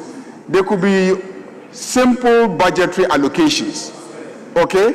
They could also be loans taken by the government of Ghana and given to the authority. But there is a category of loans where the authority itself can deal directly, the authority itself can deal directly with financial institutions and take those loans. That is why this one is being made explicit, so that the authority is not constrained, and that any time that they have to take a loan, they will have to come to this house for authorization. No, that is the object of this clause. So that taking a loan is part of the things that they can do. I beg you, let's make progress. Honourable members, this is very novel in the legislative process. The whole world is listening to us. On one breath, we are making a law to say that we are establishing a corporate body. I mean, this kind of deliberate litigations, we try as much as possible to avoid it in our legislative process. So you can say you are creating a corporate body. Then on one breath, you say, I have created you as a corporate body, juristic person, yet I'm denying you the power to take loan. It is never done anywhere. So sometimes the deliberate nature of it, I mean, is clear for everybody to see. So sometimes we should try as much as possible to do it in a way that glaring, it will not be seen that this is the game that we are playing. Humility. Mr. Speaker, with all humility, I'm not playing a game. I was coming from the purposive approach when it comes to interpretation. What this act or what this seeking to achieve. This bill is seeking to achieve. And I've read my mind to section 3 that we have done.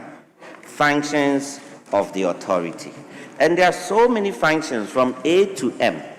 And then I didn't see any of these functions that will require the authority to assess a loan. That's all. Do you agree with me that in law, when you create a corporate body, it is a juristic person, just 100%. Like a human being? 100%. So can we make law based on the circumstances, based on the functions that you perform, that you cannot take loan? Oh, yes. If it is intended to achieve a purpose. What kind of law would that be? Oh. What kind of law would that be? Please, I think we have to make progress. I'll put a question on clause 18. There is nothing ambiguous about clause 18. All those in favor of clause 18 standing part of the bill say aye. Those against say no. The ayes have it. Clause 18 is ordered to stand part of the bill. Clause 19. Bank account of the authority. Chairman of the committee. Speaker, clause 19. Amendment proposed. Sub-clause 2, line 3. Delete republic and insert country. It is for the consideration of the House. Honourable members, I'll put a question. All those in favor of the amendment proposed by the chairman of the committee say aye. Those against say no. The ayes have it. The amendment proposed by the chairman of the committee to clause 19 is ordered to stand part of the bill. I will then put a question on the entire clause 19. All those in favor of clause 19 standing part of the bill say aye. Those against say no. The ayes have it. Clause 19 is ordered to stand part of the bill. Clause 20. Expenses of the authority. Chairman of the committee. No proposed amendment. It is for the consideration of the House. Honourable members, any proposed amendment? In the absence of any proposed amendment, the question is as many as are in favor of clause 20 standing part of the bill say aye. Those against say no.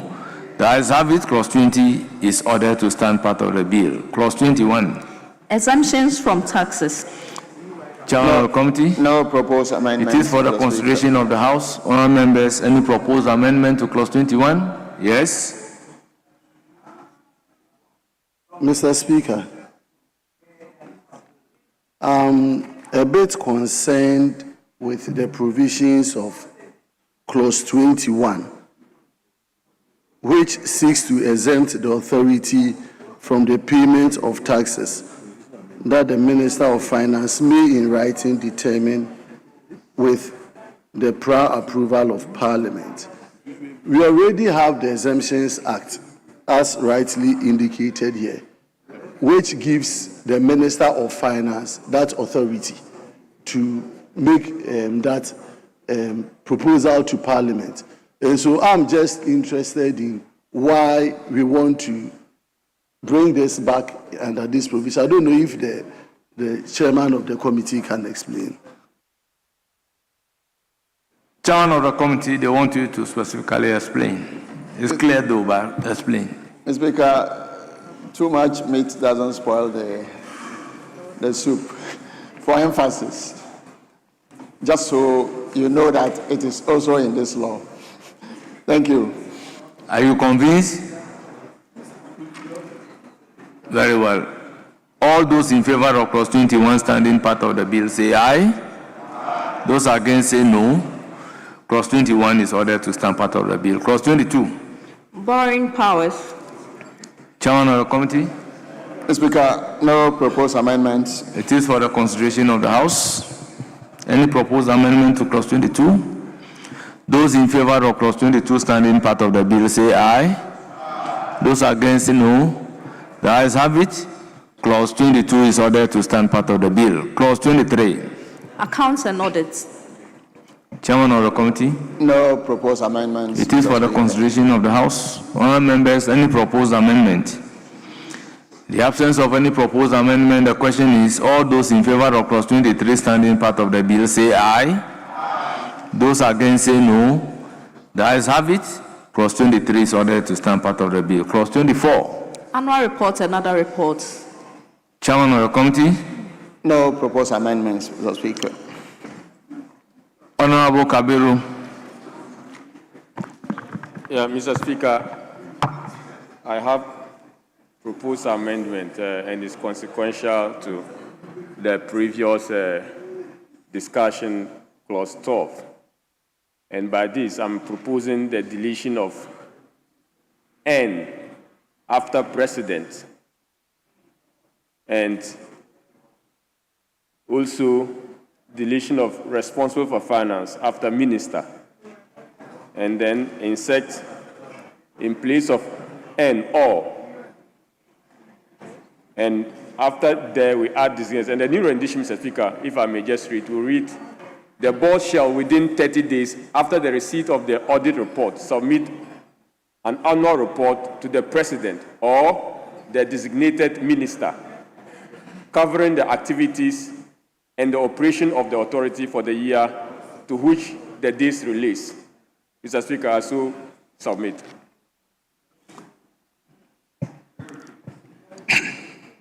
Well, that should be the position. But to say or provides an alternative that the president may not receive it.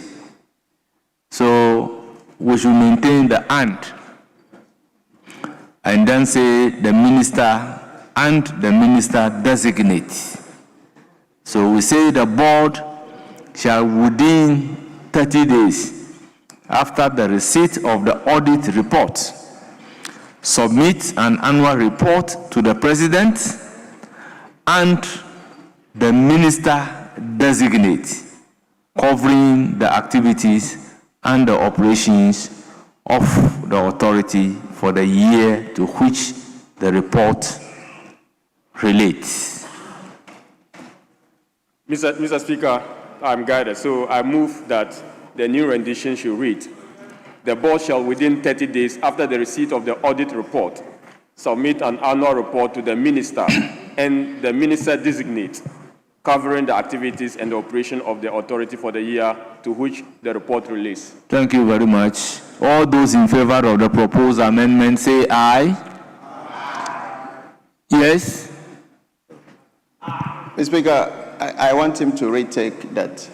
It reads: the board shall within 30 days after the receipt of the audit report submit an annual report to the president and the minister designate. So he said the minister and the minister designates. So because Mr. Speaker, your rendition is now very well. That is what you are putting the question on. Yes. Mr. Speaker, I'm kind of confused here because from 23, the account and audit, the bill is saying that audit and accounts and forward a copy each of the audit report to the minister responsible for finance and the board. So if they're giving the audit what report will happen is that consequentially, the minister for finance should read minister designate. So 23. Because of clause 12. Okay. Okay. And because of the fact that minister has not been interpreted in the law. Yes. Don't take it to be a minister for finance. No, but the sponsors of the bill, they are so specific. And they've mentioned the minister responsible for finance. Then there is a problem with clause 12. Why do you want to change it? Then there is a problem with clause 12. Then we need to deal with it. Because clause 12 says minister designate by the president. So if it is the minister for finance, we should say minister and then go to the interpretation column to go and define the minister to mean minister responsible for finance. No, Mr. Speaker, yes. Yes, Majority Leader. Mr. Speaker, there is no conflict between clause 12 and the clause that we are looking at.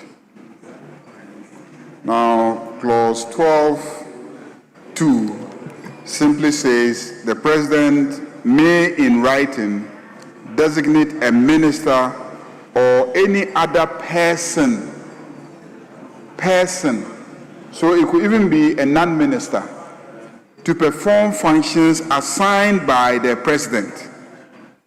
So the assumption that the president is delegating to a minister supervisory responsibility on the basis of the reading of clause 12 is not well founded. In the case of clause 24, we are dealing with just reporting. 23 talks about financial reporting, and 24 talks about general reporting. So the idea is that the finance minister is a critical stakeholder in terms of financial accountability, because he's going to be advancing money to the authority. So let him have your report. It is not a conferment of ministerial oversight in the finance minister. So again, we cannot conclude that by asking him to present a copy of a report, then we are, conferring on him responsibility. And that is why the clause says that the report should be given to the president, because from the beginning we said that the authority is answerable to the president. But then also the finance minister should also be a recipient of the report, simply because of the critical role that the finance minister plays in making money available to the authority. So I don't see contradictions in any of these arrangements that have been made. Honorable Majority Leader, within the meaning of clause 12.3, say the minister or any other person. Who is that minister? Is he a minister different from the finance minister? It could be, for instance, that the president will find out that this particular project that the authority is overseeing, the most critical minister is the Minister for Agribusiness, Trade and Industry. So the president may designate that minister and say, on this issue of value chain development project, I want you, the Minister for Agribusiness and Trade and Industry, to anchor. Yes. No. It's talking about executive oversight. It is in relation to the executive oversight that a minister is designated. Yes. You see, so this one is not talking about a specific project to say that this project relates to agribusiness. So the Minister of Trade and Agribusiness, you are going to be responsible for this. So if there is another one dealing with railway, then we say a minister responsible for railway, you are in charge of this. So for me, the understanding is that the president will designate a minister. So who is that minister designate? So will the president designate a minister to exercise the executive oversight, yet the report and other things will go to the finance minister if that minister happens not to be the finance minister. So in this context, if the minister designate is going to be a finance minister, please, let's say so in the law. Yes, Chairman of the committee. Mr. Speaker. Let me hear from the Chairman of the committee. Mr. Speaker, the rendition in 24 is very basic and cuts across. The Public Financial Management Act makes it mandatory for covered entities to submit annual reports to the Minister for Finance. Now, we make this provision to add the minister responsible for this particular ministry to the finance minister, so that those reports are given to the two ministers. In this particular case, because we said oversight is with the presidency or a minister or a person that he will designate, we can either change the president. Here, the only difference we have here, as for Minister for Finance, that is what the PFMA says, that annual reports must go to the Minister of Finance. And the minister responsible for the particular authority. In this case, the president was put here because we contemplated that oversight is with the president or any person or minister that he designates. So we can tweak 24 to say that the board shall, within 30 days after receipt of the audit report, submit an annual report to the minister designate if we want to replace the president. But as for the minister responsible for finance, that is what the law says under the Public Financial Management Act. So the only change will be going straight to the president or whoever he designates to be. So in this case, the minister designates. So who gives the policy directives? Who gives the policy directives? The president. Yes. Majority Leader, let me hear you before. Yeah, Mr. Speaker. The object of this bill is to place oversight in the hands of the president. That is clear in every respect. Clause 12, the rendition of Clause 12, Mr. Speaker, if you observe, is not the same as the provisions that we have in other bills where we say that the president may assign a minister to be responsible for an agency. That one is express, that the president may assign a minister to be responsible for an agency. If you look at 12.2, it says the president may in writing designate a minister or any other person. We've never said that the president can appoint any person to oversee an agency. Yes. It is always a minister. It is always a minister that we say the president can appoint to oversee an agency. And we always say so in view of the fact that the president cannot be coming to parliament himself to come and answer questions. That's why we put a minister so that when it comes to relating to parliament, the minister has standing to come and answer questions, to come and, present papers and reports on behalf of that agency, and that is why we always do it that way. So what I see here, and my understanding, unless, I go back and then check and then there's a completely different thinking, is the fact that the role of the authority largely is to coordinate. And so when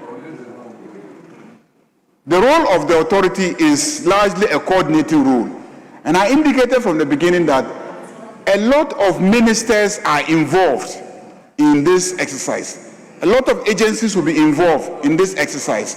And that is why there's a special provision that says that the president may in writing designate a minister or any other person to perform functions assigned by the president. Functions, we haven't been told exactly what functions they will be.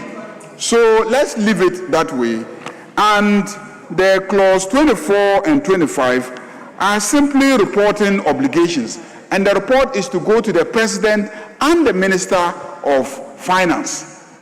I think that is the whole idea. If the president takes the report and he has designated somebody to perform some function, he wants to forward the report to that person, so be it. If he has designated a particular minister to perform some functions and he thinks this report is useful for that minister, he refers it to that minister. So let's leave it as simple as it has been crafted and then make progress. Honorable Dr. Kabiru. Mr. Speaker, when I first broached this issue in respect of Clause 12, I had envisioned what we are discussing now. And this will be the first time, unless, of course, independent constitutional bodies that we have within the structure of this House, that a minister will be responsible for an authority and a different minister will be reporting to Parliament on same authority. This is going to be the first.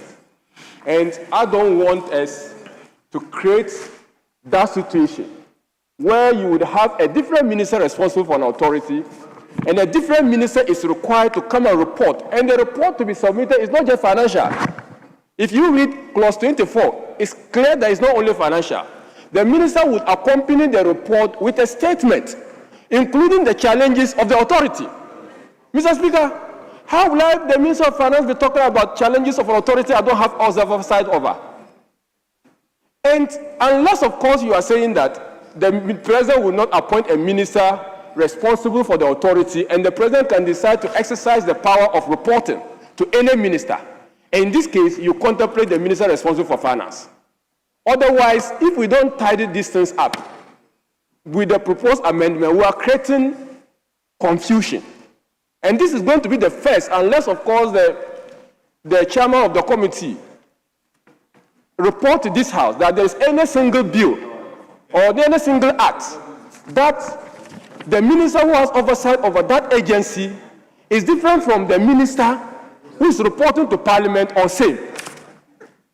And we shouldn't just create anything and go away as a member of Parliament. Mr. Speaker, with the greatest respect, we will need to tidy this thing up. If we are not sure, let's defer it to the win-win and tidy this thing up. Otherwise, it is going to create... Honourable members, if you look at the marginal note, it says annual report and other reports.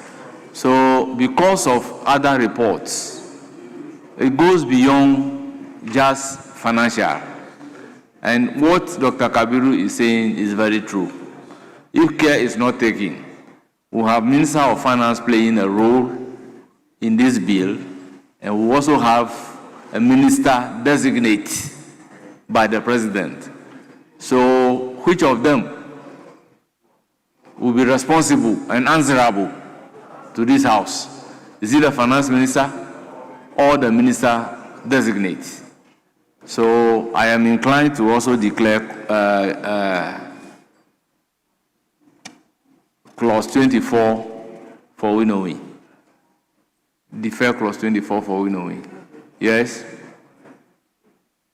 I think that when it comes to the reporting rendition, I honestly don't see a problem. But I think that there's some case to revisit clause 12. Yes. There's a case for revisiting clause 12 to confer with the proponents of the bill to have a sense of what the contemplation is when it comes to 12.2. What really were they thinking when they crafted 12.2? Because reading it on its face, it doesn't confer ministerial oversight on a minister in relation to the authority. It doesn't. But Parliament is, in the way that it works, used to having a minister that comes to answer in relation to whatever that authority is doing. Yes. And it seems that there's a vacuum in that regard. There's a vacuum in that regard. And that's something that we ought to try and then address. So we can still take 24 and then contemplate some revision when it comes to second consideration. We would look at 12 and we'll speak to Attorney General and see if we can address that. So that if it will have impact on clause 12, we'll do that. If it does, then we can also Very take it well. during second Then consideration. accordingly, clause 24 is deferred. Yes, Honorable Habib. Mr. Speaker. Yes. Now, well, my position is that clause 24 is not really a problem, but that if we go to second consideration stage, So and I should clause put a 12, question, yeah, so and 12, and then we'll clause look at 12 it. changes, we can also take revisit clause 24. Mr. Speaker. You see, we have to defer consideration of clause 24 so that when it is adequately considered, at the point of considering it, whatever other provision that will have impact on clause 24, we'll look at it together. Yes, Honorable Habib. Yeah, Mr. Speaker, I just wanted to speak to support what the majority leader was proposing. Save that whatever proposal might happen in clause 24 might have an effect in clause 12. And Mr. Speaker, even the way the bill has been introduced into this House might also be problematic, because you are talking about the Attorney General being the one the entire 24-hour economy is under. He moved the motions for the second reading. And if in the decision of the winnowing committee on clause 24, that had an effect on clause 12, inadvertently we are going to have a new introduction. If it is the case that it will be under Ministry of Finance, then it will be Finance that will take care of it. So, Mr. Speaker, I think that we should just suspend the entire bill at this stage and refer further deliberation. I completely disagree with Mr. you. Speaker, whatever clause that is to be deferred, we'll defer it. We are left with 2 or 3 clauses. Mr. Speaker. So, Honorable Habib. Mr. Speaker. With all due respect, today, give it to me. Mr. Speaker. Mr. Speaker. Mr. Speaker, with respect, no matter what we are going to do, we will definitely come back to second consideration, no matter what. So whether we are rushing it out or not, we'll bring the bill back to second consideration. So it's better. Let me ask you a simple question. Without completing consideration, can you come to second consideration? Mr. Speaker, by standing down clause 24, anything you do now will not get the bill complete today. Yes. So it is better we do the right thing. No, the other provisions are consequential provisions. Like, for instance, we are left with regulations.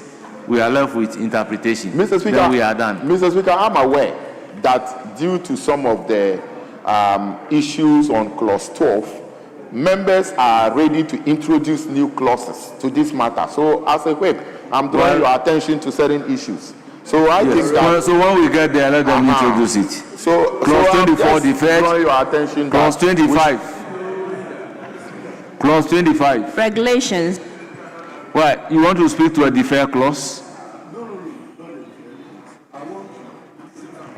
Mr. Speaker, with the greatest of respect, I want to introduce a new clause, 25, before we go to regulation, if I have your permission. Mr. Speaker, we are passing, Buama. Speaker.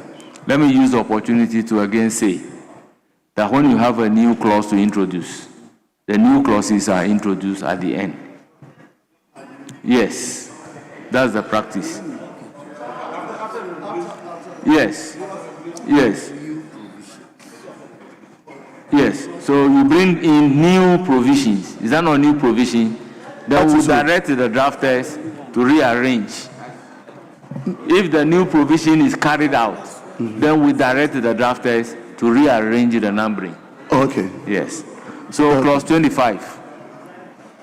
Regulations. Chairman of the committee. Mr. Speaker, clause 25, subclause 1, line 3, after effective, insert and efficient. I so move, Mr. Speaker. It is for the consideration of the House. Honourable members, I'll put a question. Yes? Mr. Speaker, I'm just going to draw your attention for some guidance. Based on the matter Honourable Buama raised under Standing Order 170F. Mr. Speaker, Standing Order 171F, that the consideration of a schedule, the long title, shall follow the consideration of clauses, including new clauses, and the procedure prescribed in order shall be followed with the necessary... That is the correct position of the law. When the clauses are done, before you come to the long title of the bill, that is the stage that the new clauses are introduced. So you take the new clauses before you come to the long title of the bill. So what you have read It's not different from what I've said. So, Mr. Speaker, in this case, you are of the view that he should stand down his new That is what provisions exactly until... I have said. That at the end. Oh, Mr. Speaker, we just want to get you clear. You see, we just want to get you clear. Honorable Habib, you've been in this house for some time. When we are doing a consideration of a bill, after the clauses are done, it is then that you come to the long title. So before coming to the long title, if there are new clauses in line with the provision that you have read, that is the point that you take the new clauses.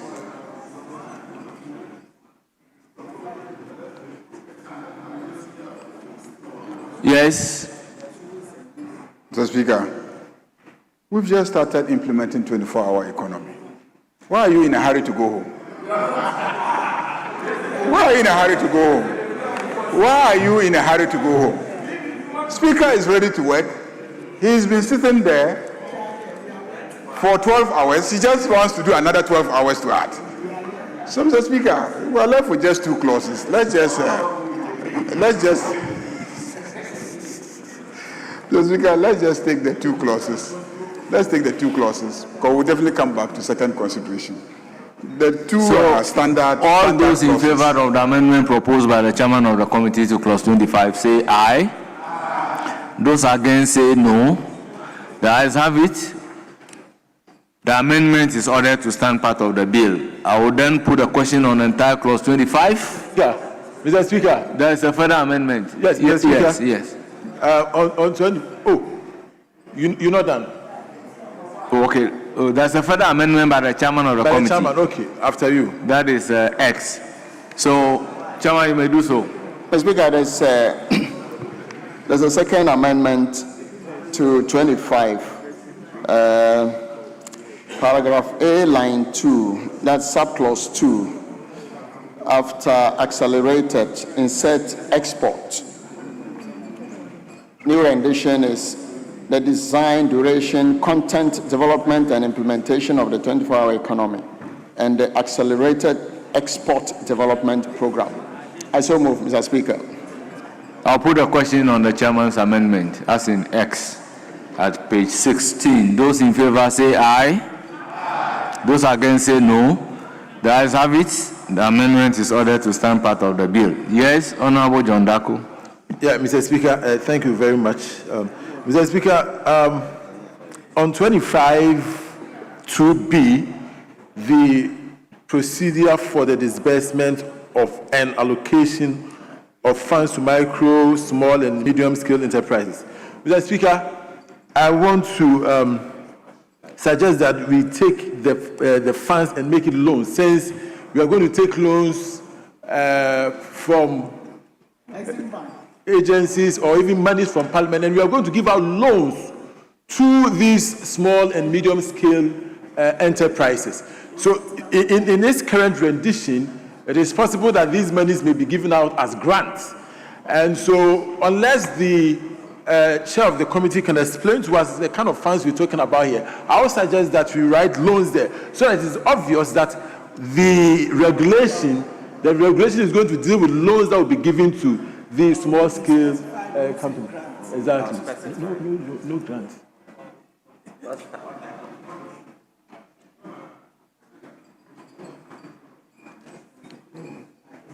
Yes, Honorable Habib. Mr. Speaker, if the chairman can try to assess the same clause, my colleague Honorable John Daku, to provide definition for other persons on the 25(2)(b), the procedure for the disbursement and allocation of funds to micro, small, and medium-scale enterprises and other persons.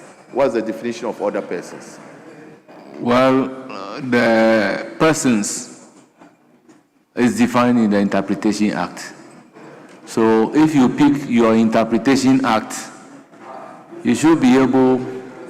Interpretation Act, I'm not talking about the interpretation of the law. So you can get the definition there. So, Honorable Habib, you do not have a problem. So, I want to get John Daku clearly. Can this When it is different, then they will specify saying in the law. But when it is not specified, Mr. Speaker, then it means it's I not have different. checked the interpretation part of this bill, and there is nothing on that definition. And I know the chairman very well. Other persons could mean members of the Honorable constituency. I think you are trying to insult my intelligence in a way. Insult my intelligence because I am not referring to the interpretation of this law. I'm referring to Interpretation Act.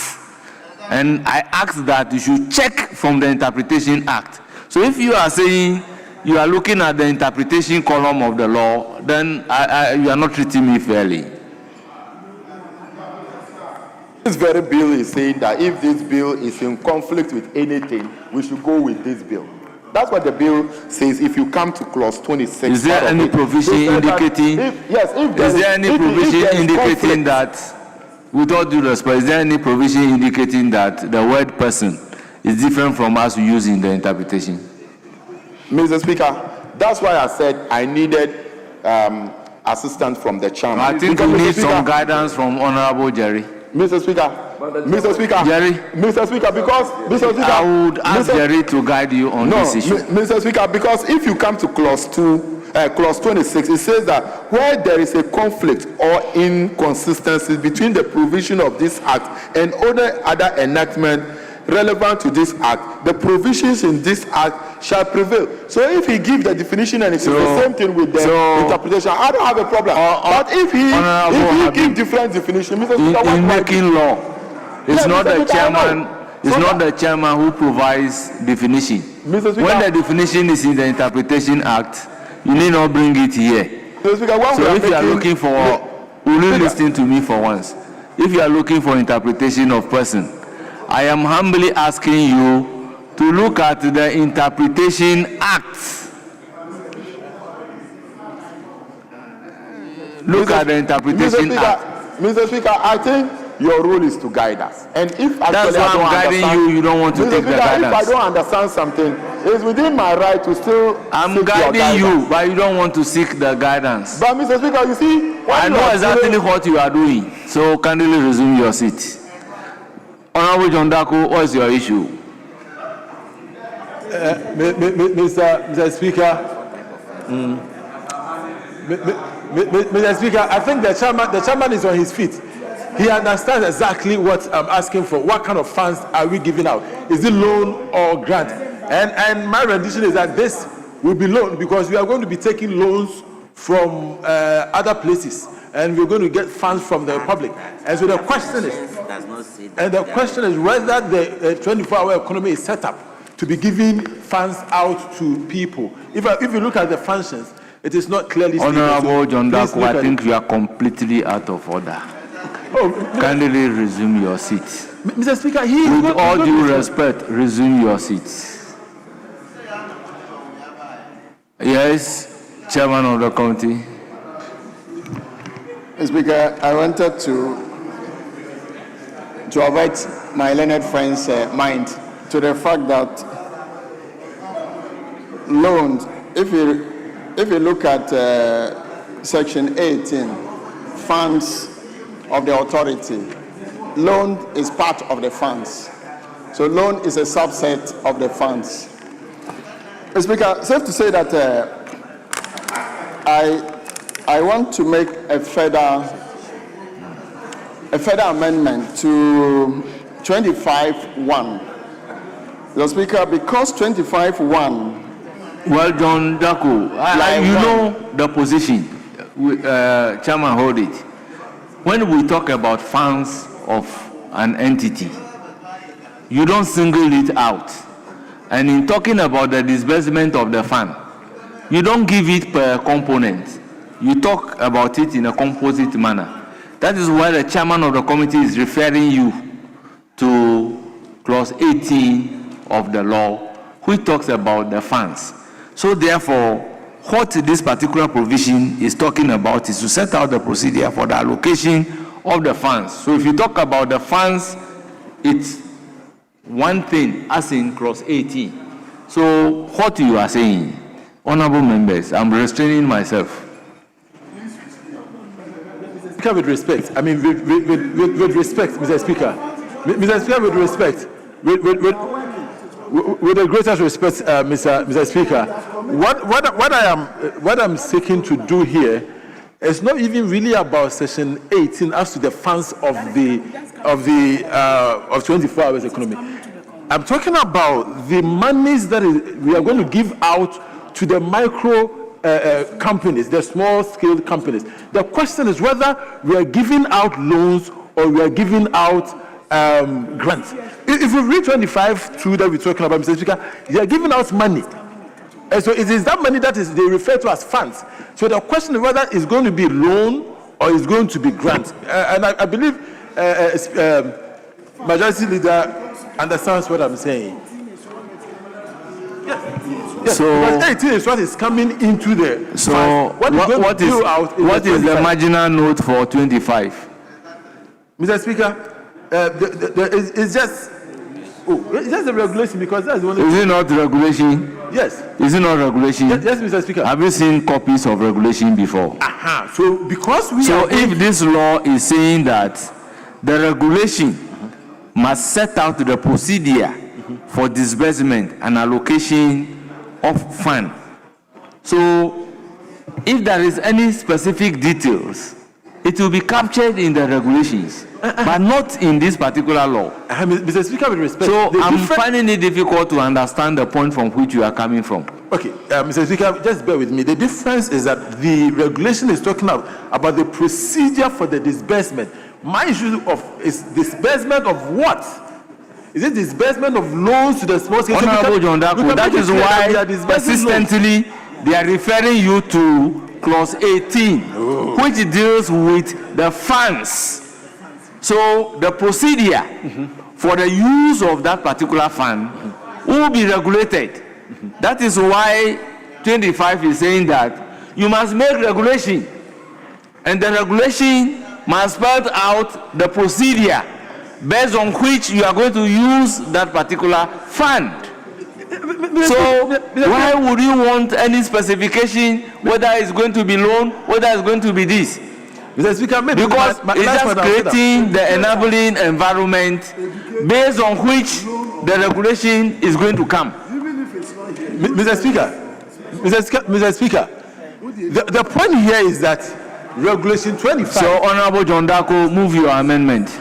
Okay, so my amendment is that so 25(2)(b) should read the procedure for the disbursement and allocation of loans to micro, small, and medium-scale enterprises and other persons. Now look at the law. Yes. From page 1 to the end, to the interpretation, and tell me where it talks about disbursement of loan.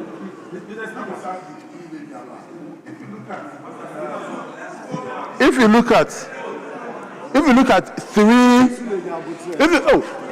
just be patient. If you look at regulation 3, oh really? Honorable Majority Leader. I think the Speaker should call you to order. What we've been doing here is to help fashion this law. You cannot say that we are not Honorable making sense. Majority Leader. You have to be tolerant. We are making laws here. You cannot sit down and tell us that we are not making sense. Honorable Majority Leader. No, you are wrong. You should withdraw that. Please, Honorable Sule, resume your seat. Honorable John Dako, resume your seat. Honorable Majority Leader. Mr. Speaker, he has proposed an amendment. So put the question. Very well. On his amendment. Then we move on. But I want to say, I want to say that I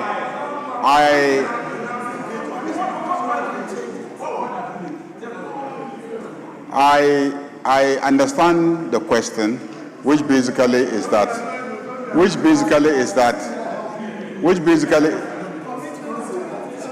I'm on my feet, so it's not it's me. I'm on my feet. Honorable Asamoah, you've occupied a very high position in this country. I don't expect you to be making that kind of noise. It's constituting a disorderly conduct. Mr. Speaker, let me just explain. As we speak, you are concerned about whether it is loan or grant. We don't know. We don't know whether it is loan or it is a grant. We know that they may disburse funds. Is that okay? And in the interest of transparency and accountability, we are saying that if they are going to disburse funds, then they must set out the procedure for the disbursement of the funds. And the procedure must be captured in regulations, and those regulations will come to this house to be approved by this house. You're okay now? So let's proceed. All those in favor of clause 25 standing part of the bill say aye. Aye. Those against say no. Speaker. Yes. Speaker, I was just trying to draw your attention to the fact that come at second consideration. The ayes have it. Clause 25 is ordered to stand part of the bill. Clause 26.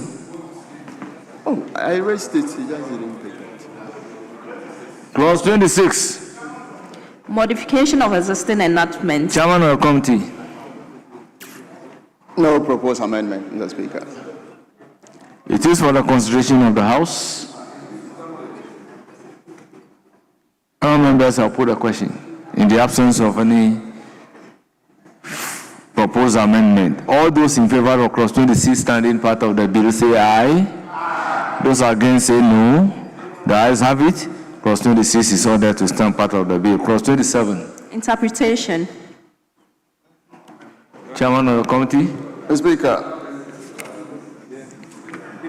first amendment is to delete under clause 27, delete minister.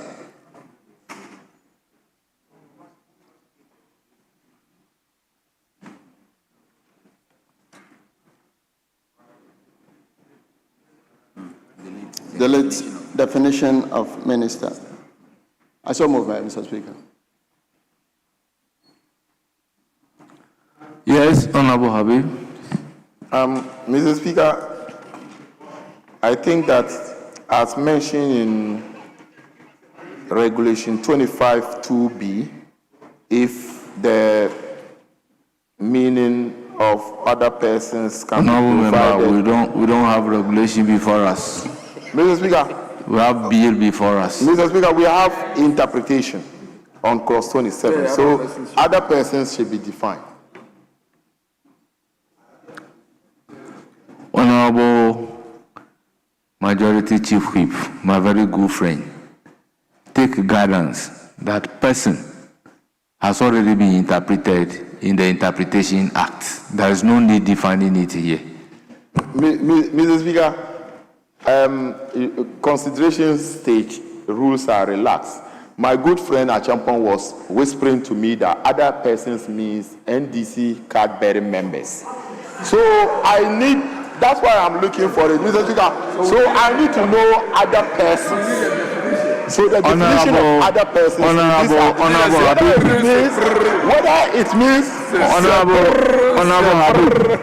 Honorable Habib, when we speak in Parliament, we are speaking to the whole world.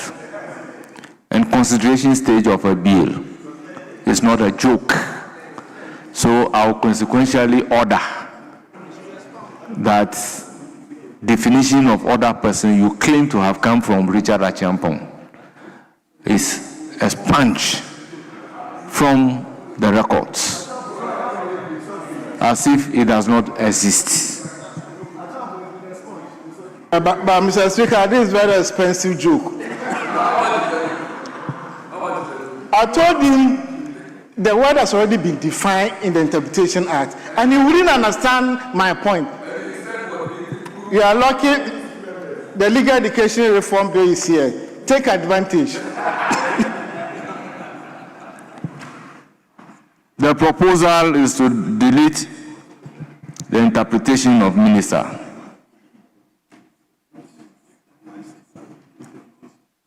Honorable members, in view of the fact that we are going to look at clause 24 and its impact on clause 12, we will leave the definition of a minister so that when we look at those two provisions, we'll see the bearing and then we can reconcile.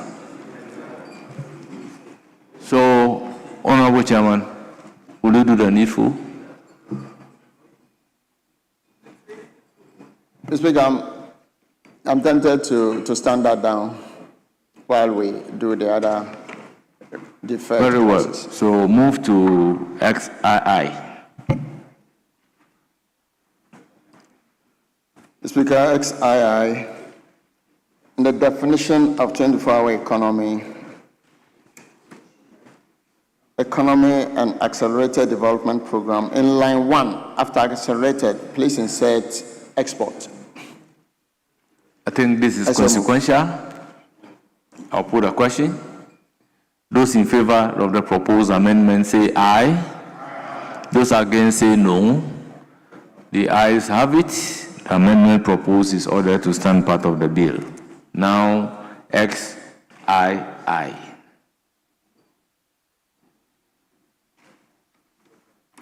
Chairman of the committee.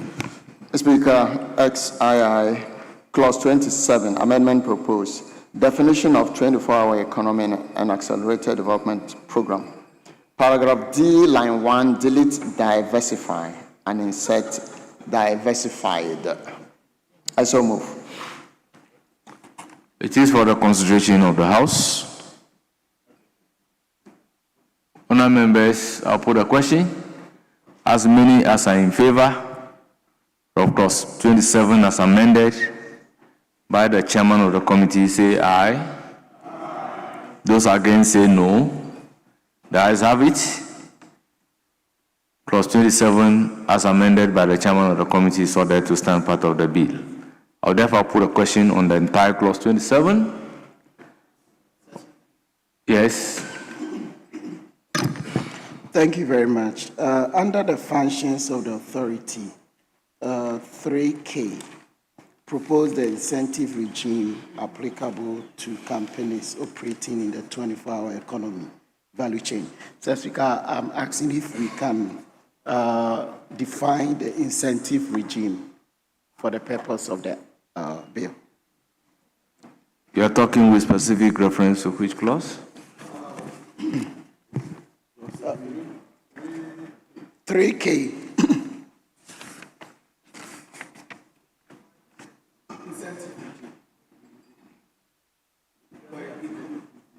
Incentive regime could mean many things at different times. Well, I would direct the drafters to look at the definition of incentive regime.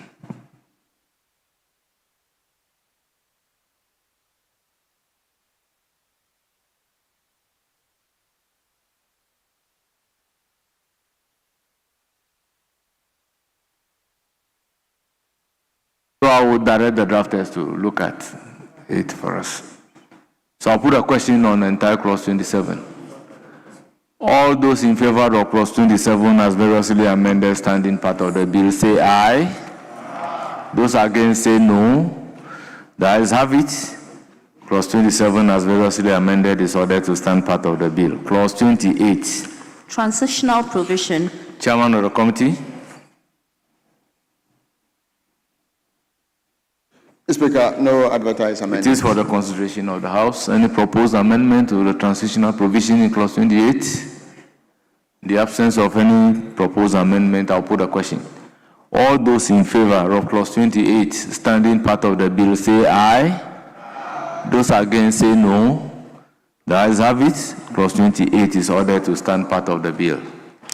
Yes. Thank you very much, Right Honorable Speaker. Mr. Speaker, I want to make a new proposal for a clause. And, Mr. Speaker, I want to look at agencies to work for 24 hours, because this is a 24-hour economy bill. And it is important that we establish some of the agencies that at least we expect you as see, a House. When you are doing, you are my very good friend, so I'll bring you up. Propose your amendment and give the justification for your proposed amendment. But if you don't have the proposed amendment, you are arguing. It's difficult to understand. Yes, Mr. Speaker, I'm guided. So, proposed amendment agencies to work for 24 hours, that the authority shall ensure that the following state agencies should operate 24-hour shift system. I, DVLA. B, Ghana Revenue Authority. C, Ghana Port and Harbors Authority. D, Passport Office. E, MP, National Petroleum Authority. E, BOST. F, Gold Board. And G, any other agency as we may establish. So, Mr. Speaker, I'm making this proposal on a very serious grounds that this is a 24-hour authority bill. And it will be important that all the agencies that we have indicated prior that DVLA is supposed to work 24 hours, but we cannot see it actually functioning that way. Ghana Revenue Authority is working 24 hours, particularly at the port. Ghana Ports and Harbors Authority. The Passport Office, we've been in this house where the Minister of Foreign Affairs has indicated that the Passport Office is supposed to work 24 hours. And the NPA, amongst others. And the Gold Board, as we know today, is also, gold mining is all over 24 hours. And so we will need a provision to establish. So, Mr. Speaker, I so move. So, by expressio union rules, if you have indicated those institutions, if we apply that particular principle, do you think it will help us as a nation? Very, very, very much so, Mr. Speaker. Do you know all the expressio union rules? Oh, Mr. Speaker, you know we are all councils. By express mentioning of those ones, all others are excluded. Mr. That's Speaker, what the rule says. Mr. Speaker, I included any other agency that So the because board may. if you include any other agency, then it means that all the agencies in this country can operate under 24 hours. So must we specify them? But Ghanaians are looking for. Well, I'll give the floor to majority Speaker, leader. let me end my I'll point. put a question on your amendment, don't worry. Let me hear, I'll put a question on your amendment. I'm just concluding, so. Mr. Speaker, we are opposed to the proposal simply because it is too limiting. It's very limiting. It lacks ambition. It lacks ambition. It lacks ambition. It's very limiting. Our objective is for the entire economy, the entirety of Ghana, to work 24 hours. So for him to list just about 5 or 6 organizations and say, if it was about the 6 organizations, we will not be passing a law establishing an authority. So we are opposed to this. So put the question and let's vote on it. Yes. Mr. Speaker, do you have a counter proposal? No, Mr. Speaker, not actually, but I want to appeal to the majority leader from the angle that he is going. That I know you are a very good lawyer, good standing. So when your colleague counsel raise issues of this nature, let's interrogate it, Mr. Speaker, not just moving to voting. Because the impulse of his leader, what that's why I invited him to ask him that why.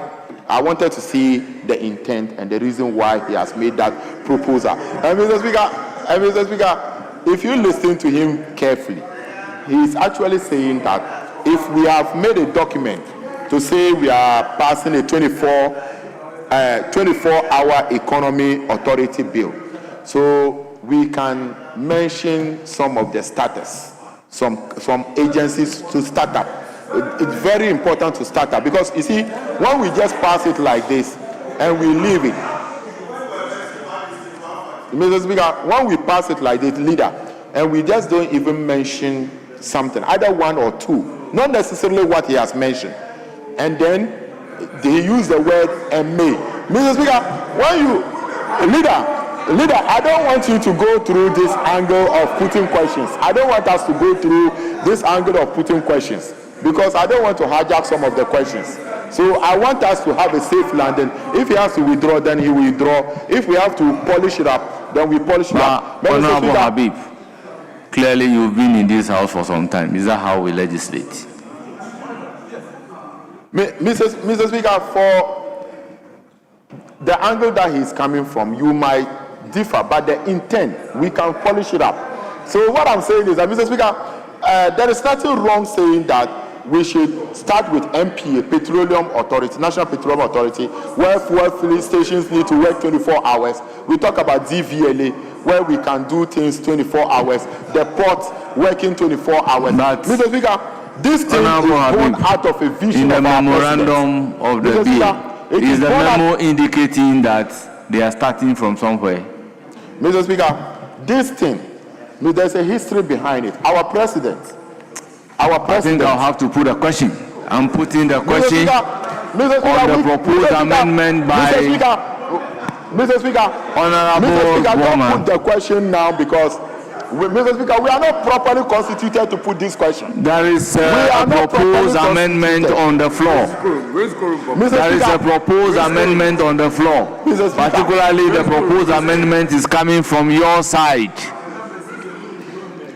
All those in favor of the amendment proposed by Boama, say aye. Those against, say no. I think the noes have it. The amendment is not carried. Any other issue? Yes? Mr. Speaker. Yes? Mr. Speaker, I think we are in your hands. We've done more than 5 hours. Very well, we've done more than 5 hours. We've done more than 5 hours. But let me thank colleagues. That brings us temporarily to the end of consideration stage for today. Patience and sitting to assist us have this bill taken through the consideration stage. The consideration stage has come to an end for today.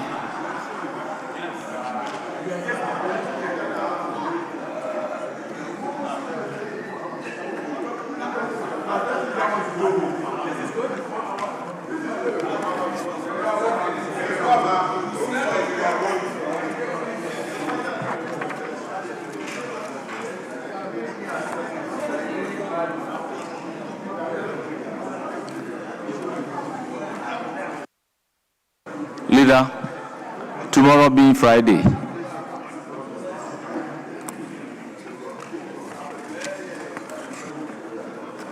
Mr. Speaker, 2 o'clock. 2 o'clock. 2 o'clock. Yes.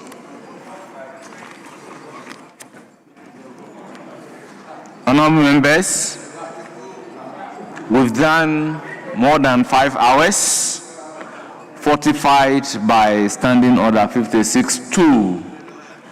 I'll proceed to adjourn the House since same lies within my means. The House is accordingly adjourned till Friday, 6 February 2026 at 2 o'clock in the afternoon.